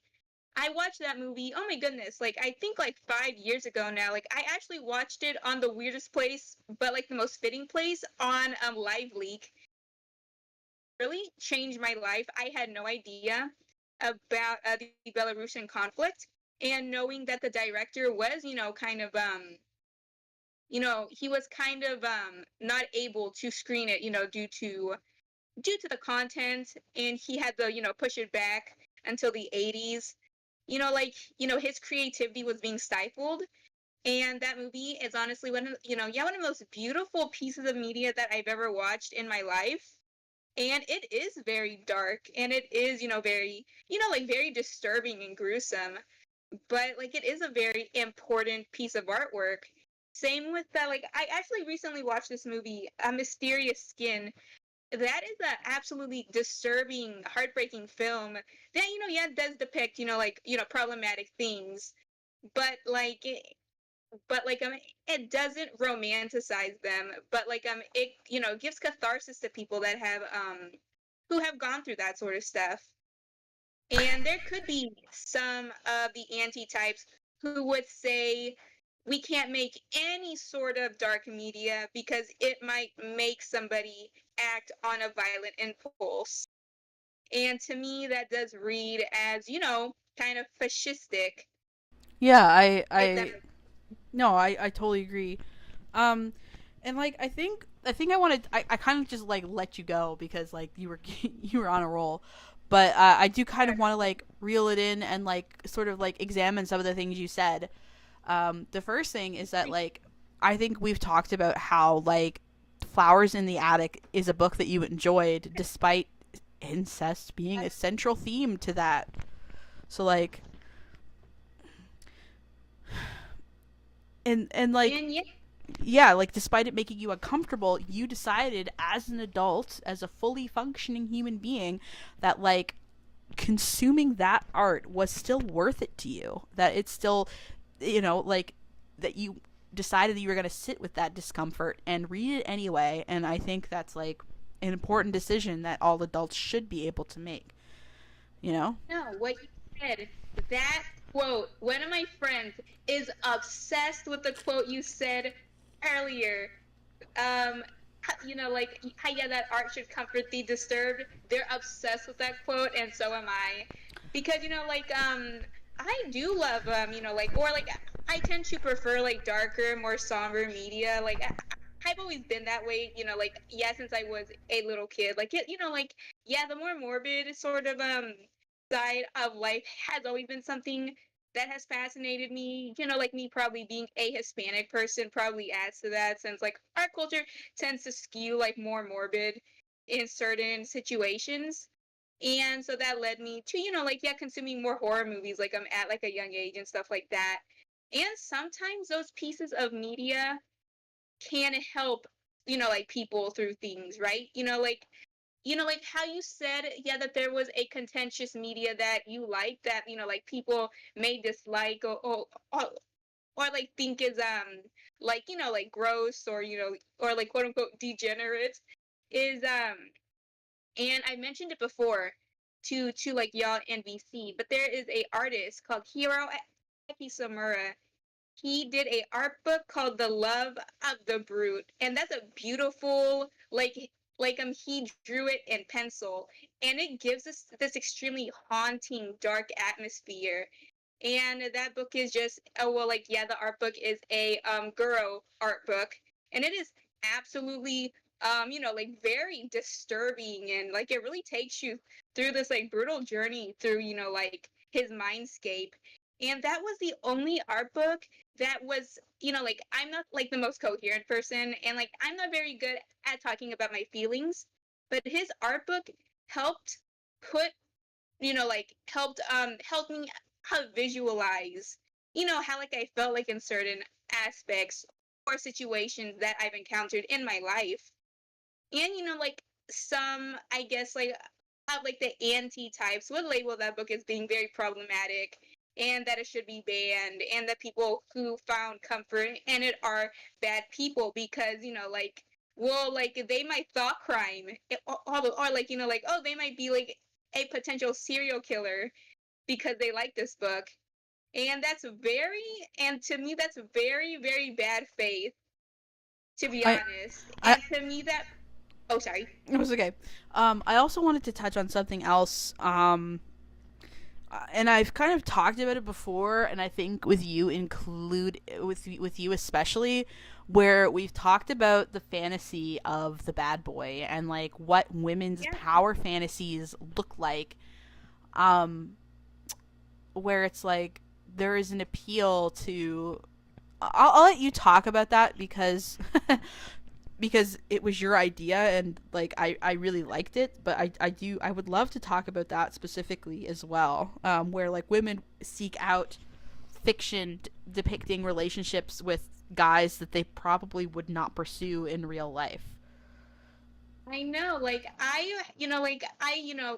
yeah, like me and my friend were the ones, that I, started to talk to, yeah, this, yeah, like about her because, like I had been feeling kind of bad about that. And, here's like the thing too, is that like how you talked about a cultural Christianity and how when you grow up with it, you feel a intense shame no matter what when you enjoy something. And yeah, this is particular for people that were born women or who identify as women, especially in these contexts. And yeah, the bad boy is something that people who shit on a lot. I mean, like I remember, like, and I'm not like a huge Star Wars fan, but like, like when like like, yeah, when, oh yeah, when like the newer ones came out, like the ones that came out like in 2015, there were lots of women that latched onto Kylo Ren, and he is a stinky, horrible little guy. And yeah, they were shamed for it, but like I personally, I was like, let them live their truth. Like, like because like the fantasy with the bad boy, how like I said, yeah, like a while ago, is a woman's power fantasy that exists due to the patriarchy. Women live in, subjugation under, like certain rigid standards that men have, like put onto them. And women find this weird sort of like power or catharsis through a, like yeah, through a bad boy that they can tame and control. And in turn this character, like is almost a domesticated in a way and protects them from the Yeah. world. And I don't blame women for finding a, sort of comfort in that. But the thing is, we blame women for finding comfort in something that, like society kind of put on them. If I'm making sense. No, I think you're definitely making sense, and I kind of want to use that to kind of jump off into like a semi-related topic. And again, we've spoken about this in private and on my Discord server, but I don't think we've talked about it in this context before on stream. And like maybe I'm gonna get canceled and people are gonna think I'm stinky, but like this is something that Noralities, who this video is kind of in response to, but we're not actually looking at her content because she's very long-winded and I don't really feel like watching her stuff,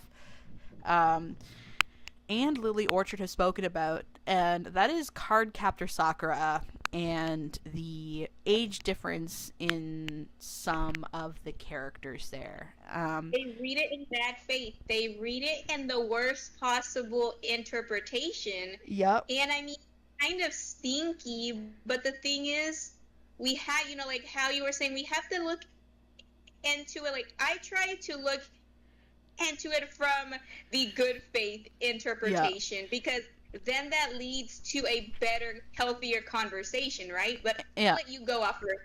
Okay, so there are three big ones. There's Sakura, the main character, having a crush on Yukito. And for the first like season-ish, her quote-unquote rival is Shaoran, who is the same age as her. They're both like 10-ish, and they have a crush on Yukito. Sakura is a girl, Shaoran is a boy, Yukito is also a boy.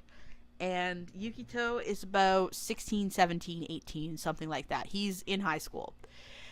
In that instance, Yukito, like, it's completely one-sided, and Yukito is very kind to them, but he never, like, pushes or takes advantage of them, or I would say indulges them. He's just kind to them, and he does eventually turn them down. He says, like, you know, like, he says to Sakura, it's like, you like me because I remind you of your father, and that's, like, I have someone for me, you have someone for you. Like, that's not the sort of relationship we have.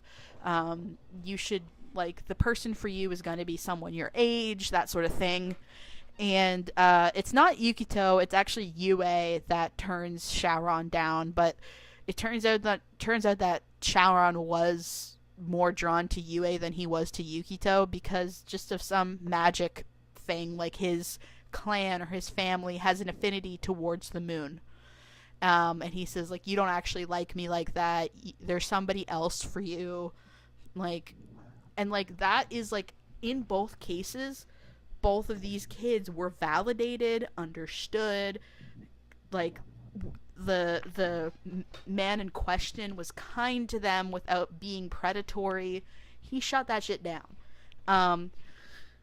And I think that's a very positive representation. However, there is a side character named Rika who is the same age as them and has a crush on her teacher and is always giving him snacks and is always trying to spend time with him. And eventually what happens is he gives her a ring and says, we have to wait until you're older. And bro, that's hella stinky. But like, it's giving stinky, and it could have been handled better, but they handled it the best they could. I think they could have handled that. Right? I think that they could have handled it better than they did, no matter, you know. But like, let's kind of, like, they didn't have to do that, but like, let's investigate why they did that. So Clamp is a group of 5 women who write and draw and edit and color manga. It's all women. Yeah. So why would a woman depict a character, a young girl, in that position? And I think if we think about it that way, we use our big brain, we critical thinking skills. It's like the cultural impact, right? Like we even talked about this before.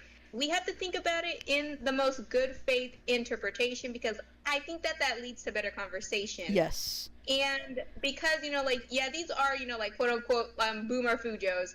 They were women that grew up during, you know, like a fairly conservative time period for Japan. And, you know, yeah, the country is still very conservative. And they may have internalized these sort of ideals, you know, like young woman with the older man, that's completely okay. And like you said once, it could have been a weird sort of fantasy or like a wish fulfillment, and you know, yeah, like I'm not gonna be here and say that's a good thing because that's not a good thing. We should never be encouraging, you know, like a little girls to go pining after a teacher and hoping that the teacher's going to reciprocate. That's stinky. That's yucky. And I wish that Clamp had gone there, but it could have gone so much worse. But that's what people hyper focus on all the time in Cardcaptor Sakura discussions. Like, they never talk about the other beautiful things about the series. They always hyper focus on the worst, stinkiest thing that in the grand scope of the series is a blip. Yep. And like, also something that I also want to mention about this is like, can you imagine, like, if you're a young Japanese girl, you had a crush on your teacher, you told your teacher and he acted on it? How disgusting that might make you feel. And like, maybe you might dream of a reality that, like, I wish that teacher had just let me be in love with him without doing something disgusting to me. That might Oh be yeah. going into the bit of an extreme, but like that's the context I'm thinking of. It's like maybe what I'm not saying that like this happened to any of the teachers, but like it has happened a lot in Japan. And I can imagine there's a lot of people is like, I wish that I could just keep on loving this person romantically, and my view of this person never gets tarnished by the disgusting thing that they decided to do or the heinous way that they acted. I think that's what that is, because Rika was validated and allowed to keep being in love with this person without him acting on it. He was like, yeah, totally, but I'm not going to touch you until you're older. And now that's still Yeah, pretty we're stinky, starting. but like that's not what Yeah, it's stinky. it's not that what they were trying to depict in the series. And in recent years, we have this series called Card Captor Sakura Clear Card. It's a lot more newer, and that's not part of the story anymore. Like they those characters Yeah, don't they have took a it out. relationship. They've basically They been really retconned did. out of existence. Well, the characters still exist, but their relationship doesn't. So Yeah, and we were at this from the most good faith interpretation ever. We're not excusing it. We're not saying it's good. We're just trying to say that it could have been so much worse, and we aren't here going to ever defend it, but it could have been such a worse depiction. And like we said, like these women grew up from a different time period. Like you and I, we were lucky to grow up during, like a time where, like we had more of, I guess, what's the word? Like we were able to have more leftist views that, like women can, like, yeah, they don't have to be young or whatever, and, hope that this grown ass man will, like sweep them up their feet, like kind of, yeah, with the clamp of women were probably, like, kind of, I got conditioned to desire because, they were like, yeah, they were like like, yeah, women that grew up in Japan during a conservative era. And yeah, one more thing to say before I have to go to bed to wage slave. But like what yeah, what we're saying right now, it's just that yeah, the whole discussion, does fiction affect reality, comes more so from people wanting to morally grandstand than actually combat the actual problems that lead to somebody being hurt by fiction, right? yeah, I And say that's we accurate. want and yeah, people want it to be a gotcha. And yeah, this is tangentially related, but like you remember how people said that the diamonds were Nazi fascist space Hitler things. People, huh? And that to me is a very small brain interpretation because they use it as a gotcha, and they don't really want to go deeper into what, like, I think Sugar was aiming at. And Yeah, like how, and yeah, when I read the art book, I come at this from what she depicted in the art book and her influences for the diamonds. They represent fruity in theory, the id, the ego, the super ego. So I don't see them as the Nazi space Hitler things. I see them as more so like, yeah, like a allegory for just people that are not emotionally aware. They're emotionally stunted and repressed. I don't see them as being some weird human sort of fascist dictatorship, because they are aliens, right? Like, I don't even see them as people.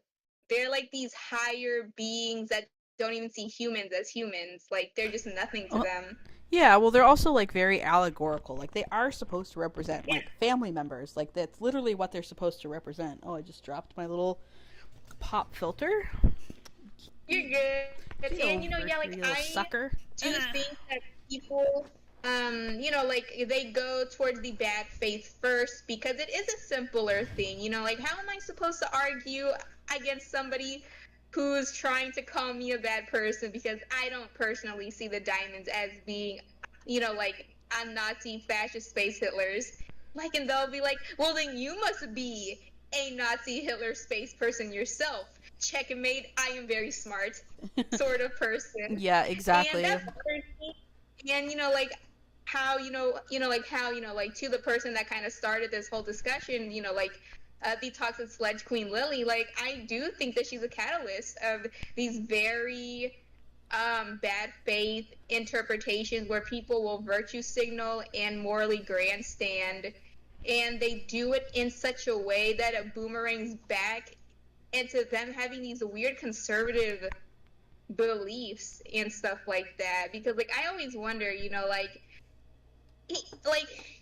imagine taking a Jewish woman's work and stripping it of what she intended it to be, a story about emotional awareness and like vulnerability, into just it being a allegory for, I don't know, fascism. I did not get that at all in my readings of Steven Universe or as I've been watching it. I'm like, oh, what show did y'all watch?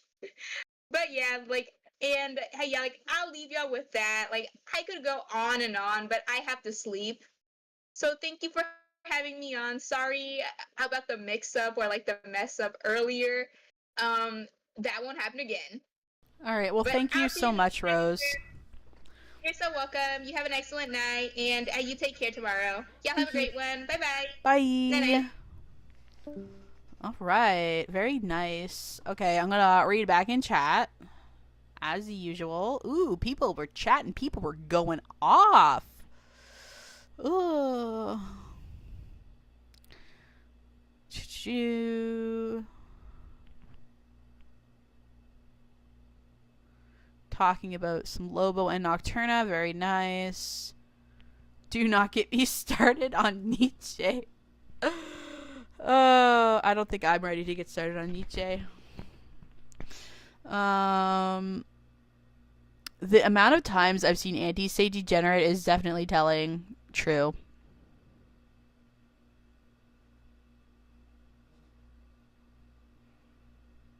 Glorification is very subjective. People, especially conservatives, can see media criticizing them as glorifying them. Yeah, and that's like why I brought up Rika and Cardcaptor Sakura. You could see Rika and Tetsuya, I think his first name is. I can't remember. It's something Kensuke or Tetsuya. It's like a very average, like, male Japanese name. But her teacher, as glorification and romanticization. But like you gotta like think about like why is it being romanticized, like what's the context here. And while I could envision it being used to hurt people, I feel like most people that read it understand that it's fantasy, especially because like I think a lot of people that read Cardcaptor Sakura were much older than Sakura, but like maybe I'm wrong. I think that it's like teenagers and young adults that read Clamp, but I could be wrong. But I think it's more of like a comforting thing than it is like a glorification thing, you know. Like it's very complicated, and I'm not saying that that was good, because I think there was a lot of problems with doing that, and like that is why they decided not to make it part of their new story. But yeah, it's nuanced and complicated.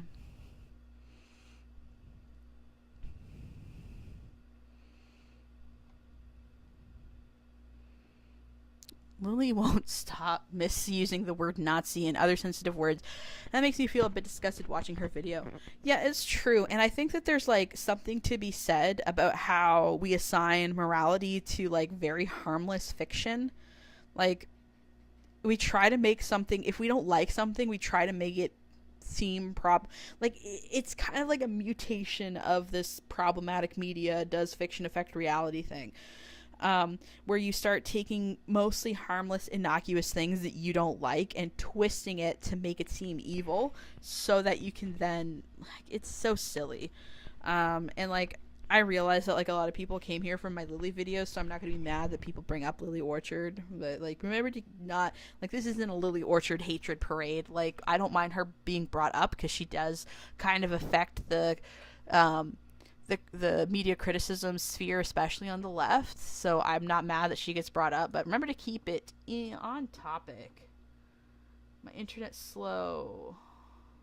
Okay, I'm going to call Hayes next. Hayes 112. I think. Yeah.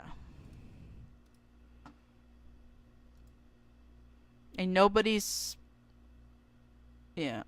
Nobody's also telling me who came first, so I'm just gonna go in order of who spoke in chat.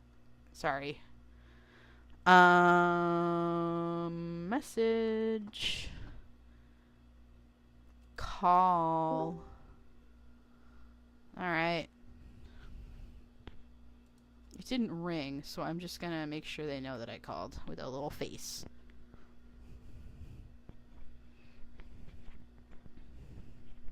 Ara, I am calling you. / Hazy Cat.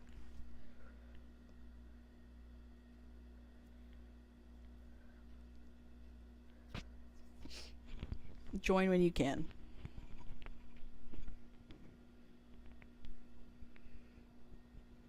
Yeah, we're getting into some big bean conversations tonight. And thank you, people that are still here watching.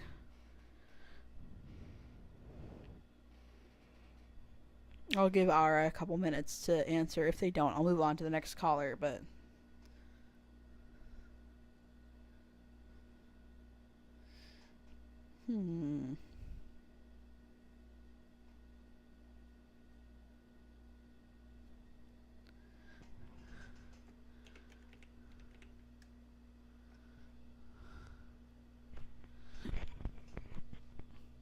Oh, their mic is broken. Okay. Well, the jumping into the call thing, like, that's fine. But, like, just... It's okay. It's okay. It's okay. It's okay. It happens. So their mic's broken, so they're not jumping in call. It happens. Embarrassing. But it's fine. I'm gonna message Mathra. So Mathra, who is one of my mods and an old-time friend, just in case there's some bias, just so you know that, like, I might be positively biased towards Mathra because they're an old friend of mine.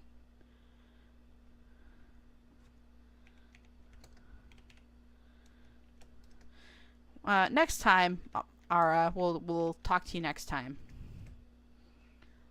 And at my Discord server, I try to get on fairly reasonably recently, frequently. So yeah, I'm gonna call Mathra right now, though.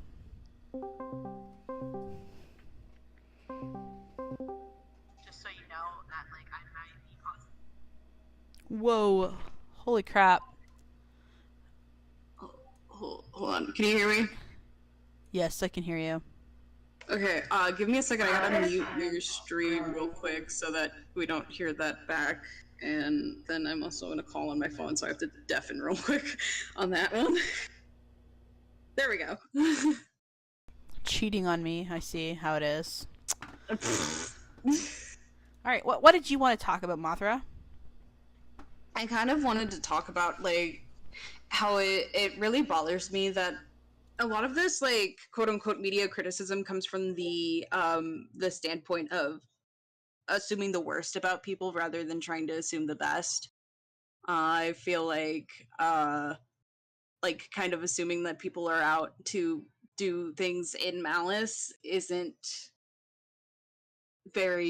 it's not a very kind thing. And while I'm saying we can't criticize these things, I think just assuming that they're here to do bad, especially if they're making dark or controversial media, I feel like it's actually contrary to the point that is trying to be made. I would agree that's right. And, like, not to reference a previous episode, but I think I'm getting a little bit of echo, by the way. Give me a second. Be right back. Yep. You could also do push to talk. That would also work. Oh, yeah. I'll do that instead. Let me get that set up. Okay. I'm just gonna talk for now while. Ooh. Okay, I'm just gonna talk for now. They're muted, so I'll just talk for now. So I think it kind of like flashback to a previous episode of Man or Bear. We talked about that and how Man or Bear, asking Man or Bear assumes evil intent of the hypothetical man in the woods. And like, what does that really? If we always have discourse while we're assuming that the other person intends the worst, then it's like, I don't think it's realistic, ultimately.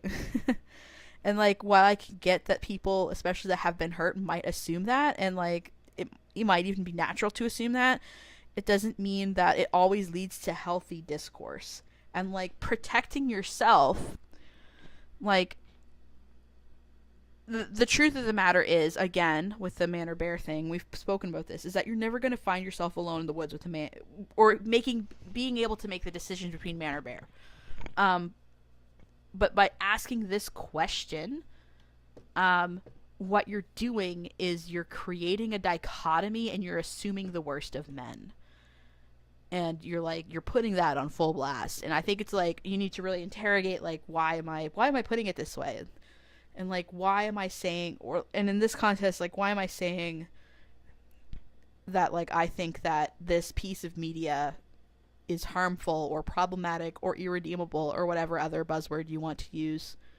Like, what is that really doing? And I think Mathra's right when it's like, we're assuming the worst intentions of people by saying these things. If you want to jump in, Mathra, go ahead. Yeah, I find the man or bear thing an entertaining, like, thought exercise, but I feel like we probably definitely need to go more into that, because it's what am I trying to say? I mean, I think that a lot of people's, like, fears are understandable, but it's also just kind of like, we don't need to necessarily be, like, attacking people either while we're doing these thought exercises. Well, also, like, I think we teased out that question to be like, this question isn't really asking man or bear, it's asking, are you afraid of men? You know? And it's similar to, like, and when we tease that out, and then we're like, okay, now we can have a conversation. Whereas, like, in this, what we kind of realized that, like, this question means different things to different people depending on how they look at it and what they see themselves as. And ultimately, to an auntie, this question means is like, can fiction hurt people? And like, I don't want people to get hurt, you know? And I think that's like a very, like, that's like a fine thing to think. And I think, like, being concerned about the fear of men and like the danger men can pose to women is like a fine thing to think about. But, you know, there's more layers there. Yeah. And I also feel like, here's the thing, and this might be controversial. I feel like sometimes you have to be hurt by media in order to learn something. Sometimes you have to be hurt by the things that you are consuming. Oh. I'm not saying, like, necessarily like particularly harmful things. Yeah. But, like, sometimes when you have those emotions like anger and sadness and pain, you learn something from these emotions at the end of the day. Yes, absolutely. And like, being able to sit with that discomfort is so important. And like, I was talking to Rose, where she was like, yeah, I've read Flowers in the Attic. Also, incest fucks me up. And like, yeah, I read this art book. Yeah, it fucked me up, but I sat with this discomfort because it meant something and it was beautiful. And like, I think that's really important to acknowledge, that like, a lot of the art that we make is about human pain, you know? Yeah. And I think that's okay. And the great thing about fiction and pain and art is that we get to choose if we experience that pain. If you don't want to experience that pain, you don't have to. And that's the beauty of it, is that, like, in the real world, you often don't get to make that decision. But in the safety of art and of fiction, we get to choose. And I think that's one of the, again, it's like what Squeaker said with the roller coaster. You don't want to go on the roller coaster. That's fine. But I do, and I get to make that decision. You know? Yeah. And it's like, because like even though like I don't like roller coasters, they absolutely terrify me, like deathly terrify me. I cannot underscore that enough. Like, they really scare me. I understand why people like them. I completely understand why people like them, because I like other things for the exact same reason. Yep. I feel like, for me, like, roller coasters is putting myself physically in a spot that I don't want to be in, because like I understand like logically, like, this vehicle is in control. There's someone controlling this. It is there's like safety testings, people like inspect it often. I understand these things like logically, but being in that physical space is not, I cannot convince myself that I am not in danger.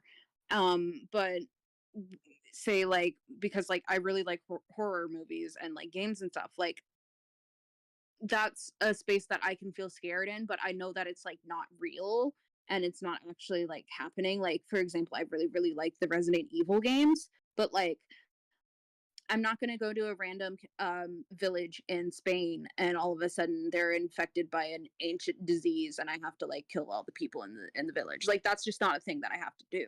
Whereas like for like roller coasters, they're like real and physical things that I have to interact with, and it's just a little bit too much for me. And I think that we get to draw that line wherever we want to draw it. Is this the neat thing? That's a great thing about freedom of choice and like artistic freedom. Is like we get to choose how much we want to engage, what we want to make. Yeah. Was there anything else you wanted to?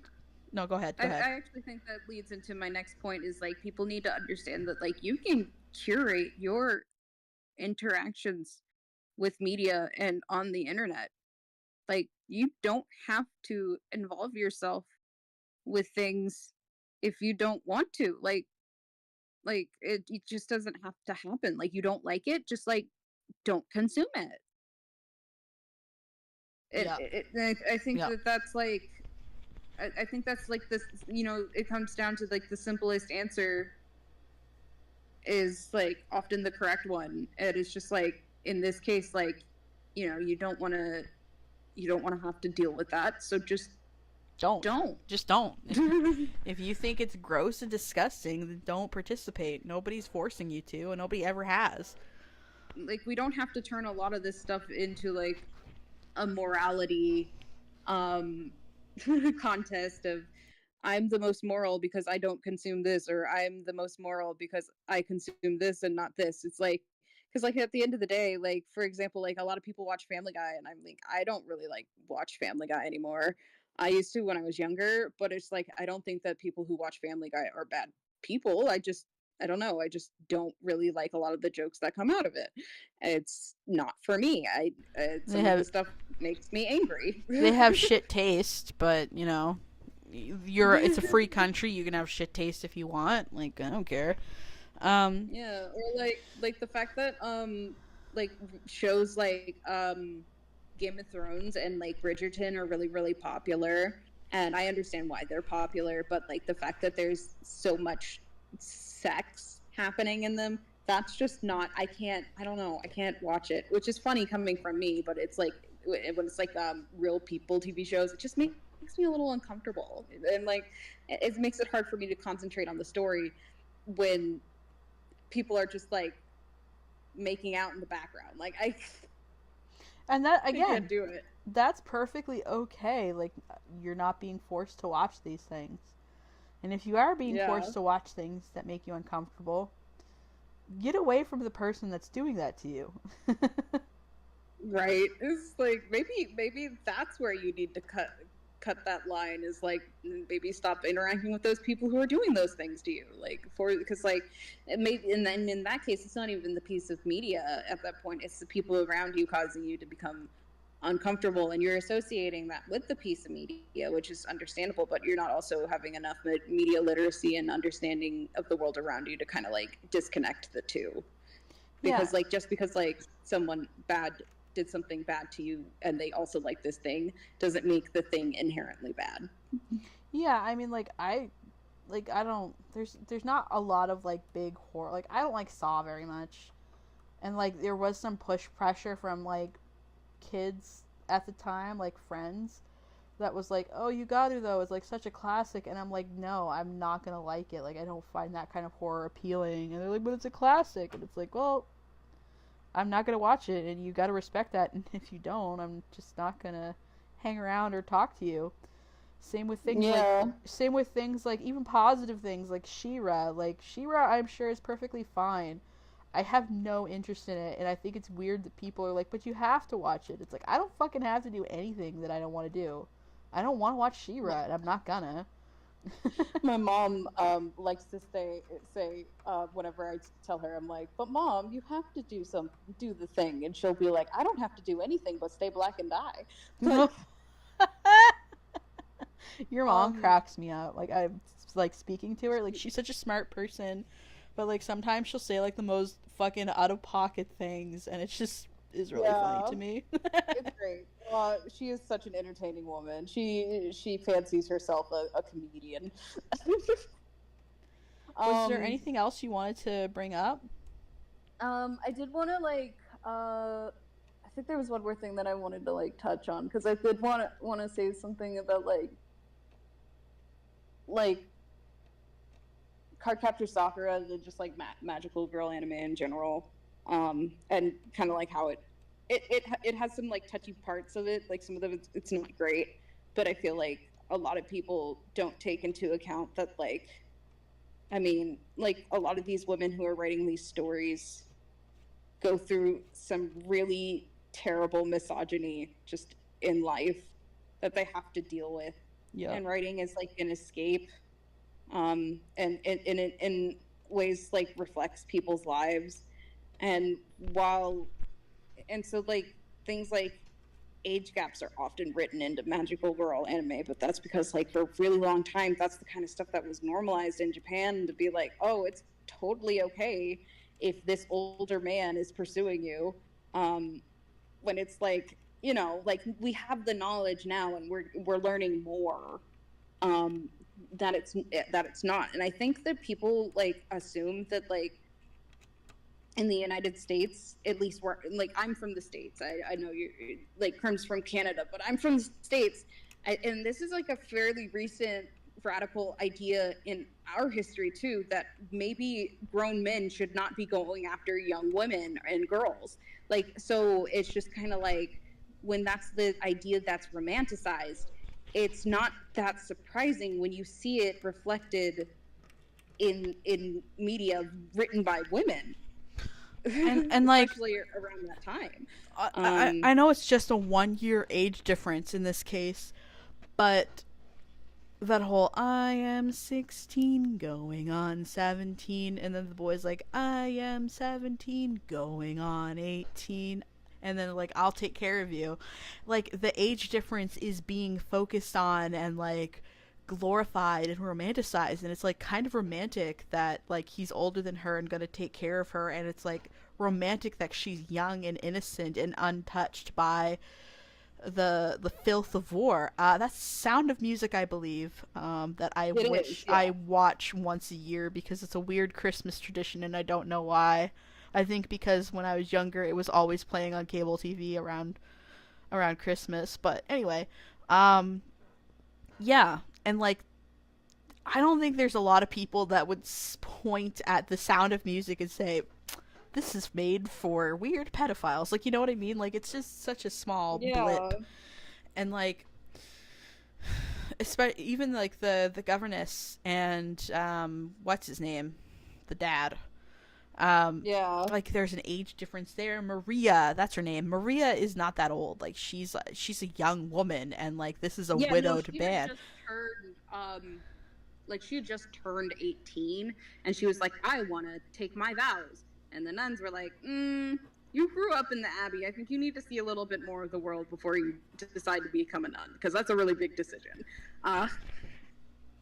Yeah, and also like Maria's a fucking freak. Let's get her out of here. Yeah, just a fucking weirdo. And it's just kind of like, since this is such a new concept for us, we're being like, hey, this is not okay for large age gaps. It's not okay for like a 31-year-old man to go after a 16-year-old girl, because it's not. But this is still a very recent development in our cultures and mentalities, and it's also a very recent development in Japan's culture and mentality as well, and a lot of other parts of the world. So we have to, I feel like we should be giving a little bit of grace to people when we're looking at things from, especially like 20-30 years ago. Things were a lot different. Back in the 60s, you were still very much, I mean, you're still expected to a certain extent at this point, but you were still very much expected, like, you graduate high school, you immediately get married, you immediately start having babies. Like that, like women were not expected to have a life outside of being a mother and a wife.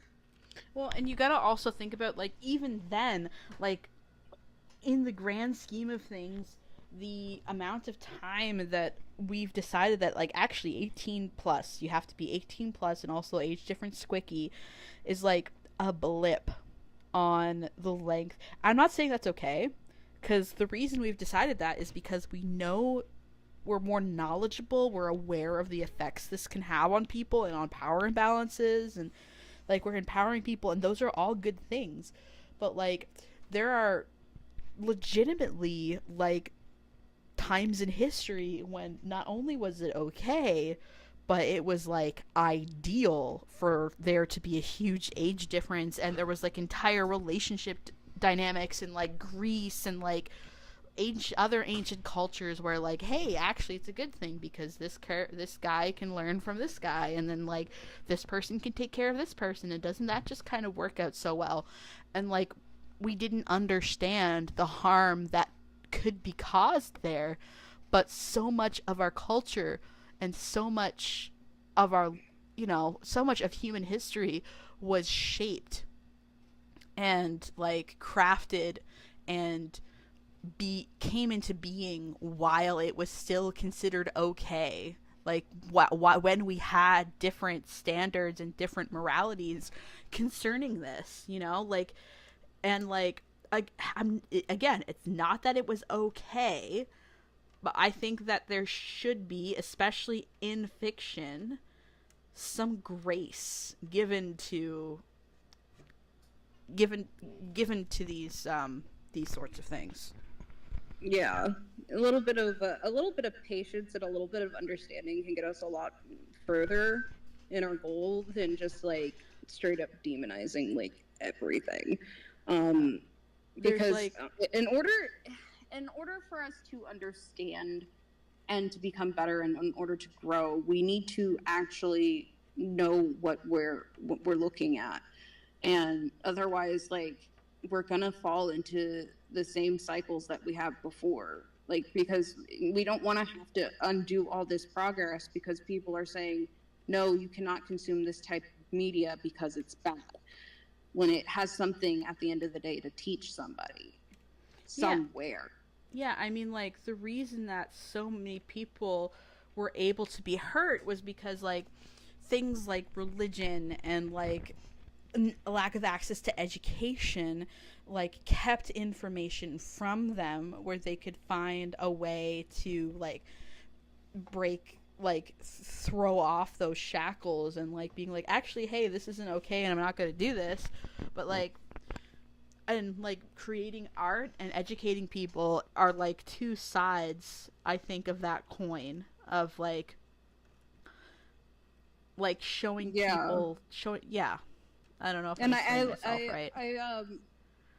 What I shared in my personal experience was how like growing up, like I had an abusive father who I don't talk to anymore, but I didn't know he was abusing me until I saw media and interactions of like fathers and their children that were positive.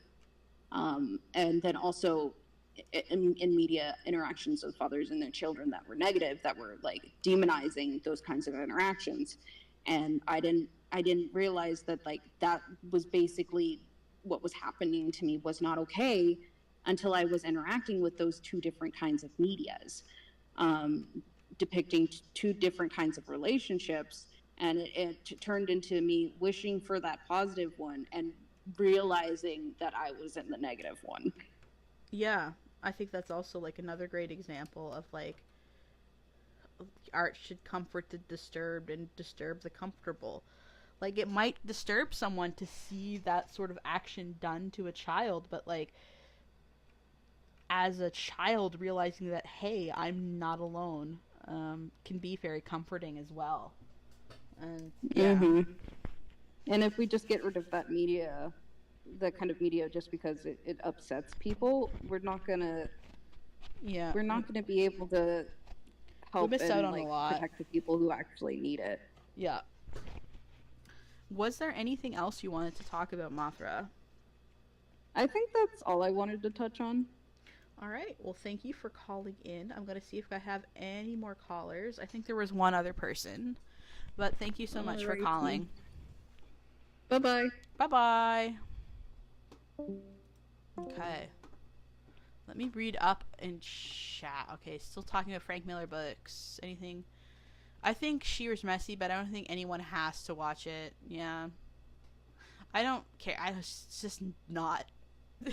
It's just not made to appeal to me, and that's like fine. Like things don't have to be made for me. But like also like don't be weird when I say no. All right, gonna call in. That guy is shy. Make sure to mute your mic. Or not your mic, but your like headset, so that like not getting an echo of the stream.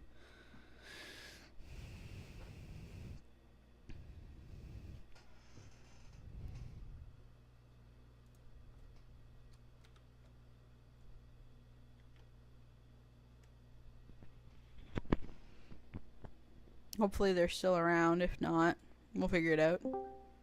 Hi. Hello? Can you hear me? I can hear you. What did you want to talk about?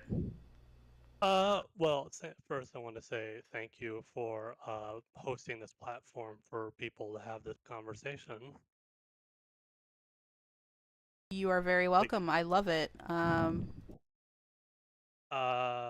So I was so when I was thinking about what you said earlier about how, like when it comes to like media that can trigger people, like, and it like says like this has triggering content, it's like you have a responsibility as an adult. Like if this can trigger you, you should not watch it. And if you do, then that's kind of on you. I was thinking, we kind of have a similar, like adult, as an adult, we have like a similar responsibility to how we form our opinions on media. You know, um, Mm-hmm. I think like as an adult, we have a responsibility to like kind of look inside ourselves and think like, why do I feel this way about this piece of media? Why did I come to this opinion? Why do I feel this way? And like kind of like Yes. think about that, because a lot of people, they just think uncritically.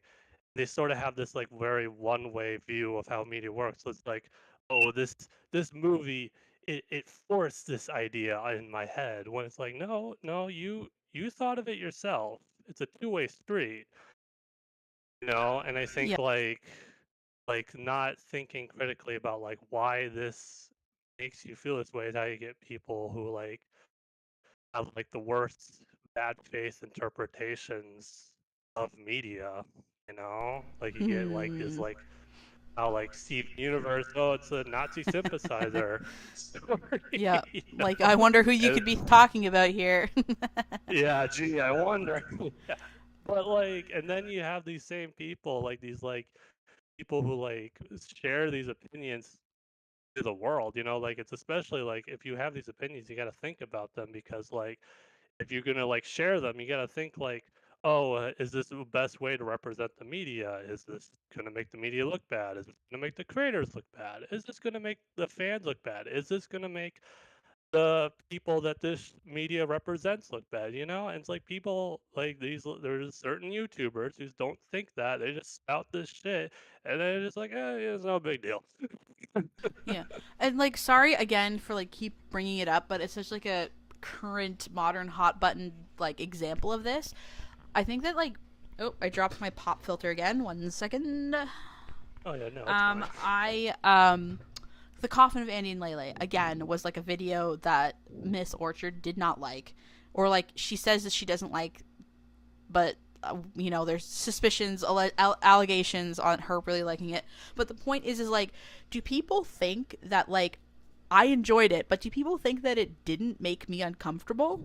Like and like Yeah, that, no. you know, like it's like they're unable to conceive that like yeah, I did feel uncomfortable and I sat with that discomfort and I was able to overcome it. You know, I feel like people assume that because they couldn't overcome their discomfort that nobody else could. And so that must mean that you weren't uncomfortable. Therefore, you're evil for liking this, you know? Exactly. Or that you got some like weird pleasure out of enjoying it. And speaking of the Coffin of Andy and Lele, that kind of also brings another issue I have in that a lot of people form opinions on media that they don't even fucking watch or read or play because I've heard of the Coffin of Andy and Lele and I've never played it. But anytime I hear about it, it's always just the like, oh, it's the game where incest happens, therefore it's bad. And it's just like, I don't know, maybe this is just me, but if I've never like seen a piece of media, I don't form an opinion on it. if I people just if people don't want to spend money on it but are interested in it, I have a playthrough of it on my channel under my gaming VODs, and also there's a playlist specifically for the Coffin of Andy and Lele VODs. So if you're interested, it's there. I go through the yeah, whole game no. of everything that's released. Not to plug my channel, but gotta make that. Yeah, you got to make that money somehow. No, but like I've seen so many. Sorry, my screen went blank.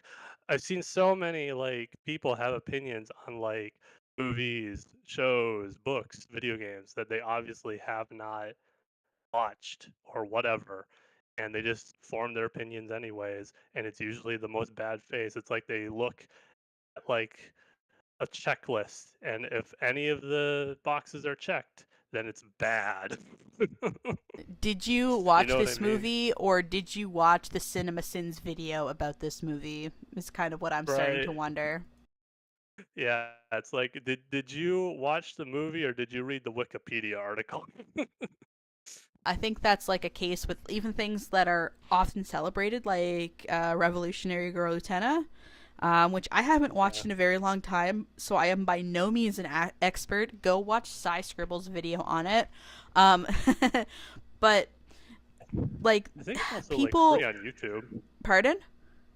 It's also free on Yes, yes, YouTube. it is. Utena is free on YouTube. Go watch it. I will eventually. I just have to watch Evangelion first because I'm doing a video with somebody about it. So I have to do that within the next week or so. Anyway, my point is that like I think what we often do is we make up a version of the media in our heads and then we like critique that, and either that'll go in the direction that it goes with Utena was like, oh, Utena is like this amazing sapphic romance, and it's like but is it though? Or they'll be like, oh, the Coffin of Annie and Lele is just all about incest, and it's like but is it though? Like, if you're just making up a version of it in your head to get mad at or to love, and you're not actually analyzing the work, you're just, yeah, it bothers me a lot, Well, as you could probably tell. yeah. No, well, the thing is that that mentality will mutate outside of media, and then it'll be like how we view certain groups of people. We'll just boil them down to like one Ooh. verb or noun. And Yup. most of the time, if you're outside that group, that word's going to be bad. And that's where you get conservatism.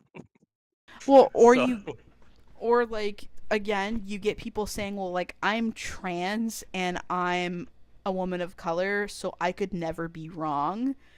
And it's like that that's is, not what. Yeah, like you like it's all interconnected, and it starts with like really small potatoes, like how we think about stories and cartoons, and then it just mutates, as you said, into how we look at each other and other people, and like there's a reason that we tell children stories, and it's to get their brains working so that when they encounter the real world, you know, yeah.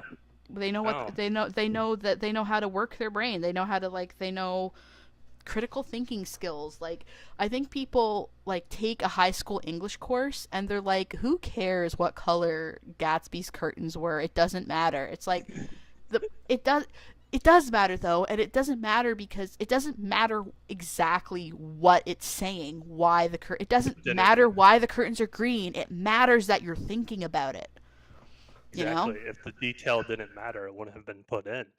Yeah, like and again, like it's just like no, it is not required for every person who graduated high school to know why the color of Gatsby's curtains and why. The point is that like you should think about it. Just think about Exactly. it. You Ask the just, question.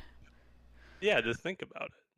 It's not that hard. It's not that hard. It's just like it'll help you in the future. You think about it in the media, then you'll apply those skills in real life. Yeah, and like if you're asking on something like something small beans is like why does the color of the curtains matter? You might wonder it's like, I wonder why they put this flag in the background of this shot or like, I wonder why these characters are dressed this way and they're like, are those fucking Nazis back there? And then you like go to a protest and you're like, hey, why is that guy carrying a swastika flag at this protest? Like, like it starts at such small stages where it's just like cartoons and like books that we read as part of like a high school literature course, and then it just balloons up into this, and it's Exactly. important. It's important to train your brain on the small things before you tackle the big things. Yeah. I think people have gotten this idea that art is only just to make you feel, and that if it makes you feel bad, then it's bad. But art is also supposed to make you think, but people don't like do that anymore.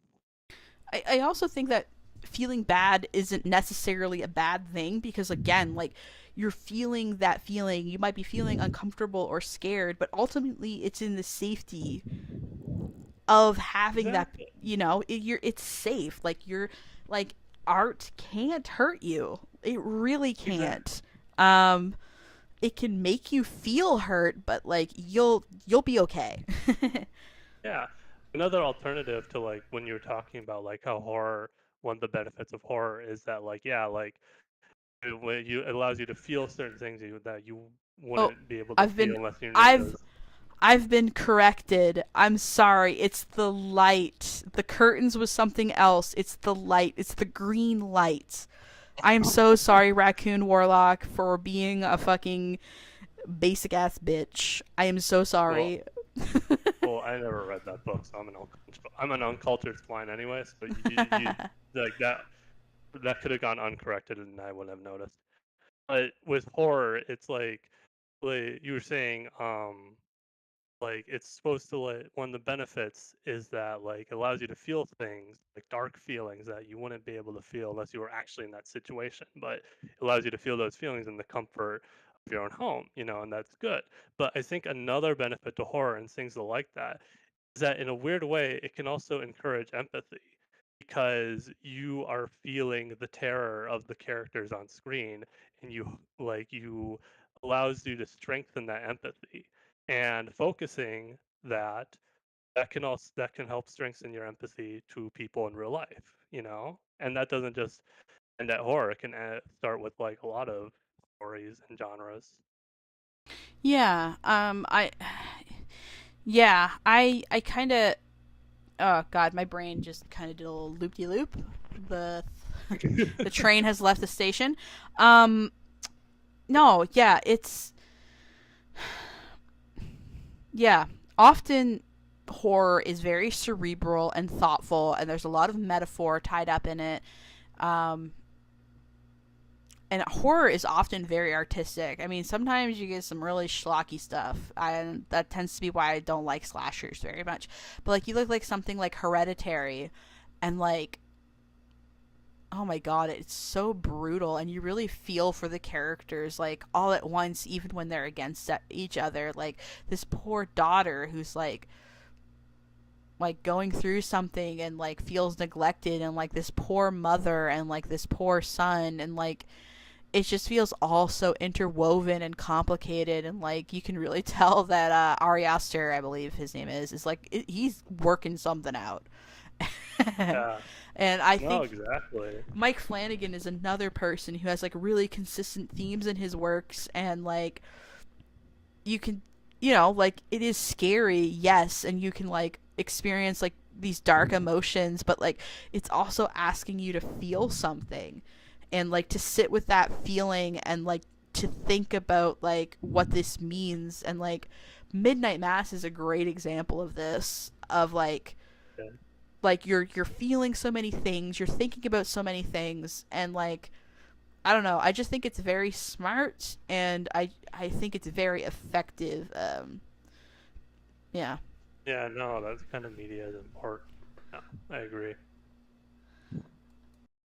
Was there anything else you wanted to talk about? Oh, no, thank you, but thank you again for allowing me to have this conversation. Anytime. Like I said before, like my episodes of the Inferno might be a little sparse this summer because I've got a summer job in the boonies, and I discovered Oh, no, completely yeah. understandable. Yeah. Well, I discovered a few days ago that my laptop and the internet out there cannot handle a stream. So it'll probably be a couple edited videos this summer, but not a lot of streaming, unfortunately. But thank you so much for coming on. I really appreciate this conversation. Oh, of course. Yeah, no, this was great. All right. Well, you have a good night. You too. Bye-bye. Okay. I don't think we have anybody else in queue. No, we do not. Perf. Per.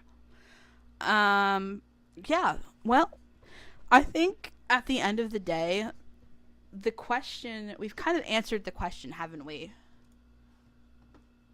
Let me get that little notepad back up.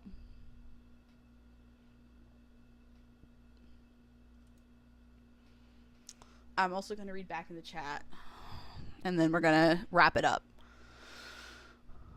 Yeah, again, I'm sorry about the blue curtains thing. I forgot. It's the green light, not the blue curtains. My bad. I'm sorry for being such a fuck up. But to be fair, it has been 13 years since I've been... No, it's been longer than that. It's been 14 years. Oh, the pain. It's been 14 years since I was in high school, so leave me alone. That's almost half my life. So leave me alone. While I don't think Sai's Utena video is good, I do encourage people to look into why Utena references certain things and how it's using it in the show. Utena is an individual experience, in my opinion. It's like baby's first abstract show to digest and dissect. I mean, I wouldn't say it's a bad video. I just think that me and Saya make very different kinds of videos. We kind of overlap in subject matter a lot, and have like, I wouldn't say...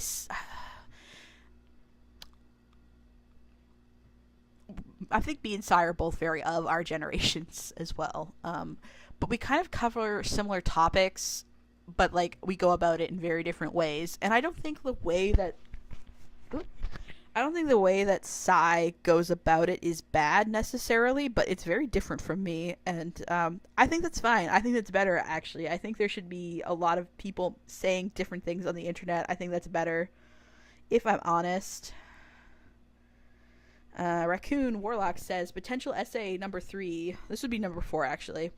How hashtag girlboss feminism defanged the messaging of Midsommar. Ooh. Yeah. yeah.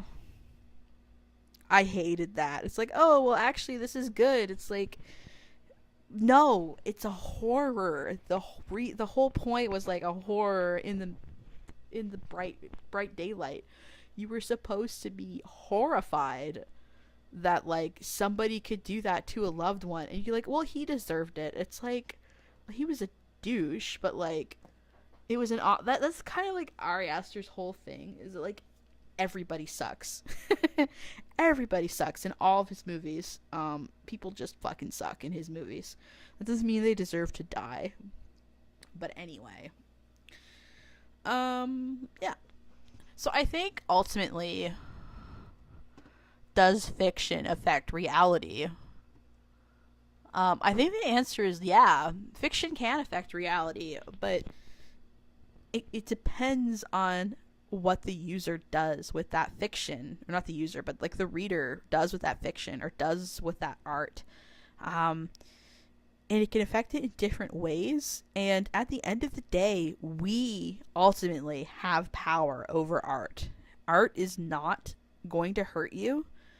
It can't hurt you, but it can affect people who can then make decisions to hurt other people. But even the act of consuming art and media is a decision in and of itself. And there are often a lot of other factors that go into it. Like, what context is this person reading it in? Like, how old are they? Like, do they understand it? Are they educated? If it's if it's propaganda, do we have like proper deprogramming techniques so that they don't get swept up and brainwashed? Yeah. Yes, but with an asterisk, yeah.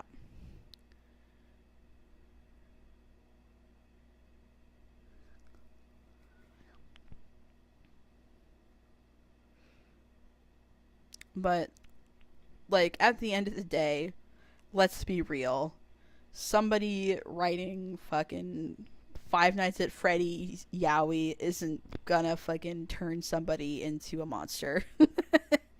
So stop being a little shithead and stop sending anon hates to weird, like, yaoi fangirls and fujoshi and like lonely, horny 20-somethings that are just looking for stupid shit to fap to. Like, they are not the enemy. Like, they're ultimately harmless most of the time.